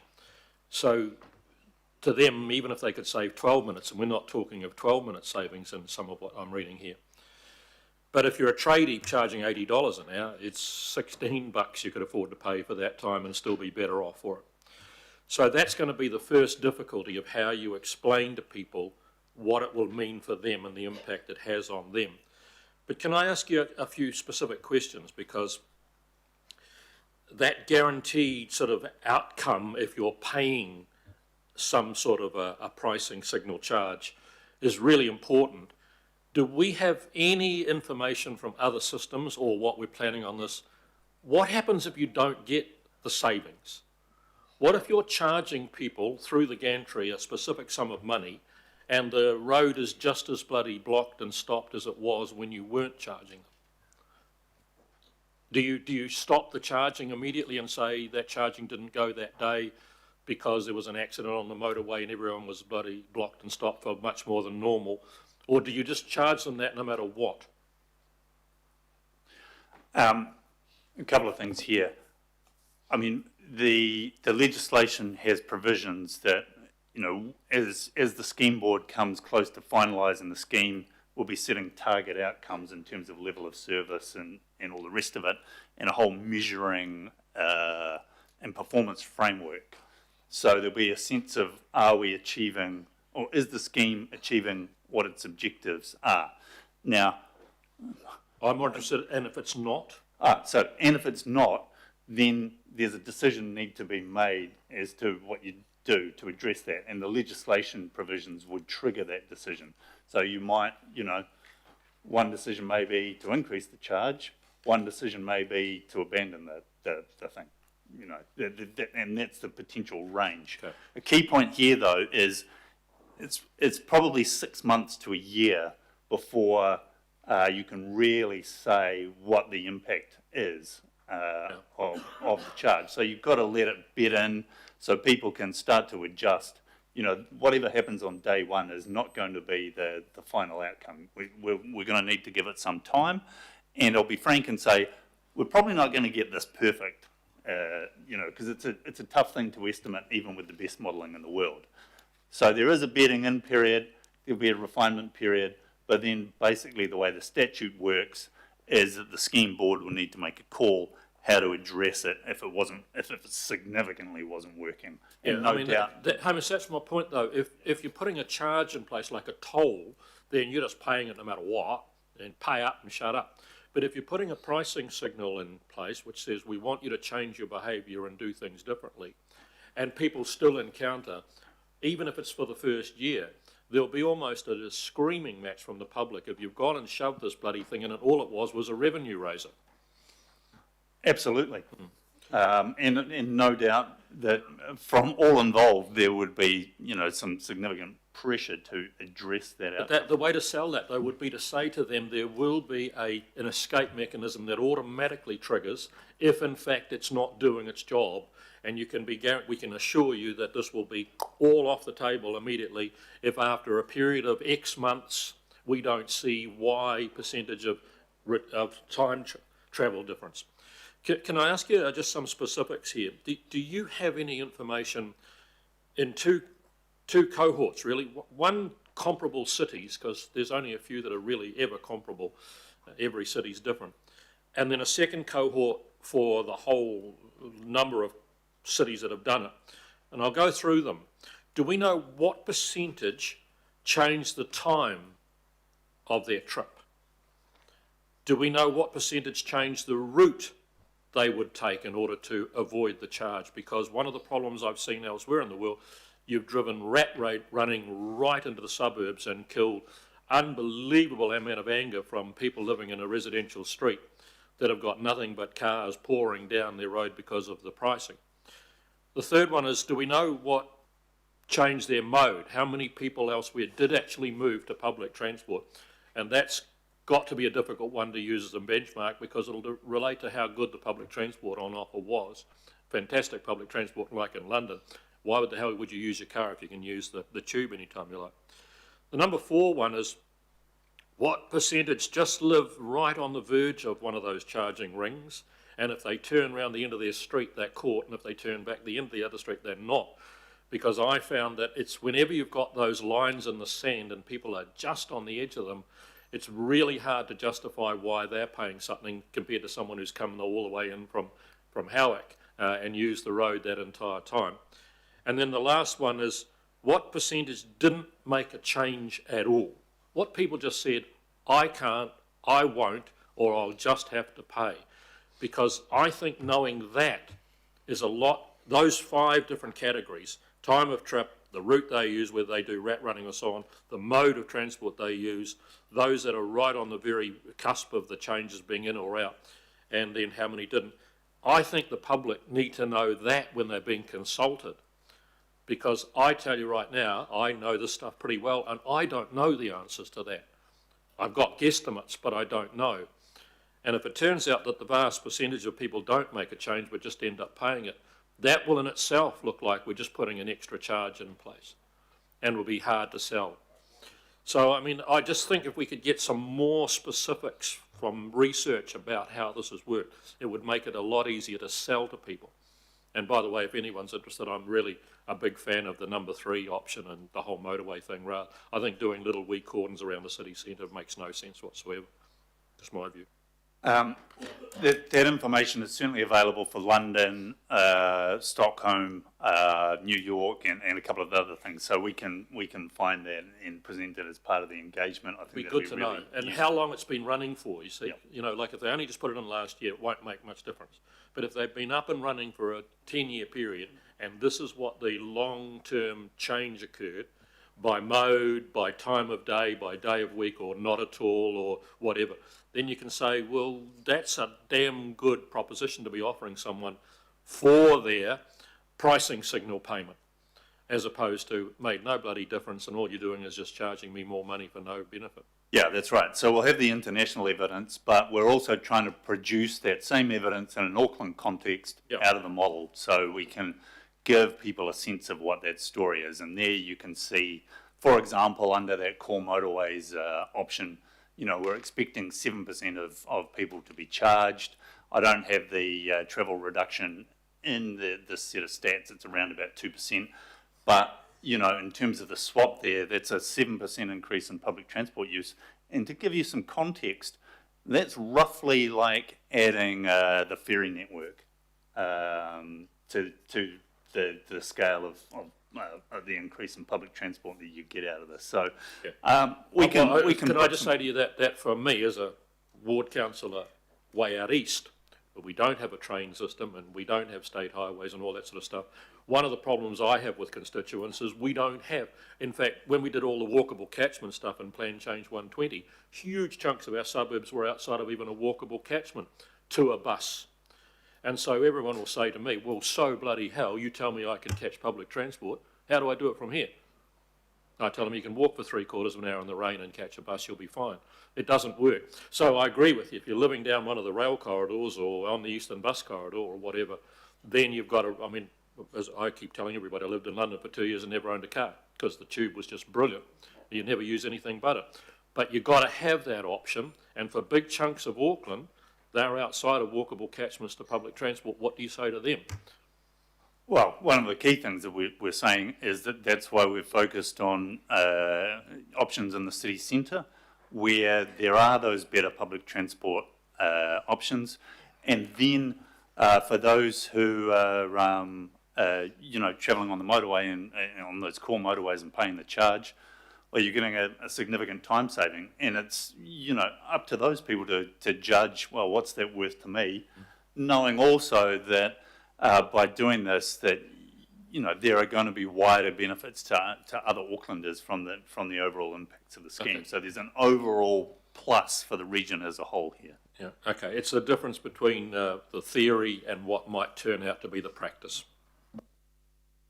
Okay, no further questions. Thank you, gents. I'm going to move this. Shane's going to second it. Now, Ken, do you want to present your amendment?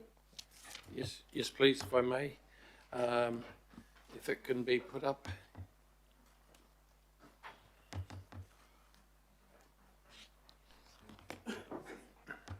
And you got a seconder? Yep. Yep. And so you can speak to it if you want now, or just. How's this work? Can I just present it now? And I get You speak to it, and then John can speak to it if you want, and then you have the opportunity, I think, to. All right, thank you very much. I noticed those three little pictures we had up there. The first one was awareness. Whose awareness? Ours or the public's? And then I heard the message about lessons learnt. Well, I've got to be led by lessons learnt too. And West Auckland, and Auckland as a whole, has been through this before. When we were asked about closing park tracks, the first communication was, what track do you love the most? Why do you love it? And why do you want it prioritised for staying open? And that then, as soon as you answered it, ratified the closure of all the rest. So I strongly believe that this is the first step, as Councillor Bartley said, on a long path of no return, a ratchet of no return. And so I think if we're honest about engaging with the public and being open and wanting to be aware of their thinking, we need to be simple and be prepared to hear the things we maybe don't want to hear. So to include a simple option where they can say, we want the status quo or we do not want to continue, is the proper thing to do in a situation like this. Some people might argue that, you know, lazy people might just tick that box, or that we want to know more about what they're thinking. Well, I don't think that's fair and reasonable. Just because they tick that box doesn't mean they're not thinking. Does mean maybe they haven't got the time to sit down and fill out our big report. But the three options do not, that they assume or they indicate a forward motion. One of these is going to be what we come up with, or a hybrid of it. There's nothing there that allows us to just say, no, we don't want this. I feel every bone in my body tells me that's what I should be voting for the public. No. But Mr. Chair, you've spoken to me and explained how this is, you've said to me, we shouldn't cut off the ability to hear things, to extract stuff, to analyse more things out of the community. So I agree with that, and my original motion amendment I put in was just simply to add a D, take it no further, but I've tried there with the staff help to just fit that into A, so that it's a little bit more accommodating of engaging a two-way conversation. But that's why I've put this amendment forward, to make it so that this consultation is not ambiguous in any way. We can see what they say at the finish of it, and they can have a clear, simple no if they wish.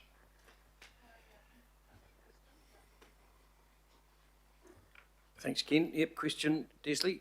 So I've got a question, Ken, but unfortunately I think I need staff to answer it, because I just want a question of clarification. And that was, when we talked about this with staff and the questions were asked, my understanding was the staff said if you ask people whether they want it right at the beginning, they're going to say no, because they see it as a cost, right? But if you go out with the three options and they understand the options and the benefits first, then they can say yes or no. I just want to get clarification that that was exactly what staff was saying, based on what other cities, and again, I asked a question myself around this. It was around what's in the paper on 23.23.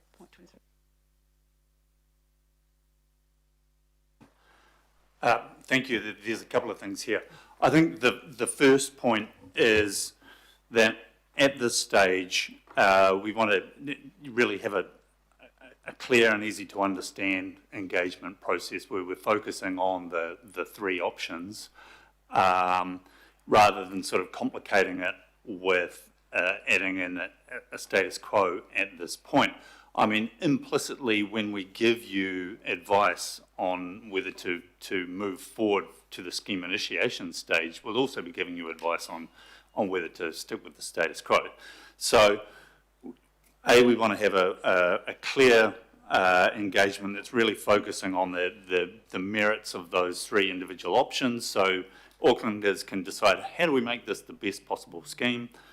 Then I wouldn't advise trying to say that this is a final decision at this point, because we haven't developed the schemes to their maximum. So we don't while we're illustrating what the charges will be and what the benefits will be, as we've discussed here, this isn't the final say. So we're really recommending that any decision on whether you like the scheme or the status quo waits until after that scheme proposal the final sort of consultation stage.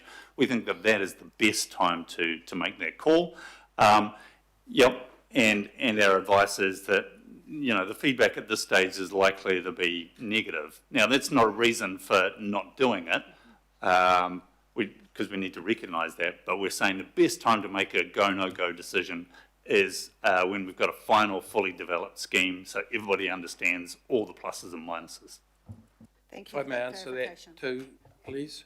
I'm not asking for this to be terminated now. I'm just asking for us to be open to how many Aucklanders would like that. That's good feedback. And the other answer I'd say is that if you went to the abattoirs and asked the sheep at the bottom of the ramp going up to the killing chamber, no now rather than no at the end, it doesn't make any difference. Just for clarification though, I get that you're not asking, but I'm just getting clarification from staff that based on international best practice, and one of the things that you mentioned in 23 is that you ask the yes or no decision when you have refined what the option would look like, whether you go ahead with it or not. Don't ask the yes or no decision up with a variety of options, and that was. What point of order are you? I'm concerned that what is Councillor the basis of Simpson your point of is order? debating by officer. What is your point of order? We had our period for questioning the officers for quite a long time. We have a debate underway right now, and to bring the officers back in and ask them leading questions is really debating by officer. And I don't think we should allow it. Thank you. So I'm allowing it, and so we'll carry on. Of course we are. Thank you, Mike. Right, carry on. Thank you. Respectfully, I didn't know about the amendment when the staff were here the first time. Hence, I asked my question. But I believe they have answered my question. Thank you very much. Thank you, Wayne. I've got a question. Am I right in saying that in all the cities where it was put in place, it worked, and the cities which lost their nerve and never got it? So there was no city where they actually did it that didn't work. Is that right? Certainly all the cities where it's been implemented, you've had the significant congestion reductions, and generally speaking, the public support for the schemes has increased after implementation. So my next question is not the saving from this, rather than being the money we're getting, it's the avoidance of having to spend capital on further roads. Is that not the saving? I think the main saving is actually the congestion reduction, the improvements in reliability. At this stage, we haven't done the work to determine whether you would avoid any projects through this. It's a possibility, but we are saying that the benefits here are the time savings and reliability improvements in the first instance. There may be some downstream benefits in avoiding some particular pieces of infrastructure, but we can't identify that at this point. Well, if you don't get any improvements, the next thing people ask for is more bloody roads. So it must be quite obvious, but not to you. Okay. Then the last one is that, and my understanding of the legislation is that it's in place to put this in place anyhow. It's just how it goes in place. Is that right? The legislation enables it, but to get to that point, then council still has to make a ratification decision based on the consultation on a final scheme proposal, and then the minister's got to back that up with an approval decision. So certainly enables, but council needs to take positive decisions to move it forward. Thank you. Mr. Chair, can I answer? No. What? Okay. Well, the Mayor asked a couple of questions, and so, yep, you're saying, yeah. So I just wanted to answer the Mayor, yet again, reiterating, I'm not asking for us to stop it now. I'm just asking for us to be open to hearing something from the public. Julie. Thank you. I'm kind of in two minds about this, so I'm asking two questions to hopefully clarify for me. I think both these questions are probably to staff. The first is, in the way that we design the consultation, will there be an opportunity for people to write in other thoughts beyond just on the three options? Yes, absolutely. Okay. And second, which I imagine could cover, I don't like any of this, right? So there's one for you, To. And then the other question around it is, drawing on experience from other schemes and other consultations, and I know Jeff evolved from kāinga ora consultation processes, so I know he's got a long timeline with this stuff for those not familiar. if we put up a fourth option that says do not proceed, will we find that we don't get as much rich feedback on the other three, where people go, look, I prefer this one because these are the implications, or I'd like this one except blah, blah, blah, because they'll just tick do not proceed, so we won't get that rich feedback? Yeah, That's something I'm worried about. Yeah, in my experience, I agree with that assessment. Essentially, we're looking for a more robust type of feedback when we're doing a comparator of the individual options themselves, because they each tell a bit of a story and they all have trade-offs that are associated with them. So then when we frame the questions around, what do you see as the opportunities, challenges within those options, that's the type of kind of more rich feedback that we want to attain. Whereas, the other kind of option, could skew what we get from the rest of that feedback. Thank you. Thank you. Maggie. Just a comment. I think in my earlier spiel, I was talking about deep diving and, like you say, trying to get all that rich information. I think that this is part of it too, because a lot of what we've heard in this is that Aucklanders want this, that Aucklanders want a solution for the congestion issues. So I don't actually see issue with giving the option for thoughts to actually, it would ratify what's being said to us, that this is what Aucklanders are asking for. I don't necessarily see it as cutting it off, but if this is about getting a wholesome feedback input from Tamaki, I don't see any unreasonableness in it being an option. It's not the decider, which is what I'm understanding, but it will either reinforce or not what's been proposed to us, that this is what Aucklanders are asking for. Mr. Chair, may I respond to that? Yep, if you must. Yep, thank you. Thank you. And Mr. Chair, you said a while ago in one of the workshops that this was going to be putting the rubber to the road for the public who keep harping on about congestion. And will they change their minds if they find they have to pay? What simpler way to ask than that? Giving them the option to say, don't go forward. Thank you. Richard. Sorry. Toe, then Richard.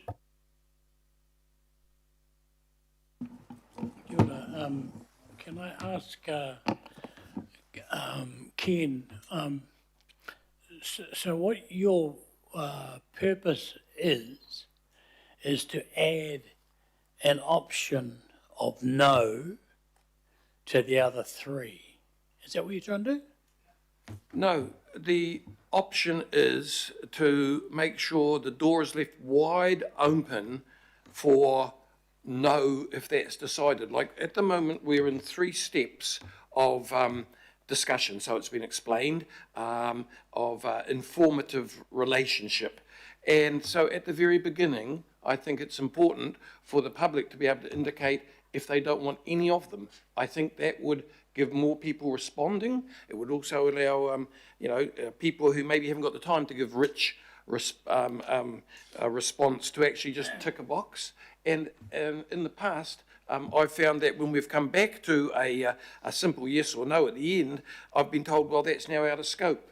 So I'm just wanting to make sure that it's very clear at the beginning of this that we hear the public's, if anyone wants to say no to this, they can say it now. So you're saying, yes, Toe, you're right. I just asked you,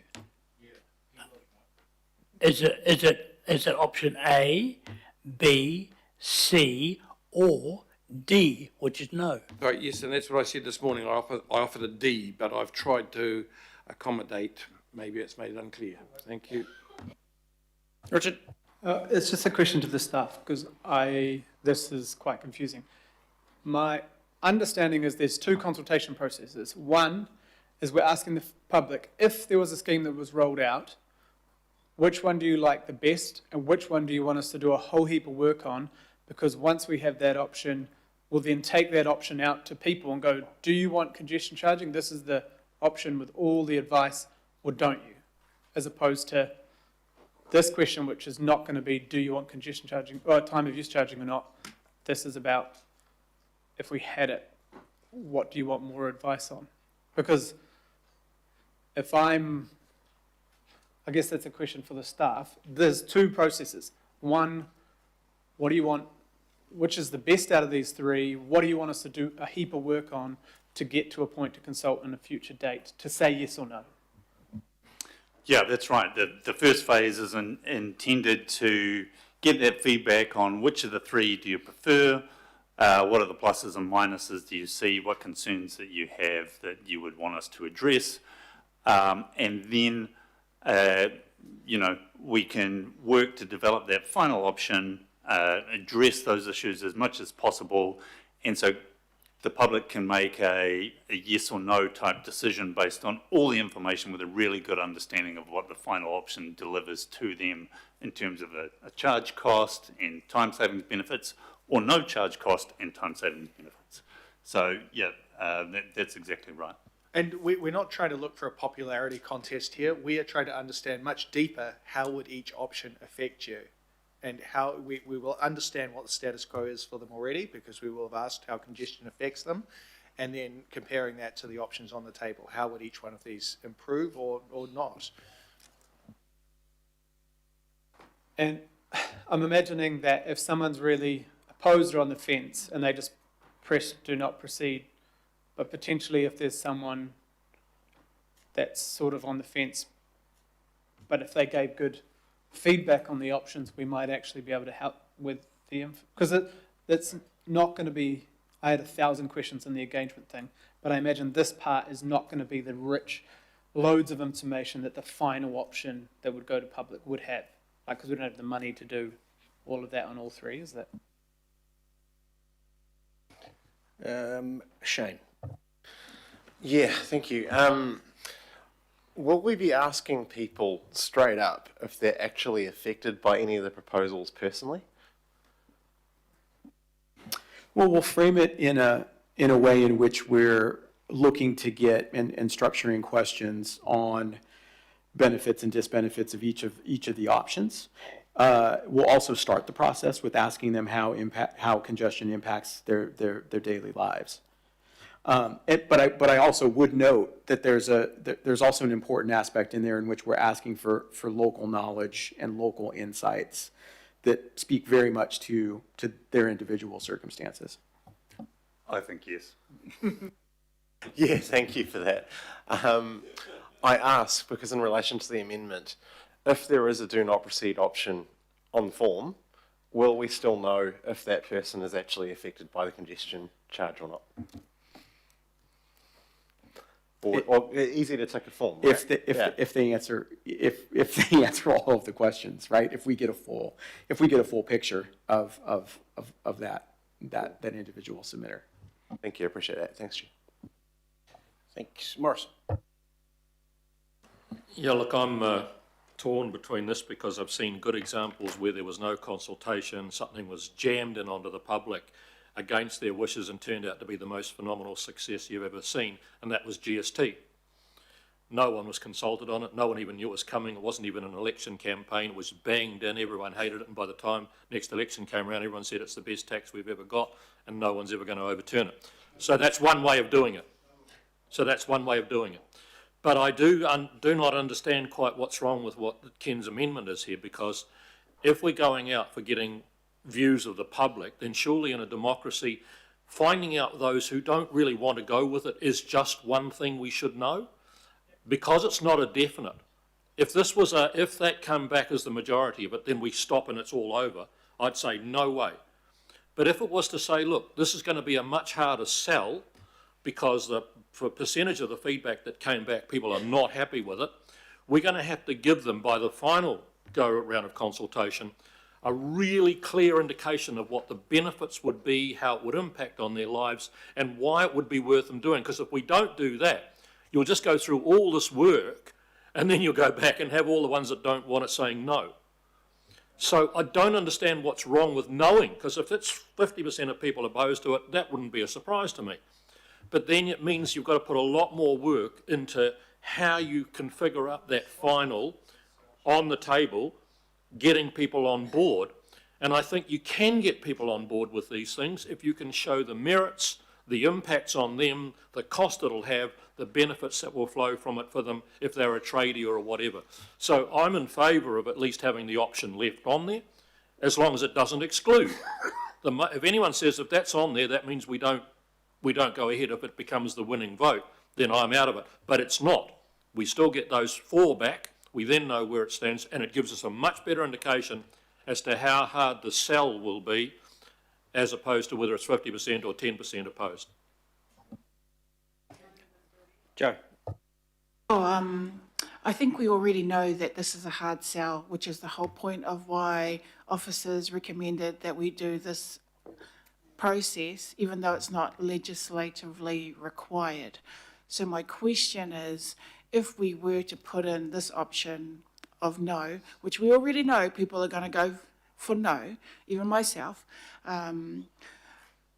will it affect the formal public consultation that we will end up having to do in any way?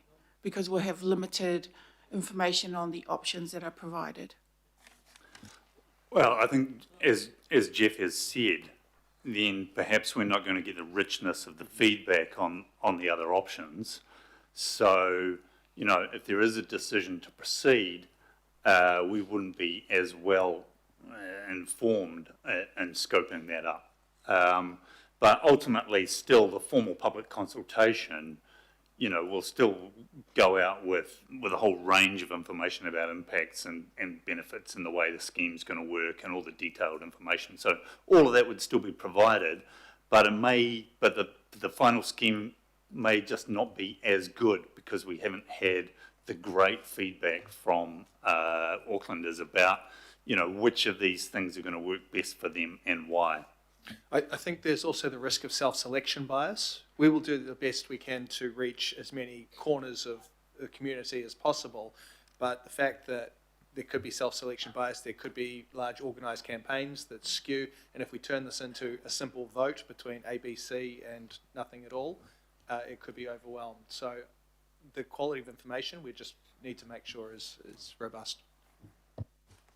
Please.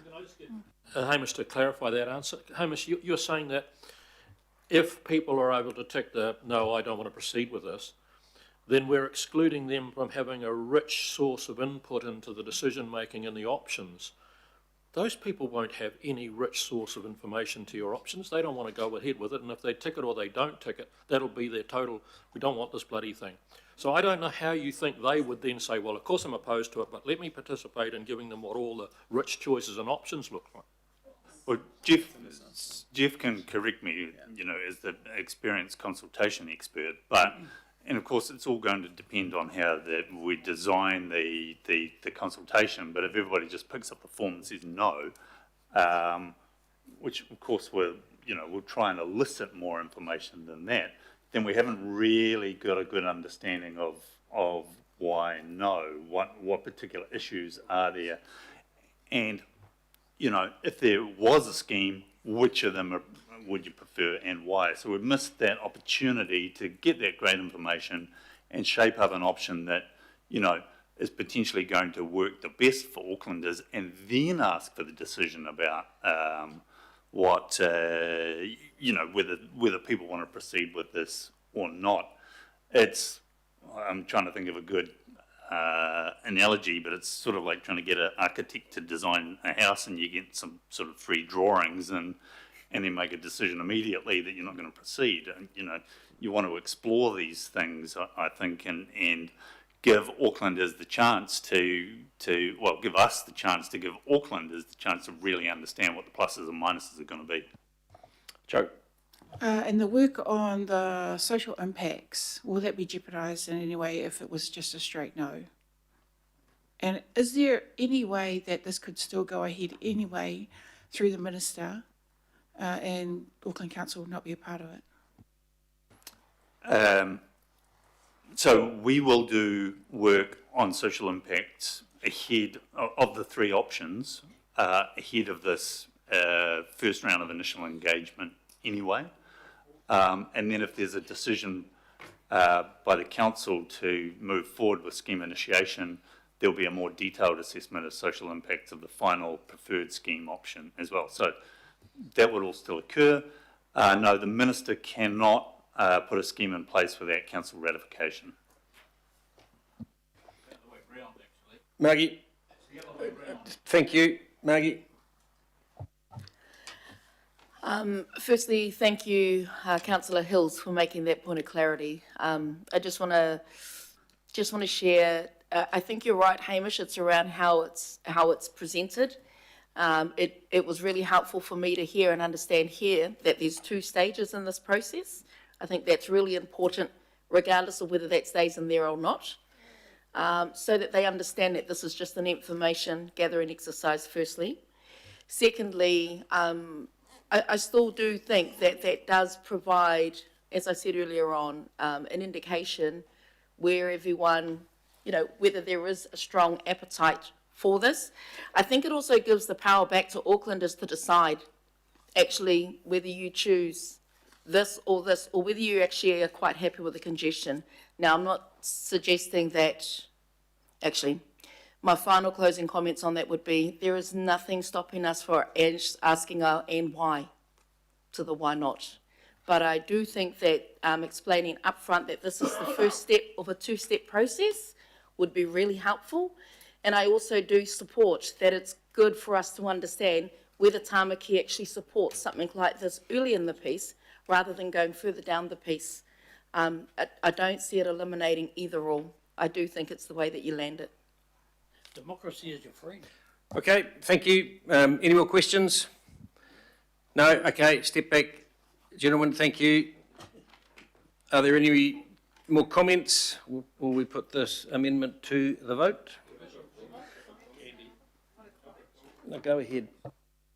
I have a comment. I think Aucklanders should be able to say whether they want this or congestion, what is it called? Time of use charging or not. I absolutely do think that is important for us to ask Aucklanders that question. But I also think it's important for us to make sure that we get the right option to ask Aucklanders about before they get that yes or no question. So I want to make it very clear that by not supporting this amendment, I am not agreeing to ask, this is a double negative, sorry, I am not agreeing to not asking Aucklanders whether they want time of use charging or not. Whether or not, yeah. You know what I'm saying. So I think you're quite right. Our Kura member is quite right. 2-step process. The first one is to find which option to say yes or no to. Once you've got that option, whether to say yes or no, then you ask them to say yes or no. To add a no to the options right now will not strengthen the argument to understand which of the options we should choose. So I do not support this amendment, but I do support the second stage, most definitely, of the process where we ask Aucklanders whether they want the option of time of use charging or not. Thank you. Okay. Oh, okay, John Gillen, and then if we can try and use our thing, it would be really awesome. John, and then Mike. Yeah, I'm somewhat bemused at the pushback from around the table, including this as an option, because it could easily be structured as do you support congestion charging, yes or no? And then if it proceeds, which of the following do you support with the 3 options? There's nothing in that wording that doesn't allow that. I don't think the public has ever been asked if they want congestion charging. We just seem to be pushing on regardless. So I will be supporting this amendment. Okay, John. Yeah, I'll probably only speak once. It's a pretty patronising view of Aucklanders. I think we've heard from some of the people speaking today as if they're not in a position to make up their minds here and now. Congestion charging has been around for quite some time. It has been advanced in this term of council on a number of significant meetings. So anyone taking a passing interest in things will have formed their own view. And I would have thought that in this consultation round, there's the ability to inform people in the way you would see appropriate, as far as if you're anticipating kickback, you've got an open field to actually inform that response through this, and and then people are even have a better opportunity to say what they may or may not want to do. But I guess the thing that really gets to me at this stage is really quite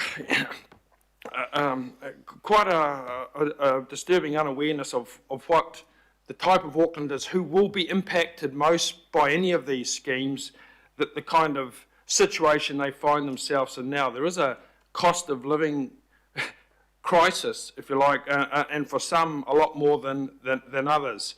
Inflation, 4.1%.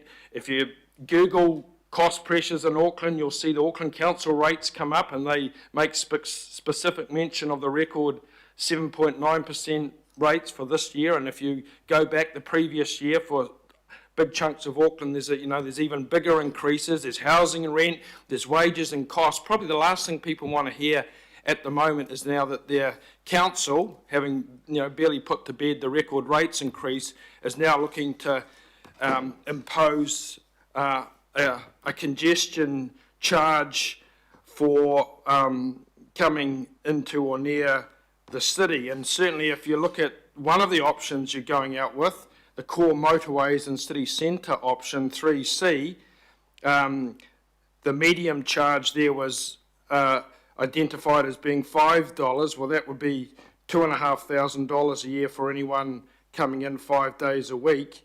That's the equivalent of a 57% rate increase. $7, the upper band, we are told, $3,500. That would be the equivalent of an 80% rates increase. If you have a couple of people in the family that come into the city, which there are, certainly from my experience, then you're looking at about 114% increase.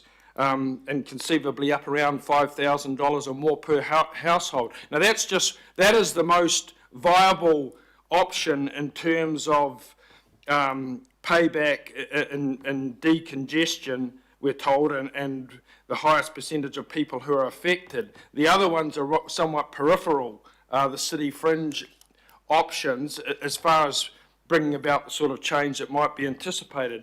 But I guess if you add that to the pretty well documented and socialised notion of congestion charging as a policy where it can be regressive, and this isn't the first time we've heard that. The great Efeso Collins, in his when he had a tilt at the mayor and when he was a councillor, he talked about the regressive nature of congestion charging. He talked about not having sufficiently good alternatives to driving. He was thinking people in the south. But hey guys, a lot of the people in the north are doing it tough too. It's not just South Auckland. There's lots of families north of the bridge who are under the pump too. And this is the sort of thing that pushed people over the edge. As I said, option 3C, $2,500 a year. Whoa, that's a lot of lolly.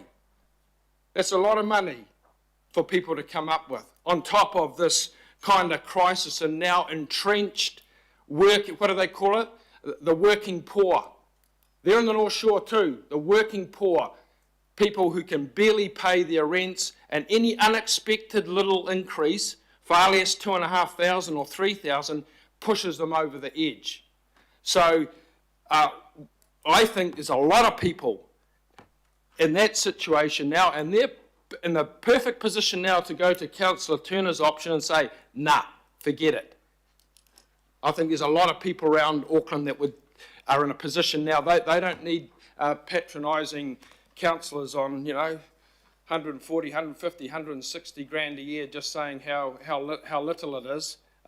They know how much it is because it impacts them way more than any of us sitting around this table. So I think there are people now in significant numbers who it's not just out of being awkward or coming up with a blanket no. They've done their research. They'll know what those numbers add up to in terms of their weekly budget, and they're perfectly able to make an informed choice now whether they want to proceed with this policy, which to date has been successful, yes, in big cities, but not cities generally like Auckland, and certainly not cities like Auckland who have such an ingrained driving culture. There are other options there that Hamish mentioned, and they're the ones that we should continue to pursue, but not a regressive tax on people who are already just hanging on the brink. That Those people are ready to speak now. Mike? Yep. I think Councillor Turner is doing the proposers of the scheme a favour, actually, because there are a number of concerns about this proposal, the scheme, that have been on display, that have been revealed today. And the first one really is the impression of predetermination. And this question has been argued recently before the law courts in terms of decision-making under the Local Government Act. Councillor Turner's amendment mitigates the impression that this is predetermined, is going to be imposed on Aucklanders, and the form of consultation, and I'll use inverted commas here, will achieve the predetermined outcome as it too often does in this organisation. So that's the first reason why I'm supporting this, to give people a real choice. One of the presenters mentioned that they weren't in a popularity contest. Well, given what's happened to Auckland Council and Auckland Transport over the past year, we may be very successful at not being in a popularity contest. But actually, the other way to look at it is we're not being particularly democratic. I think that's more accurate to say. The other aspect of it that concerns me is that we're not being completely straight about this, which comes back to my feeling, my impression of predetermination, in that even the name of this thing, time of use, it's a commuter tax. You could call it, perhaps more politely, congestion charging, but it's regressive and selective in its impact. And so time of use, I understand, came from the privatised electricity sector, where they vary the charges according to the time and all the rest of it, and it's very, very flexible. This won't be flexible. And I'll tell you something else. One of the weaknesses in the report, and there's quite a few weaknesses I believe my questions drew out, a lack of detail, lack of rigour around the numbers, is that we never had a really good look or a description of the empowering legislation. Of course, no surprise that the minister in charge is one Chris Bishop. And if we were to go down this track, if we were to impose this regressive tax on Auckland workers, the only person who can repeal it is not us, it's the minister. Can you imagine this minister repealing anything good like that? And in terms of the public pushback, would the minister listen? Apparently no, not under the Act.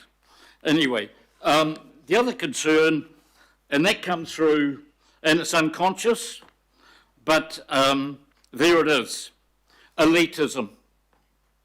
Elitism. This is a regressive tax. It'll impact on a large section of the population, of our fellow citizens. It'll benefit the well-to-do because they'll get a quicker trip. Is that really the New Zealand way? Is that the spirit that built this country? No, I don't think so. But that's the way things are now. It'll impact on lower income people, the people who are battling to get to work, because they have to clock in. And most of those will be young people. They'll be paying this tax. And I'll tell you something, the people who get the quicker trip, they'll get their charge reimbursed. That's part of being on a high income, even if they could afford to pay it. People on $200,000 or more a year, it's easy for them to impose these taxes on the rest of our citizens. The other thing that kind of shows up this unconscious, perhaps to be fair, elitism is the constant use of behaviour. Behaviour, as if having to go to work is some sort of bad behaviour. People must change their behaviour. You're not meant to change good behaviour. When people say change your behaviour, they're implying that your behaviour is bad. And then, again, that reveals an unconscious elitism. In terms of the Local Government Act, again, we are falling into the error of a predetermined outcome. And the disingenuous approach and the euphemisms we're using only reinforces that impression. Wrap it up, Mike. In my view, you can go ahead with this consultation, but for God's sake, make it meaningful. Give the people the right to say no. We're a democratic organisation still, and we shouldn't forget that. Thank you. Shane. Thank you. Just want to begin by saying how disappointed I am that a lot of this stuff didn't come up in workshop. Some of the discussion that has been made at this table today, people didn't actually see the proposals because they didn't come to the workshop and check them out. So that to me is very disappointing. I think well, I'll leave that there, but it's disappointing. The Deputy Mayor, I wasn't going to speak on this amendment, but I just want to back up the Deputy Mayor's points here because I think she's 100% correct. Scheme initiation is in March. We cannot forget that this is a two-step process. And to make that decision actually a meaningful conversation for Aucklanders, we need to craft up the scheme first and bring them along in the journey, give them the maximum amount of feedback opportunity that they have to craft something up that works for them. We need to flesh out the right option. This amendment, I think, will hinder our ability to do that and will take the conversation in an entirely different direction. Aucklanders expect us to address congestion, which we forget around here costs billions of dollars to Auckland's GDP annually. We can have a mature conversation about that, about solutions. We can have a conversation that gives people trade-offs, and it gives people a fleshed out benefit of the transport alternatives that they could actually have through a different way of looking at things. Things like more bus routes, more frequency on their buses, cheaper buses, which is what I'll be pushing through this process. But this amendment, I think, is a regressive step that actually poisons the well on all of that. It's an appeal to populism, it's an appeal to short-termism, and I want a proper conversation with Aucklanders. And so I will not be supporting this, and I hope you don't either. Thanks, Chair. And I had my microphone on. Thank you. Julie. Kia ora. I think it's been an interesting debate because I think most of the debate has actually not been about the amendment. It's been around whether or not we should go ahead with congestion charging. And I think there's been some passionate speeches against congestion charging. But we are in a two-step process and we're talking about step one, which is not should we go ahead or not. It is how do we find out from Aucklanders what their issues are with the different types of schemes we could use so we develop a best possible scheme to put up against no.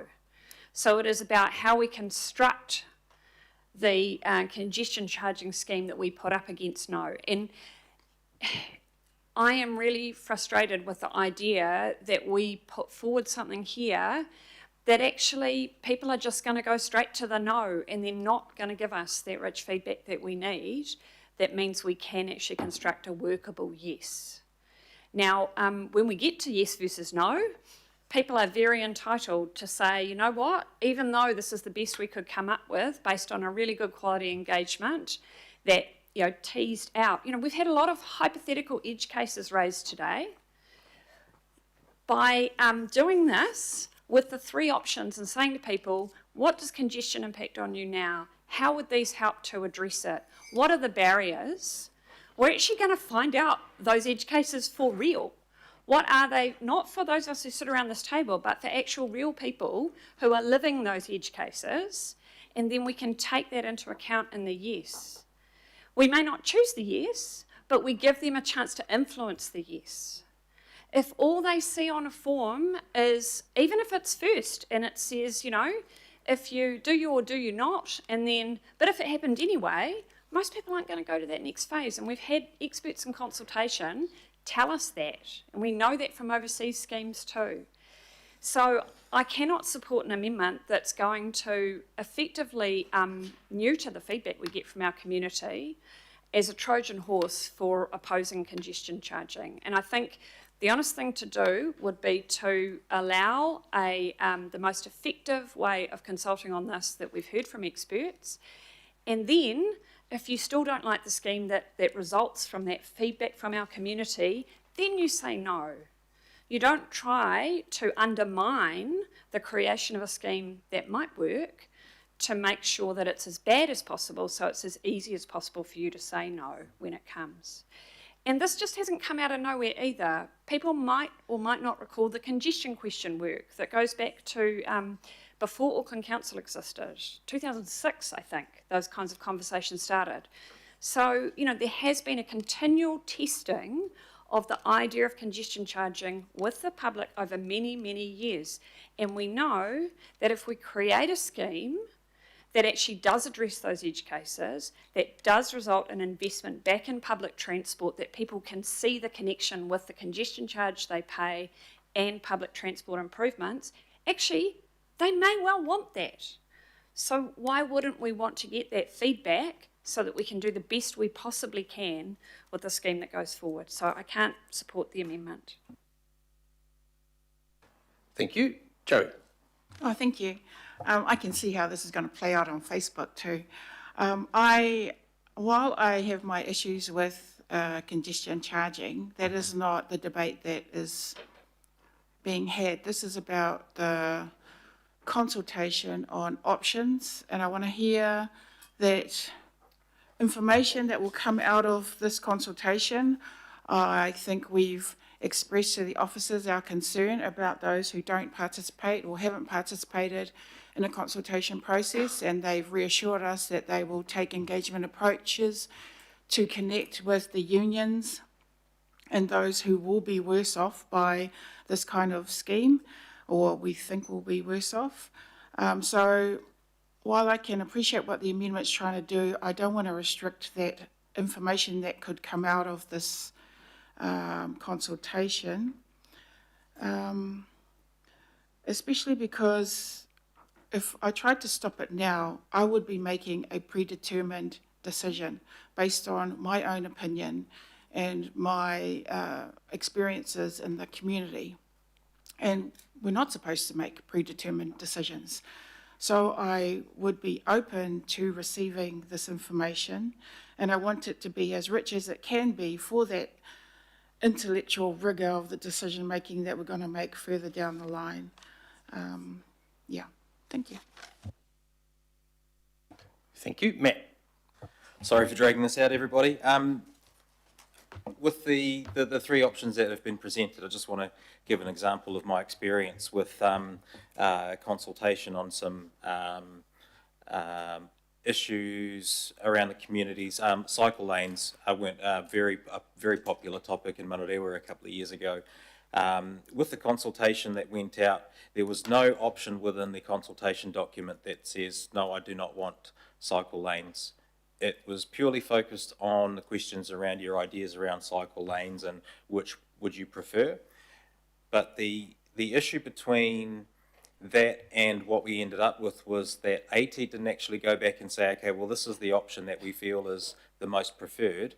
Do you want this or that? And that's kind of where I feel like Ken has approached this, because we don't want to, well, I don't want to speak on your behalf, Ken. What I'm getting from this amendment is that there has been a habit in the past where things go out for consultation. It's like pushing the boat out without a rope to pull it back in. It goes too far. Nobody understands that you can't actually reel it back in, and then you're stuck with three options. You go with one, and that's where the decision is made. From what I understand, and I would support.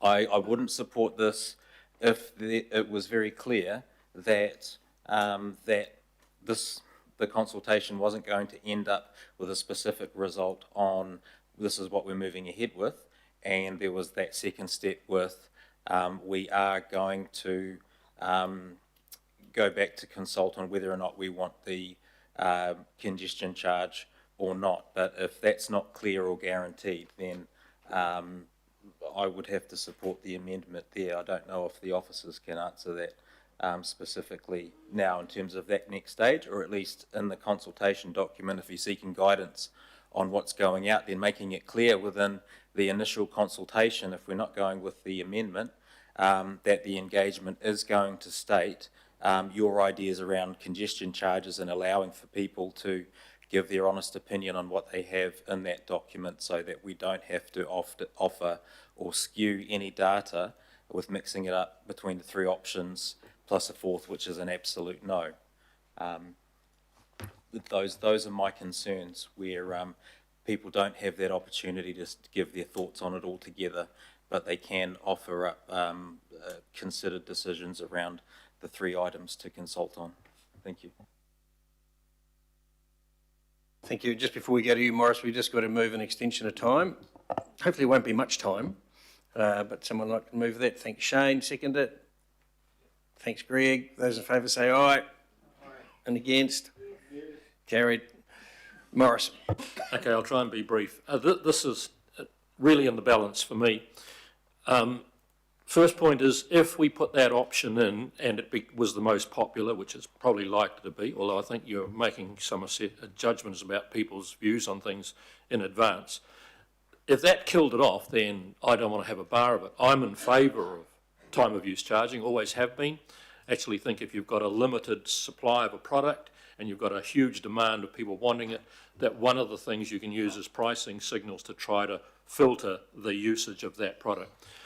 But I'm also very reluctant to say I don't want to know how much feeling there is in the media and the public out there about it.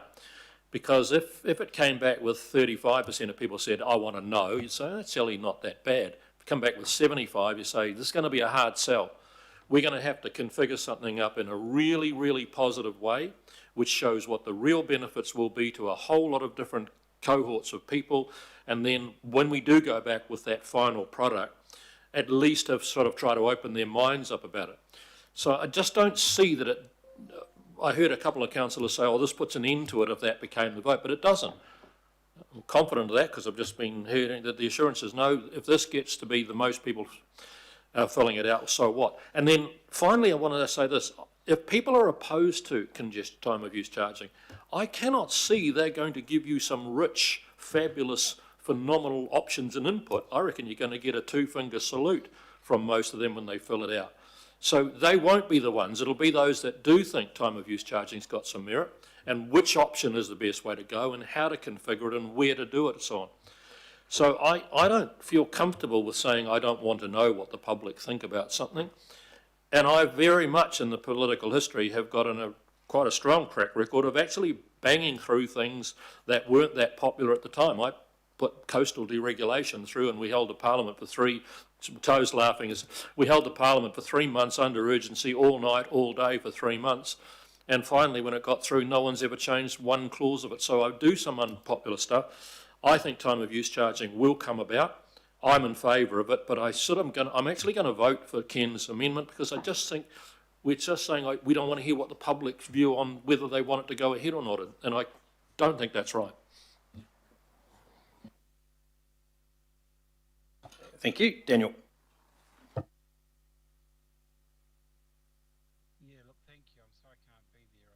No, you've muted, mate, as you sit in congestion. Can you hear me now? Can you hear me? Yeah. Thank you. No, I'm not sitting in congestion.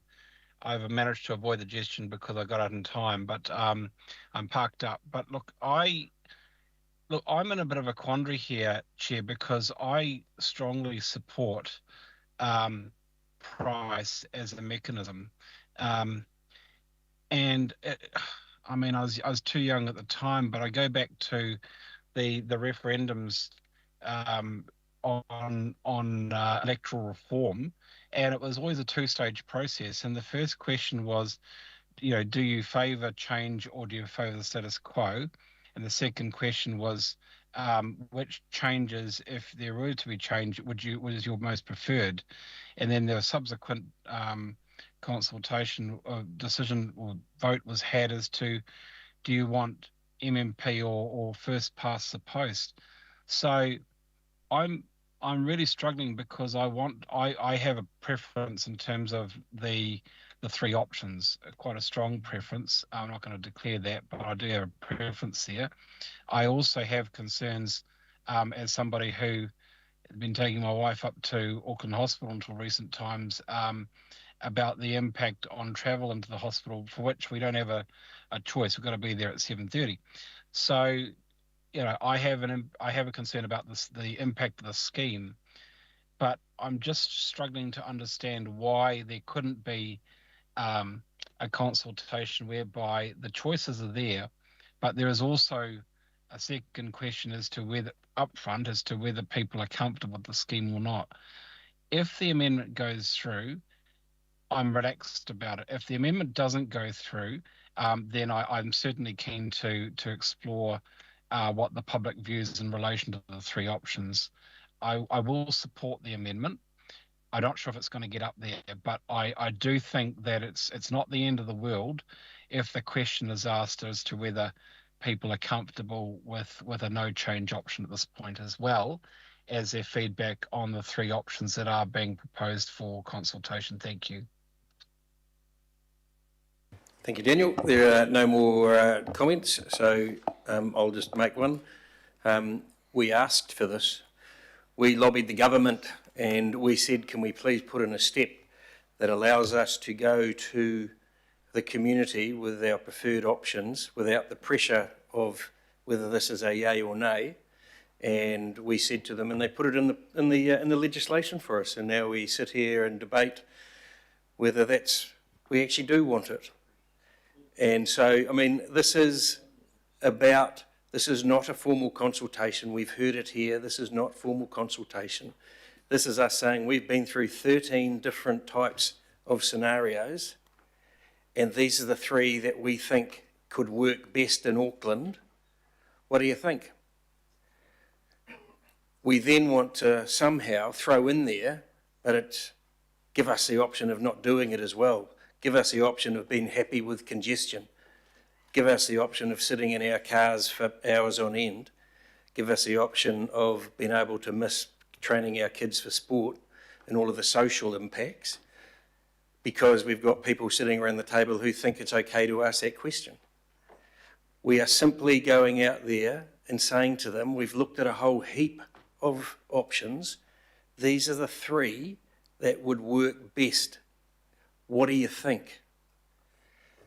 And that's all we need to do, because coming up in March, and later next year, we can go back to them and say, based on what you told us, here is your chance now to say, yep, we think it'll work based on that, or no, we don't want it, and you can it and look at other ways of dealing with an issue that we complain about incessantly. I don't care what people say on social media, because most of it is generally about sitting in a car complaining about the congestion that they are making, as if it's someone else's fault. So I just, the reason we want to keep this simple is that because there are plenty of opportunities coming. It is what we have asked for. And so I think we need to just bury this amendment and move on. The public will get their very, very fair and informed opportunity, just as the 13 councillors that turned up on last Thursday, and I agree with Shane, most of the noise today and most of the conversation has been from the people that weren't there on Thursday, or last week, sorry, to have the opportunity, and we had a hybrid type workshop where we split out and you could sit there and you could go donkey deep for as long as you liked with the people who were the experts. Mr. Chair, if you're inferring I wasn't there, I was there. Ken, did I say you? You said the people making most of the noise weren't there. Calm down, mate. And so, that's the opportunity missed. However, I'm not going to support the amendment. I'm not going to support the amendment, and so we'll now put it to the vote. I believe there's a division being called, so we will go for a division, and we will see what happens.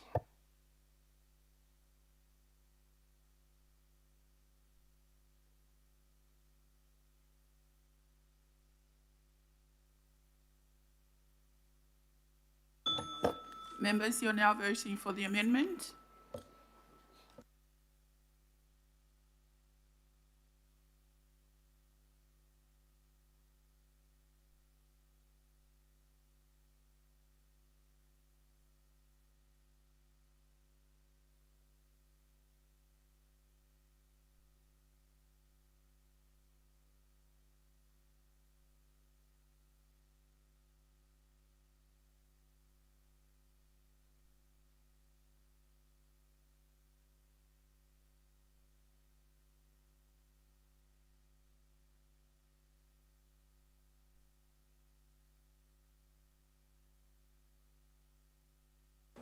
Councillor Newman. I'm voting in favour of the amendment. I put that in the chat, and if that fails, I'll vote for the substantive.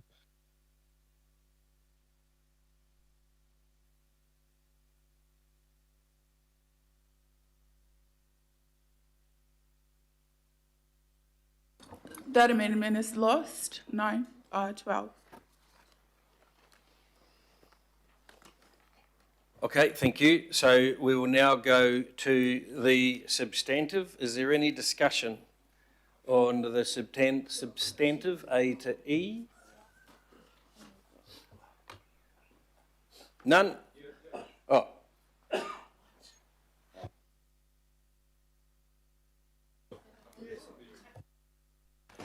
So is there a discussion? Oh. Yep, John. Thank you. On behalf of many Aucklanders from across the city, I won't be supporting this today. Auckland Council should have opted out of congestion charging from the very start. I don't support any of the options put forward today, so it would be hypocritical of me to agree to ask the public which form of charging they want. My preference would have been to shut it down and to reassure the public that we won't be proceeding. I'm particularly concerned about option 3C that includes charges to use parts of the Northern Motorway, Southern Motorway and Northwestern Motorway. This will hit North Shore residents hard as it will capture anyone travelling past the city to get to work. There are many aspects of the scheme I don't support. This is essentially a tax on getting to and from work. $2 to $7 per trip is up to $70 charge per week. Many Aucklanders can't change the time that they need to be at work or the method of travel due to where they work. Many certainly can't afford to pay this extra charge. This will impact the lower and middle income brackets the most. And North Shore residents will be hit especially hard as we also face up to a $9 toll for any future harbour crossing. I don't support the final decisions on the implementation of congestion charging, including the amount to be charged, the boundaries, the times, and extending beyond the peak hours to shoulder peak and interpeak, all being left up to an unelected scheme board. That is not democratic, and we will completely lose control of the system at that point. While it can't be confirmed yet, I expect that businesses will be able to claim back congestion charges as a business expense the same way that toll road charges can be, which means that the charges will fall squarely on the working population, which is extremely unfair. I also expect that councillors will be able to claim back the charges as expenses in the same way that toll road charges can currently be claimed back. This means that any congestion charging won't affect those sitting around this table, so no one actually has any skin in the game. I feel for the central city businesses who are already finding things tough and will be hit by a downturn in visitors. Why would you shop in the city or go to a bar in the city when you can go to another part of Auckland without paying charges? This will especially put off the elderly, those with mobility issues, and others who can't use public transport from going into the city. I'm also concerned about charging anyone who travels to Auckland City Hospital or Starship Children's Hospital, which are included within option 1C and potentially in option 3C. I'm really concerned by comments today from some councillors that people can catch the bus to hospital.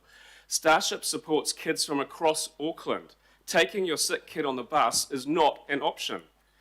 We'll probably also see a drop-off in patronage to the museum, which is inside all three options. And if option 3C is chosen, where the motorways are included, there could also be a drop-off in patronage to the zoo and Motat. I certainly don't believe the myth that Auckland economy will magically be $2.6 billion better off if this is implemented. Mr. Chair, we should not be proceeding with this, and I'd like my vote recorded against. Thank you. Thank you.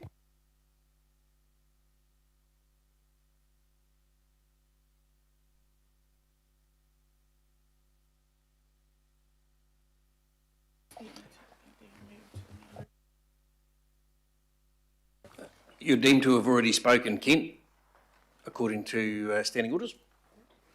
Any other any other discussion on the substantive? Oh, the Mayor, that's right. Right, I just wanted to answer a little bit about people going to the hospital. When you get there, you got to pay for car parking. It's bloody expensive. And so that's how much they care about things. So if they can get there quicker because of this, it's worth doing, because it'll be less than about 20 minutes of car parking to get there in time. So the idea that somehow or other people aren't going to get to hospital because of this, it's going to make it easier to get to hospital. And hospital is not free to car park. It's bloody expensive. Okay. Julie? Thanks. I just want to address one point, which is the impact on low-income workers, or not just workers, people on low incomes. And I note that earlier this year we had a debate on whether or not to request that central government look at in their assessment of the penalties for this scheme, when we get to it, will have an impact on Māori, low income and people with disabilities. We voted that down. And yet I hear a lot of the same people today who voted that down suddenly very concerned about the impact of this scheme on low income workers in particular. My perception at that time was that it was primarily voted down because it included Māori in the list. That's my perception and my opinion. You may choose to disagree with that, but that was very much my reading of the tenor of the debate. This consultation enables us to talk to actual low-income people and ask them, how will these work for you? Will they make things better? Will they make them worse? How could we address any unintended negative consequences for you? And for that reason, amongst others, I will be supporting the substantive. Thank you. John. Thanks, Mr. Chair. And we've certainly had a plentiful airing of rich adjectives to describe this good quality engagement, this rich feedback that's being sought in the long tradition of outstanding engagement from the Auckland Council, covered matters like the North Harbour Stadium and Western Springs Speedway, where the highest standards of listening to the community at large have been upheld. I guess that's why in part we're in a judicial review proceedings now. But if we are to apply it to this issue, that is congestion charging, there's a fundamental failure in the premise, is that Aucklanders somehow in their quest for a lot of them just to survive, to be honest, engagement with Auckland Council is often pretty low down the list of priorities when it comes to things for a lot of people over the last few days. Just trying to exactly survive is often more important than going online or whatever it is with Auckland Council engagement, particularly on something to do with congestion charging. But I would assert that far less from having to be protected in a paternal or patronising manner, a lot of Aucklanders will have made their mind up about congestion charging. They're not living in the dark ages. They've read about it. There's been discussion. If they've travelled overseas, they may have already experienced it. And I think a lot of people are in a position to make their views held now. They don't need to be guided down through a process such as this. In reality, this is just another step along the road. We know that. This is how all these things go. Just another step along the road, and each step that goes along, the closer we come to the end goal, and that's congestion charging. And in this case, charging that will be imposed upon those least able to make it by those who either won't have to pay it in the terms of the higher socio-economic bracket, won't have to pay it in real terms, or by those such as people like ourselves who can afford to pay it. So once again, it's this kind of glaring imposition of significant charges on people who really, more so now than ever, are not able to meet these additional costs that materially impact their life. Because a lot of those other factors, such as low wage economy, are set in stone now. They are not going to change over the next couple of years. They're set in train, just as is higher fuel costs and other cost of living adjustments. So they're, in amongst everything else, it's just quite staggering really to see the disconnect between the significant sections of Auckland society, all around Auckland, east, west, south and north, of people who are just trying to get by, and those who would impose yet further charges upon them. And I would say this isn't the first time we've been down the lane of congestion charging. Back in 2015-25 long-term plan,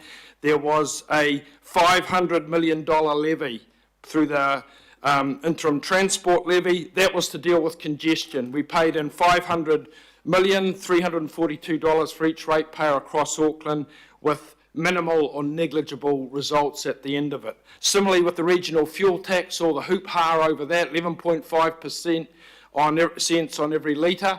That was the other saviour that was going to decongest and result in huge investment in the transport network. That was woefully inadequate. And I would say that the benefits of congestion pricing will be the third in the trifecta. They will be underwhelming, but they will come at a significant cost to those who are least able to pay them. But I would say that we, in this particular location, have long since stopped listening to those people.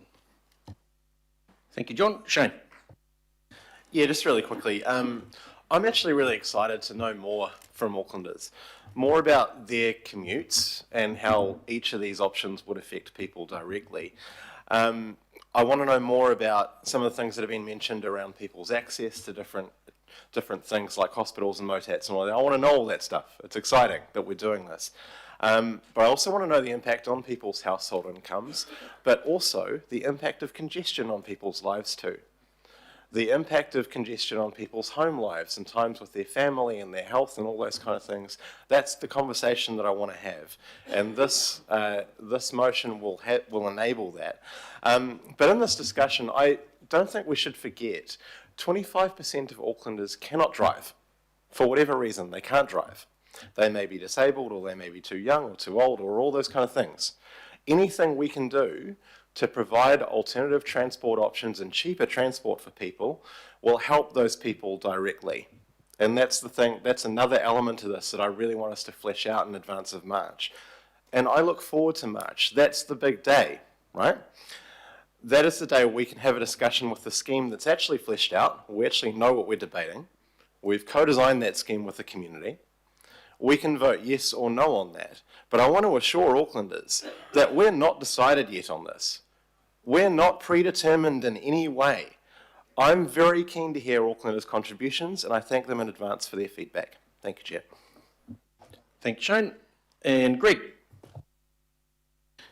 Thank you, Mr. Chair. I support getting the public's feedback on congestion charging, really as a tool to manage traffic demand and replace traditional fuel taxes and regional levies as well.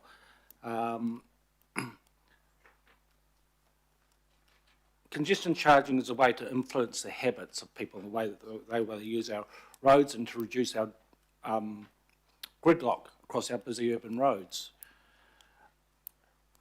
I'm particularly interested to understand their feedback around moving away from the regional fuel tax and standard petrol levies, And because this is, I believe this is being framed, or should be framed, as more of a user pay model for those using specific roads at our peak times. So I'll be voting in support of the motion.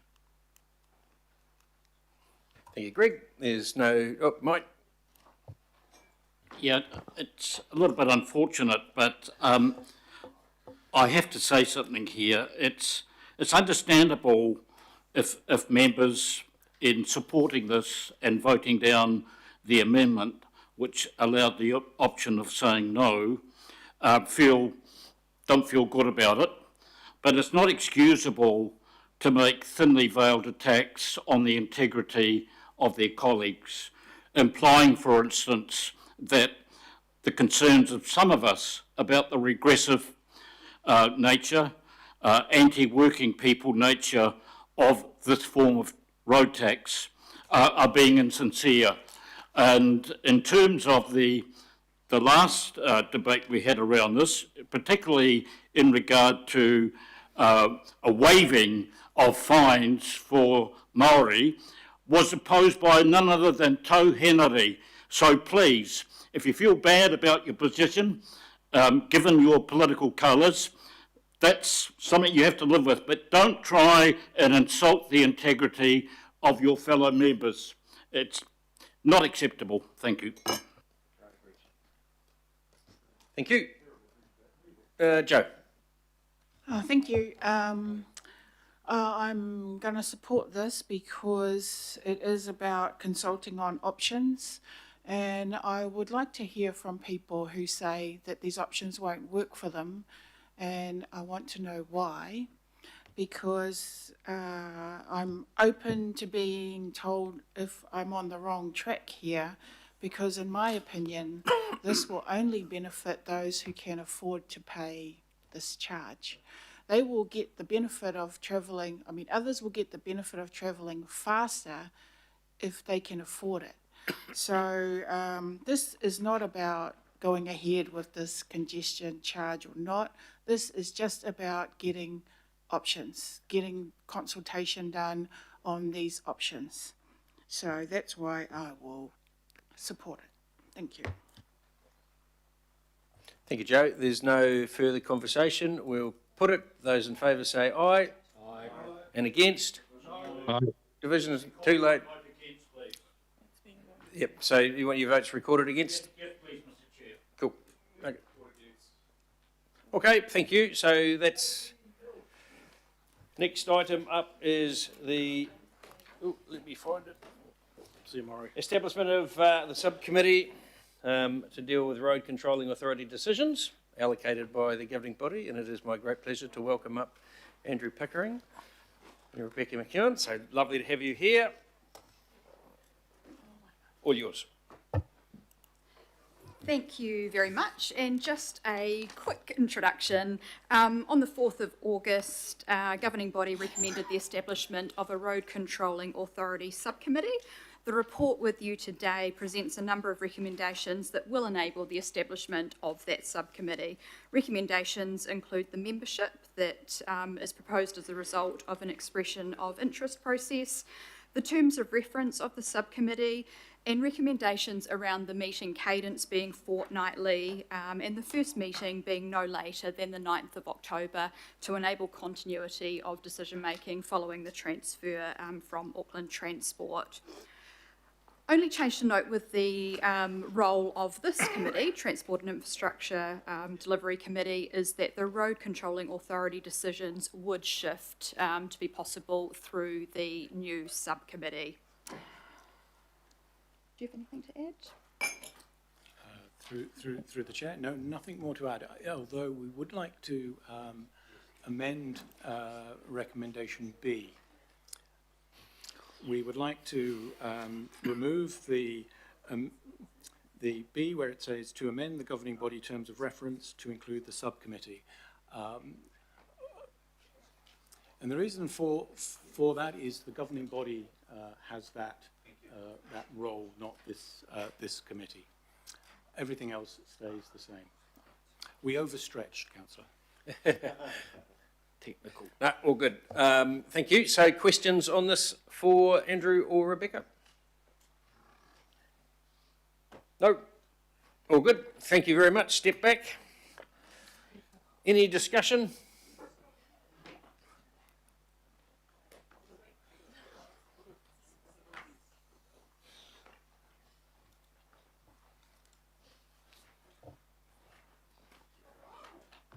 Any discussion? No. We'll put it. Those in favour say aye. And against carried. And thanks to those who put their names forward. We were oversubscribed, so it showed an interest in the terrible amount of work that's coming for that committee. And so good luck, Shane. Oh, no, we didn't get a mover and a seconder. I'll move, Shane will second, or Shane will move and I'll second. Sorry about that. It's after 4. Righty-ho, I propose that we deal with the last three together. So 8.8, 8.9 and 8.10. Just a question, Mr. Chair. Yeah. In the forward work program, and you may have mentioned this earlier, but I don't recall it. We did have a so-called workshop being booked on the harbour crossing. Now, I don't know if that was August or September. I would suggest it's a little behind the 8 ball. We have the running sideshow every night in the media, which puts us in a very embarrassing position of not even having had a single word in discussion about potentially the biggest infrastructure project in the history of New Zealand. Yet we have all this drama going on, and we're councillors effectively cut out of the loop. So I'm just wondering, Mr. Chair, what's happening with that? Yeah, no, and we were just discussing it with Barry. You're quite right. NZTA promised us they would come back and have that workshop. We are yet to have it, so we'll follow up on where they're proposing to do it, because we agree that it's a very important thing we need to have a discussion about. Well, it is, Mr. Chair, and it's important for this committee because I assumed we're the ones who establish a council position on that, not a single individual. So if that could be expedited, we might be able to save our face a little bit over the next little while. Yep, no, absolutely. Barry won't be allowed out of the building until he's organised it. Okay, so those have all been, I'll move. Someone like to second? Thanks, Shane, for those three. Any more further questions, discussions? None. Put it. Those in favour say aye. And against, carried. We'll close the meeting. Thank you, everyone. Robust debate and democracy played out in the end. So well done, and thanks everyone. Thank you, Chair. Kia ora, Chair.